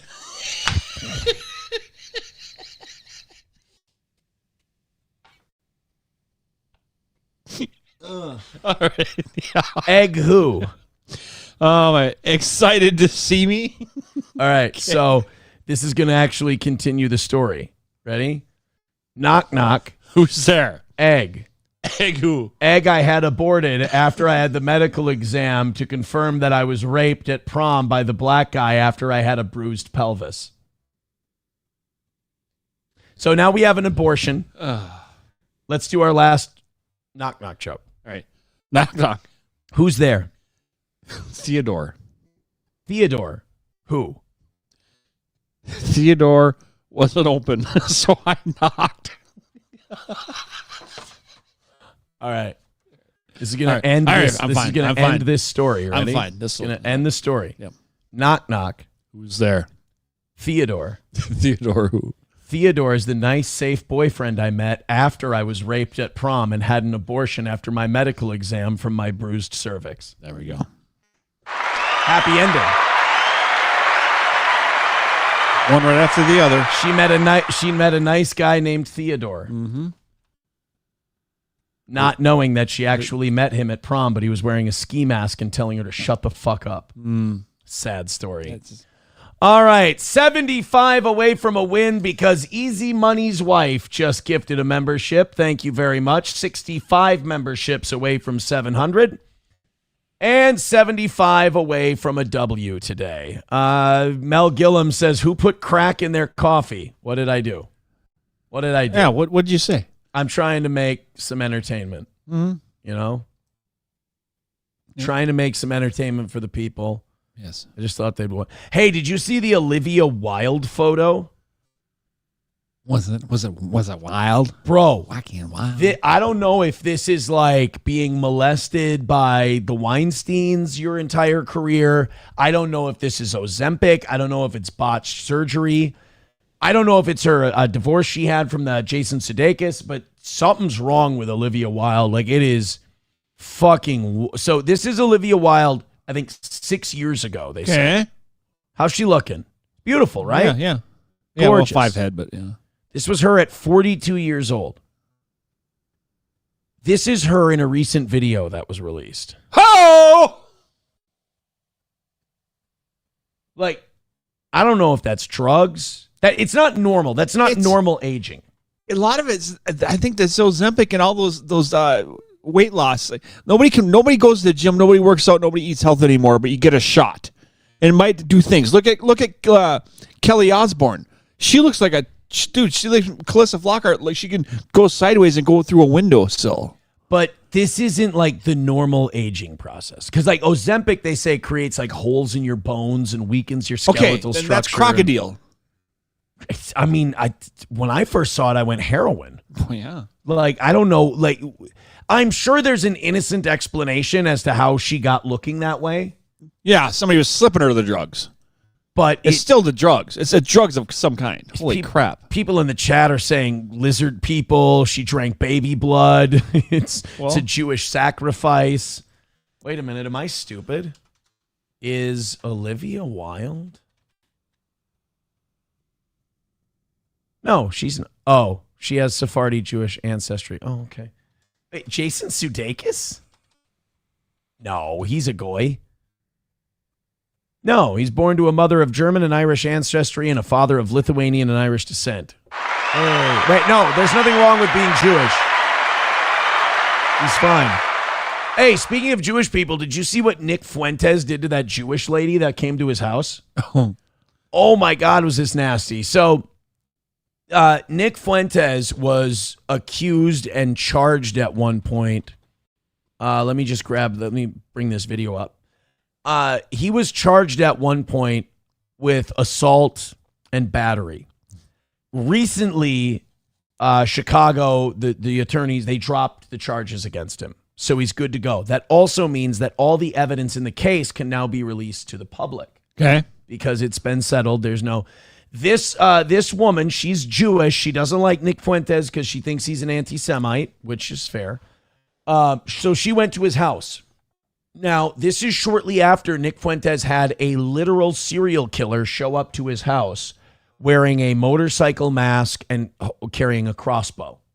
Oh, so she comes up to his door. He's got the Ring doorbell camera. He doesn't recognize her. So he doesn't want her there. And this is a guy who's under threat. This is people who want to hurt Nick Fuentes. So he greets her at the door the way you might expect. Hi. Oh my God, what are you doing?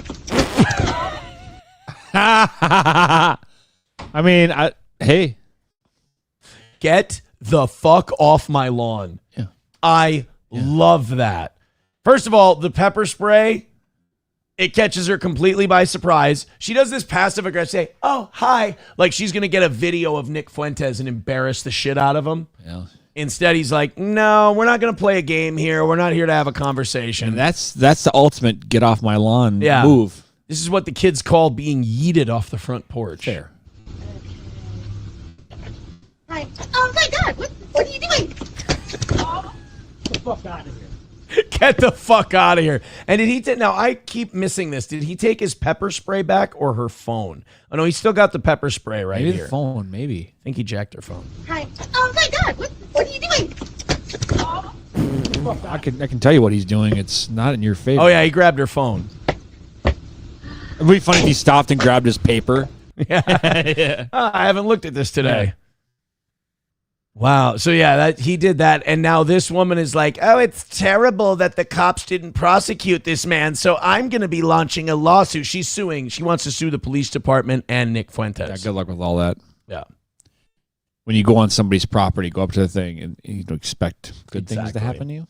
Veldrain with $2 says, "I don't see the problem. She is really intent on paying attention." Talking about the Olivia Wilde thing? It's confusing to me. It's confusing.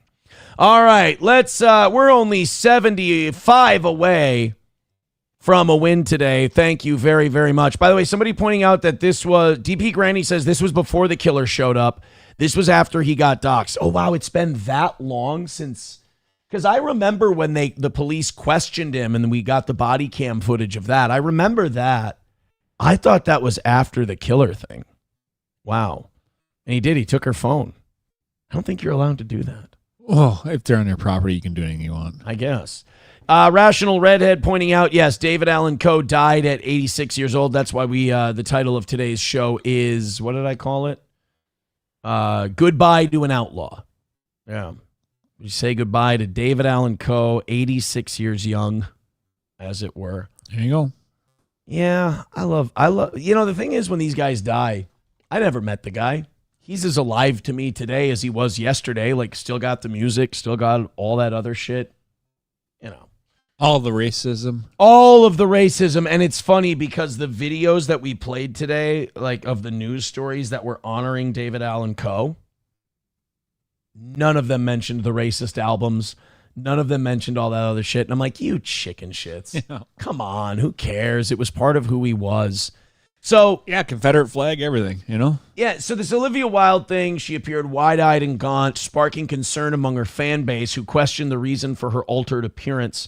After watching the video, which has now been watched more than 10 million times, many shared fears over her appearance. God, that forehead, though, she's like, especially with the crazy look, you could put a movie projector and watch a film on that thing.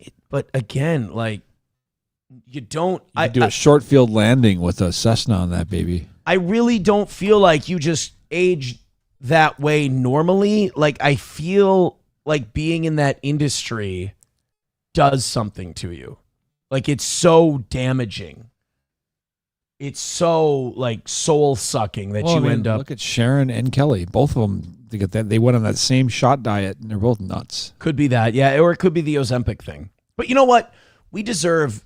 we get what we deserve with the Ozempic thing because it is like the perfect drug for the explanation and like the attitude of wealth in America, in that in order to look pretty on the outside, I am willing to literally rot my insides and wear out my bones because God forbid I don't look thin. I don't feel bad for anyone who has Ozempic side effects. It's perfect. When I read the script, it was already set in San Francisco, and Rashida Jones and Will McCormick had made that decision, and I was so... I think you're right. I think this is Ozempic 100%. She's really thin. And you lose, skin and fat in your face. It's going to bring your eyeballs out. It's going to... Definitely takes down the knockers. Yeah, you're right. This is a way sadder story than I thought. Carpenter's dream. Immediately intrigued because I do love the city, and I feel that it's so telling when a script sets a very specific location. You can tell what that's supposed to mean and what it means about these characters. And as you see, when you'll see the film, hopefully, it really does make sense that this particular group is from here.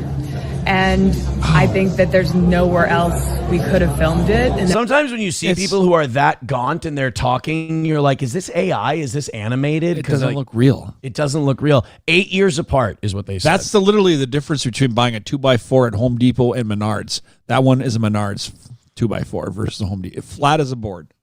We have Florida teacher fired after allegedly twerking in class, grabbing student's neck, and calling herself $1 million prostitute. All right, I need to see this. Florida teacher. Why is it always Florida? Because that's the sun, dude. The sun fries your fucking brains. Texans are weird too.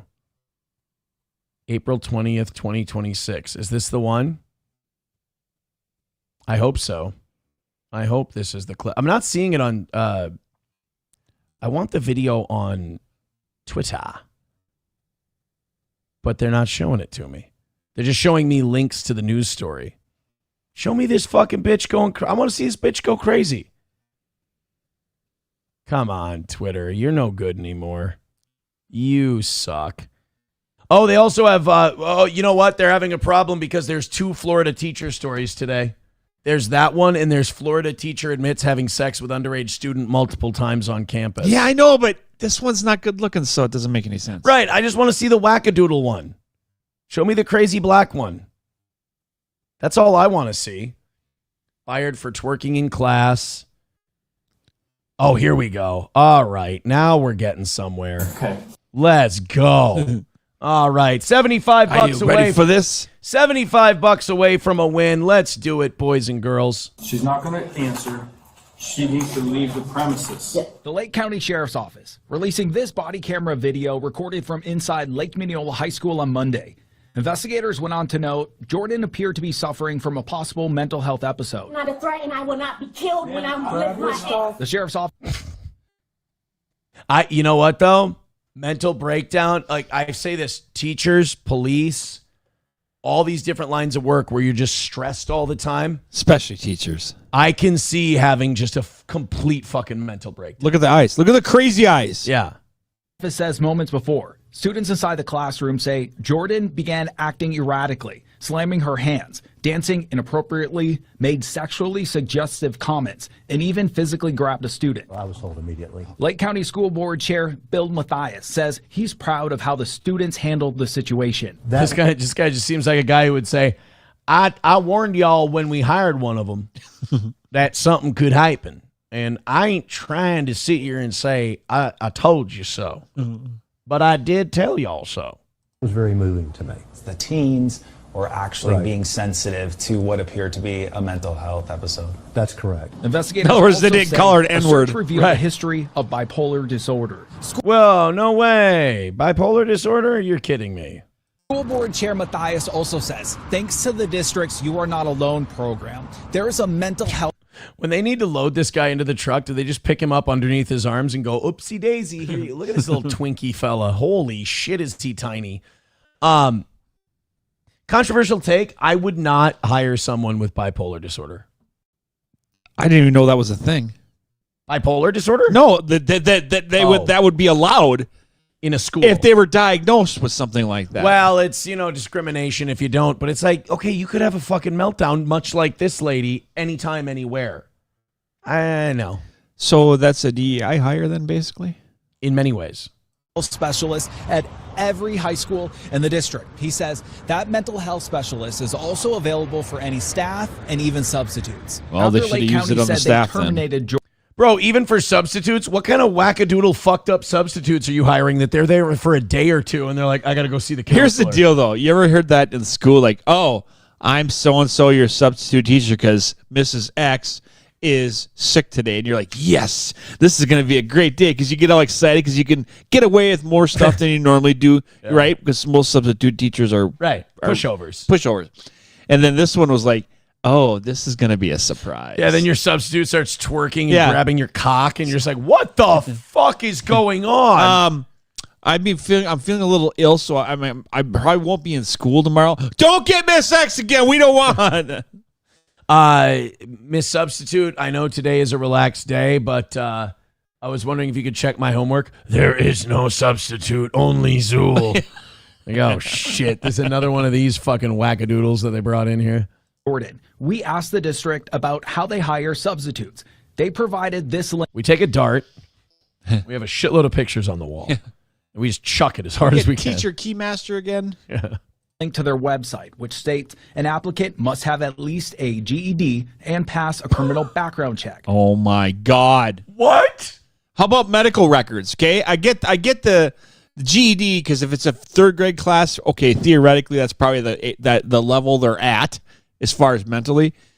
But background check, obvious. But how about a medical check? You don't need to have any kind of a degree to be a substitute teacher in Florida. A GED. Well, any substitute teacher I ever remember having over the years, elementary school, even high school, dude, they didn't have much of an education. But dude, the GED, you have less of an education than some of the people you're teaching right now. Yeah, but what is it? But they don't really teach. They're saying, hey, open up your lesson plan books from yesterday. Fake it. I mean, I'm just saying. Have you ever seen? They give out Teacher of the Year awards. Okay, I get that. Have you ever seen a substitute Teacher of the Year award? There's a reason why that's not a thing. Bro, Hub the Sub in my district would have won substitute Teacher of the Year all the time. Hub was ruled. He was Mr. Hubbard. Yeah. Or was his name Hubert? I can't remember. We used to take advantage of that poor fucker because he was like a 70-some-year-old man. Yeah. And you could tell he thought the girls were cute. Oh, no. And like, senior year, we knew he liked, like, some of the girls we were all friends with. You know, you get your group because it's high school. What did you get? Get him an escort? No. I think it was either... Ask Jameson to do it. She's a whore. No. My friend Jenna... It's always Jenna. Went up to Hub and we're like, hey, because my buddy Shane and I wanted to go to Subway for lunch. We didn't have open campus lunch. So we went, Jenna, go ask Hub if we can go to Subway for lunch. And Jenna goes up and she goes, Hub, do you mind if we leave a couple of minutes early to grab some lunch at Subway? We just want to make sure we have plenty of time to go there and come back. And Hub goes, oh, yeah, I guess that would be fine. And I went, hey, Hub, can we get you anything? And he goes, yeah, could you get me a 6-inch? And he like ordered a sandwich and everything. Sure. So we ordered Hub a sub. We got our sub, sat down at Subway, ate it. And who's sitting down from us but Mr. Redmond, one of the math teachers? Of course. And he goes, hey, boys, how's it going? We're like, hey, Redmond, what's... And he was like a cool dude. We all liked him. Yeah. So we thought we had a chance. Because we're like, hey, Redmond, what's up? He's like, nothing. See you guys back at school. And he left. And we eat. We come back, and they're waiting for us right in the entryway there. They're like, Shane, Aaron, could you come over here, please? No. We're like, oh, fuck. Shane and I ended up spending the next 2 lunch periods in school. We had to go eat lunch at ISS. Yeah. And I hope that we didn't get Hub in trouble. That was my only thing. Right. I can't remember. We were seniors, so I don't think we would have ever saw Hub again that year anyway. Think about this, so that was the most epic thing you did back then to get in trouble. Now the kids are bringing guns to school. Right? I mean, it's like, you think of like, you know when you graduate and the underclassmen still have to go for a week. We all, after we graduated, like, well, there's nothing they can do to us. So me and a bunch of my friends put on paper bags, and we went to one of the science classes, knocked on the window, and just dropped trow and showed our ass, and then ran away. And we thought we were hot shit. That was supposed to be like our big, like, we're like, hey, it's the school. They can't do anything to us. Not realizing that whipping your asshole out in public is a crime. You can't just show your ass. But it wasn't that big of a deal back then. No. Because now it involves broomsticks. And we would get text messages. I mean, hey, in Eden Valley, yeah. Things have stepped up a little bit since the old innocent, stick your butt out the window. Yeah. Or you ever done that too? Or you have a friend, you're going to moon people. So you drive by a crowd of people, and as he's rolling down the window, you stick his ass out to moon it. I put it in park and get out of the car. Well, like by the time, like before we even got home, because our whole thing was, oh, we're going to get up early. We're going to go to, there was Donut Connection at the time. And we're going to go moon the underclassmen. So we go and do that. And before we even get back home, we're already getting texts like, we all knew it was you. Oh. Like, oh, fuck. How do you know what my ass looks like? Yeah, that's kind of scary. You whores. All right. Anyway, back to the substitute. There's no mention of mental health history. So it's always going to be an ongoing priority and challenge to recruit good quality subs in the district. We can't find ones that aren't mental. That is a weird thing to say. Yeah, we can't find any substitutes that aren't complete. I mean, what county is this in? Like where they say they're struggling to find subs. Like we have a challenge to find ones that ain't fucked up on some level. It's like, God dang it. Let's ask our friends here in Florida. Lake County, guys. Is Lake County a fucking welfare spot full of nut bars, or what's the deal with Lake County, What's Florida? the deal, yo? It's not always an easy feat to do. It is not. According to the incident report. And no offense, bro, your couch is gay as fuck. I say, or that or your lust for children. Jesus. Jordan wasn't arrested. Instead, she was cited with several misdemeanors, including simple battery and disrupting a school function. She was censored. We also asked the school Censored. district if they do any evaluations for mental health on staff, and we'll let you know Yeah. when we hear back. You know what? In the hiring process, guess what? We're going to add just a little smidge of a little thing, like it's a footnote in the corner of the thesis. We're gonna go. We want to make sure you're not fucking nuts. We're going to go ahead and scan for nut bars from now on. That's for sure. Yeah. All right, let's continue on here with your generosity. Thank you, guys. Let me make sure I got them all here. Yep, just these two. $2 from Veldrain says Olivia's plastic surgeon was Phil Thomas Cat. She looks so intense. At least that's the look they were going for. Oh, Phil Thomas Cat, you crazy character. $1 from You Need Me More says some people take Ozempic Benadryl. They're diabetic. Thoughts on that? No idea what the fuck you're talking about. Nope, no idea. I can't comment on it. They get stung by a bee because they need the Benadryl. I don't know. Yeah, I don't know. Sam Show says I drove a teacher so insane she quit and became a sub, and then they fired her because I pissed her off again. Well, it sounds like you're kind of a terrorist. Yeah, I don't know if, like, messing with somebody's employment basically is. Yeah, he says. He does say, "Sorry, Mrs. Papes, it was funny." Yeah, I'm glad that you're humor. Now she's living in a box. Yeah, it's like, I think the sorry is a little too late. Isn't that funny that now that I did it, lady? She lost everything. Yeah, I mean, isn't that funny? I feel bad. I feel bad. Like she used to have a car, like a nice car, and now she can't afford it, so she doesn't have a car anymore. And then she had the house, with the nice pool in the backyard and the clothesline, and now she lives in a that bitch fucking broke. I mean, tell me that ain't hilarious. Dorkness Rising says I hired a stripper to be my babysitter once. I bet you nothing happened. I bet you it was totally fine, actually. Hit like, hit subscribe, and hit follow. Throw in a couple of bucks. We're only 75 away from a W today. Hopefully we can hit that because Oz has never had a loss. Bappa Shop says I walked in 1 second late and got bitched at and told to go to the office, so I called the teacher a dumb bitch that can't handle having two jobs because she taught at the community college too. Well, you guys really got the better of them. You guys got them.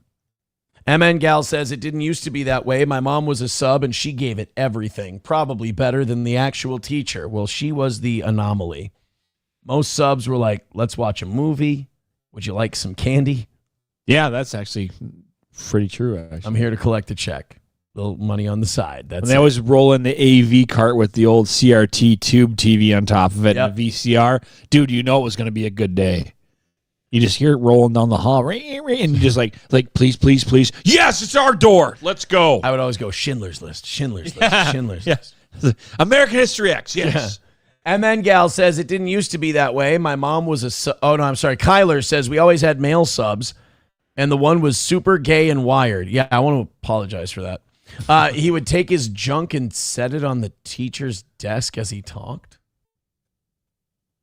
I don't believe you. Oh, maybe like pockets full of like chattering teeth, You know, I hope and, so. Maybe dentures. I hope that's the junk. Maybe we're a talking double-headed about. dong. It was weird. It was a weird teacher. Keeping those in your pocket? No. We had a gay science teacher in Fleshlight. We had a gay science teacher in 6th or 7th grade. His name was Mr. Milbauer. And I would always, my friend Eric and I would always misbehave in his class. Why, so you can get punished? And, with a spanking. And gay teacher. Milbauer, fuck. Did he end up in the hallway? We called it the whole way. No, Mr. Milbauer. So we would always like make life a living hell for him because we'd fuck around in class. He got me back though. What? No, not. Hold on. Just give me a second. 75 away from our goal. Let's go. He would. I went to conferences with my parents, and Mr. Milbauer told my parent, and he was flamboyant. He goes, you know, Aaron does misbehave and get a little excited during class sometimes and disrupts. But, you know. Which in turn gets me excited. No, he goes, but, you know, he reminds me a lot of myself when I was in school in his age. Oh, God. And then my parents told all my friends and all my cousins, and oh, you're just like your gay teacher, apparently. Yeah, that didn't go the way you wanted it. That was his way. It's like, I'm going to get this little fuck stick back, and he's not even going to know it. And then... In fairness, he didn't tell anyone that I blew him, though.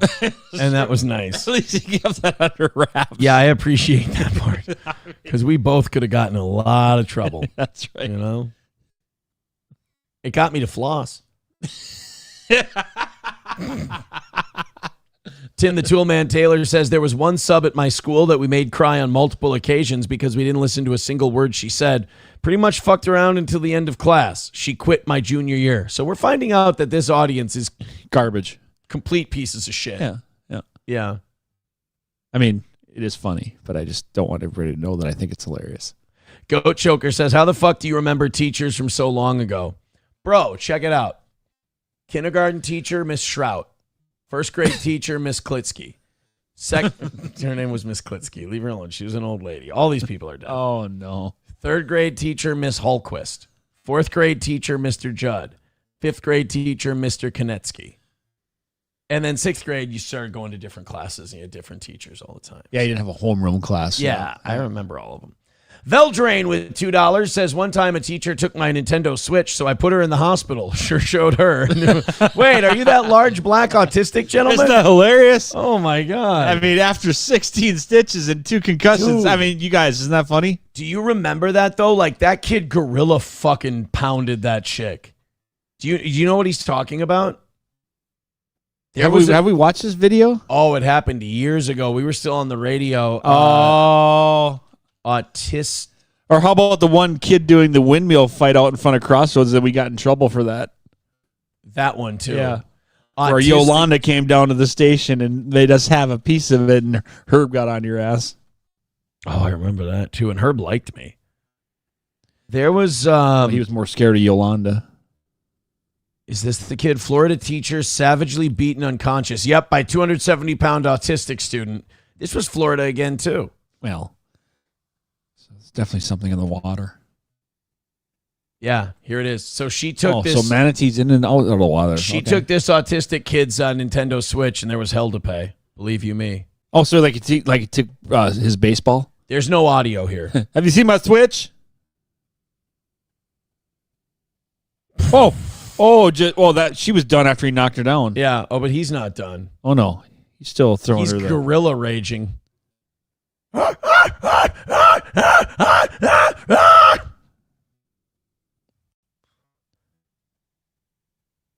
Oh, just one last kick. Yeah.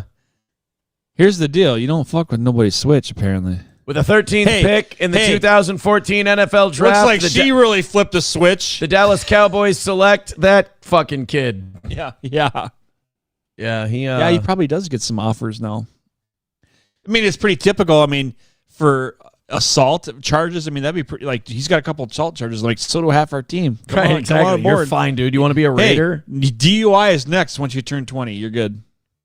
Skowsko says, I had sex with my substitute teacher and I was homeschooled. All right. $1 from DP Granny. Oh, I get it, because he had sex with his mom. That would be what happened. Or he butt fucked his dad. Spit milk in his coffee. Yeah. Who knew? $1 from DP. Granny says, I had a Pajit sub that could hardly speak English in welding. We filled the dunk tanks with acetylene, turned off the lights, and made them explode. We shook the whole school. That's just arson. It's terrorism. Like, you guys are committing terrorism. Yeah. In Like, school. hey, guys, remember that funny thing in electronics class? And we took that C4 and then typed a watch to it, and then we put it in the bathroom and blew up the toilet, but except it blew up the whole wing of the school because it was like way more. Like, we didn't know how much C4 to use. Wasn't that hilarious? Remember when we scalped one of the teachers alive? Yeah, that's illegal, dude. It was a science class, and they gave us a bunch of scalpels, which they shouldn't have. And then we were supposed to dissect the frog, but we ended up dissecting her forehead. Remember how funny that was? Remember that time we had a substitute teacher and we all got together and encircled her and scared the shit out of her and gang raped her? That was insane, bro. That was the best human anatomy class ever. She had no idea what was about to happen. She's had sex ed, but we taught her. She got pregnant and there was no way of knowing who did it. Because all of our DNA was together. Because I was number 4. So I knew there's like 5 guys after me. So they're never going to be able to get me in trouble. It was the craziest substitute teacher we've ever had. That would have been hilarious. All right, guys. We are $70 away from a win tonight or this morning or Oz's first loss ever. Silver Wolf with $1 says, the more these people talk, the more I think I don't belong here. Mom, come pick me up. Some of the guys here are the bad people you warned me about. Yeah. Well, we got people blowing up their schools, so shit gets weird. This is one I wanted to show. We got a rally in about 4 or 5 minutes, but there is a reason the old roller skating restaurant motif went out of business. And I'm thinking it's the drive-ups. The lost food, the broken dishes, shit like I broken have a feeling, bones. This might be why they don't do this shit anymore. Yeah, Ibra Raza on the beat. Do you know how much that would fucking hurt? By the way, like how bad that would burn to have that food spill all over you. Restaurant मेरा stage, skating मेरी पहचान, speed से serve करूं, ये है मेरा इम्तिहान. Tables के बीच जैसे pro skater, flow मेरा lit है, हर customer को impress करना बस यही मेरा hit है. TikTok star, check my views, आग लगी है screen पे, Instagram पे 700 million सब. That's a lot of falafel. You're fired. We're deducting that out of your check. And your H-1B visa has been canceled. No, this is in India. This is like a lot of countries are like this, though, where they're like, they love American culture, but they're like, they love like old American culture and they try to replicate it. Yeah. Yeah, they try to do shit from like years and years ago. And it's like, bro, that day is dead, dog. This is not going to work. Oh, man, that would be stressful to watch your food come to you. As the person's doing tricks on roller skates, you're like, bro, that's mostly soup. That's not a good idea. That's like, have you ever had Indian food? It's very liquidy. It's very saucy. Yeah. You know, let's not get cute. Just bring it to my table. Everything will be fine. They didn't wear skates in the restaurant. Yeah, didn't they like bring it out to you on roller skates out in the parking lot? It would be like a Davenport or whatever, like a roof, and then you did it, and you had the little button you'd push, and what do you want? And then they hang it off the side of your car. McBuster says, was that Kash Patel's brother? Yeah. Was that JD Vance's Maybe he cousin? did too much celebrating down in the room grabbing bottles of booze, and then he would have said, you're going to get sued. After. He's going to fucking sue you. He sues people now for saying he's a problem drinker. Oh. Yeah. I'll sue away. You can have it all. Baba Shab says, literally cooked. They fall into a boiling pot, mistaking it as a seed. Jesse W says, why would someone come in here and press the thumbs down? I don't know the guy. Don't listen. Don't like his face, but I still give a thumbs up. Help the influencers out. Thank you so much. Now keep your fucking opinion to yourself, you cunt. No, I'm just kidding. Thank you so much. That's very nice of you. Everybody hit the thumbs up. You know what we could really use right now? We could use a win for the Oz. You want to start rallying this thing up? Do you have a request? What you want is your rally Oh, song? You get 2. can we still do the Hiles? Let's see. No, this video, but there's another version. Oh. Like, even if they switch the lyrics, I just like the tone. There you go. Oh, you want to rally up? Yeah. Let me move all of the stuff over here. Ready for this? Are you ready for this? Hit the light.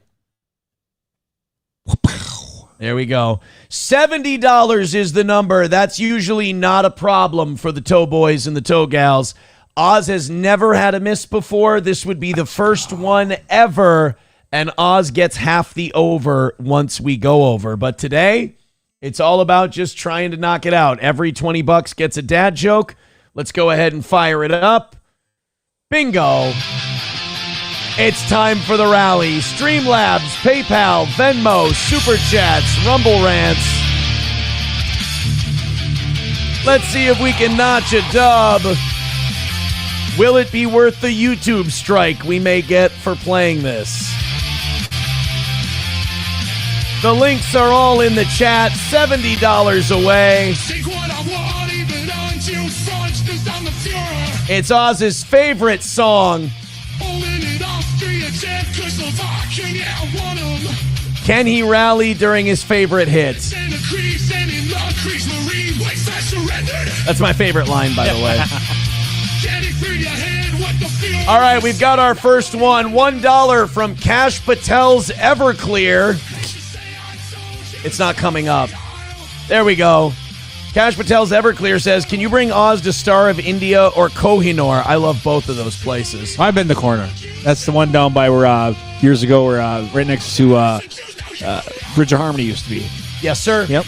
All right. Very, very good food there. It's a big win for the Toe. We're close. Wally Word with 10 gifted memberships.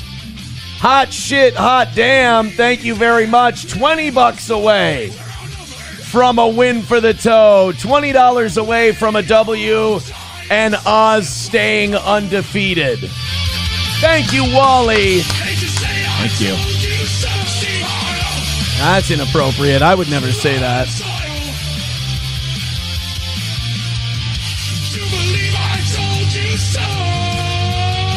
$5 from Chips and Dip. He says, I love this song. $15. It's catchy.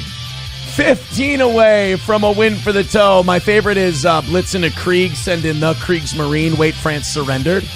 I love that. $15 away from a W. Thank you, Chips and Dip. Thank you, Wally Word.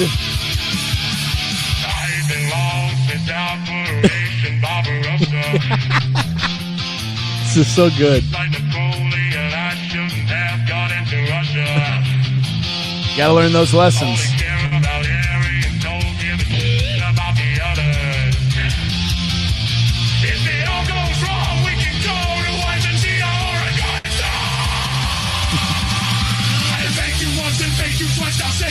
I might throw together a 3-piece, and we're all going to do this song. We're like the Blues Brothers. We're going to do Rawhide over and over. 25 cents from Boiled Brisket. He says, unblock Boiled Brisket. No, you scammed us once, you son of a bitch. You rat, fuck you. $15 away from a win for the Toe. So there's our first one. There's the first one. Let's get Wally Word's drop for his 10 gifted memberships. All right, $15 away, but he gets 2 gifted memberships, or 2 dad jokes for that 10 membership drop. So go ahead and hook him up with that, and then we'll see if we can knock out that last 15 here. Knock, knock. Who's there? Ho, ho. Ho, ho, who? That's a terrible Santa impression. Ew. All right. 55 memberships away from 700. 3 more memberships on Rumble, and we've got a win today. What's the second one? Knock, knock. Who's there? Twit. Twit who? Did anyone have an owl?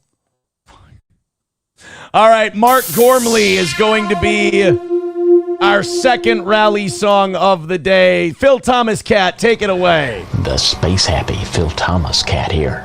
And this next music video is by singer-songwriter Mark Gormley. This is a great song. It's very, very intense. And we tried to make the music video that way as well. Here's Mark Gormley and Without You on the Uncharted Zone. Thank you very much to Kyler for the gifted membership. I appreciate it. $10 away from today's goal. Joey Caravello says $100 drop and you still fail. Not yet. We haven't failed yet. $10 away from a win for the toe. 2 more gifted memberships. Let's see. Oz is undefeated so far, and we got 3 minutes to keep it that way.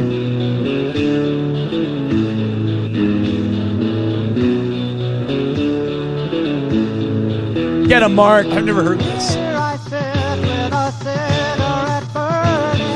He's the man. Gary Zimmer made a song.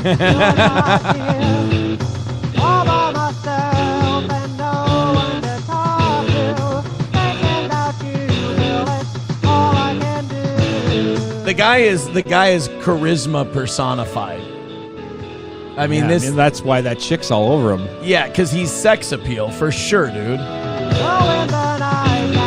Joey Caravello gifting a membership, and we're $5 away, or 1 gifted membership away from a win for the toe. 1 more, and it's all over, boys and girls. This is a rally. Fauci's Pangolin with a gifted membership. And it's all over. Thank you. You all about the vibe. That is the win for the toe. Do they want to hear the rest of Mark Gormley to celebrate? Probably not. No, you don't think so? All right, guys, here's the deal. Turn off, hit the light. We won. It's a win for the toe. There are 2 minutes left in Without You by Mark Gormley. We can either go raid a channel right now, or one's in the chat if you want to finish Mark Gormley. I think we rated channel, and I have one joke that I do want to say, and we're going to throw one in just for hitting the win. Real quick, $1 from You Need Me More. Thank you. Says, sorry, I had a meeting. My question was, some people take Ozempic because they are diabetic, not for weight loss. Thoughts on that? Well, if you're using it as prescribed for diabetes, I mean, that's wonderful. That's fine. All right, you guys are going to decide whether we raid somebody to say goodbye or whether we finish Mark Gormley. 1's in the chat for Mark Gormley. 2's in the chat for just doing a raid. Main Vein with $20. Thank you very much. Wanna fuck? Let's fuck! Thank you so much. He says, here's 2 gallons of gas this time next week. No shit, right? The way things are going. That puts Oz's bonus a little higher. That's right. All right, they're throwing up. By the way, look at that. Look at that. Look at that streak that they went. Look at that rally they went on for the toe. Ridiculous. Ridiculous. Thank you so much. Lose. We don't lose here at the toe, although we lost every single other morning show this week. I'm sorry, I don't lose. It was a perfect week for the toe, though, as well. Thank you. Veldrain with $2 says, I got a bunch of classmates and I got together and murdered a substitute. That was a long time ago. I wonder how she's doing in Minecraft. All right. We're going to play the rest of Mark Gormley. It looks like they want it, and then we're going to get out of here. Or we're going to raid Karmic. Which one do you want to do? Raid. All right. Raid. Is Karmic on Rumble? I feel like we chased him off the last time we raided him. He got all pissy with us. Good. Oh, no. He's live. Let's go. He's only got 1 person watching him on Rumble. Well, then he would enjoy this. Guys, let's go have some fun with Karmic, huh? Go say hi. Yeah, last time he bitched at us and called us all kinds of names. Oh, drop him a like. Go in there and say hi. We're sending it out to Karmic. Hey, the members only show is coming up at 11 o'clock. It's going to be fun. Please join me. Thank you, Oz. Thank you. It was good times as always. Make my pocketbook look a little better. We're done. I mean, that's good. Fucking world. It just seems like it's filled with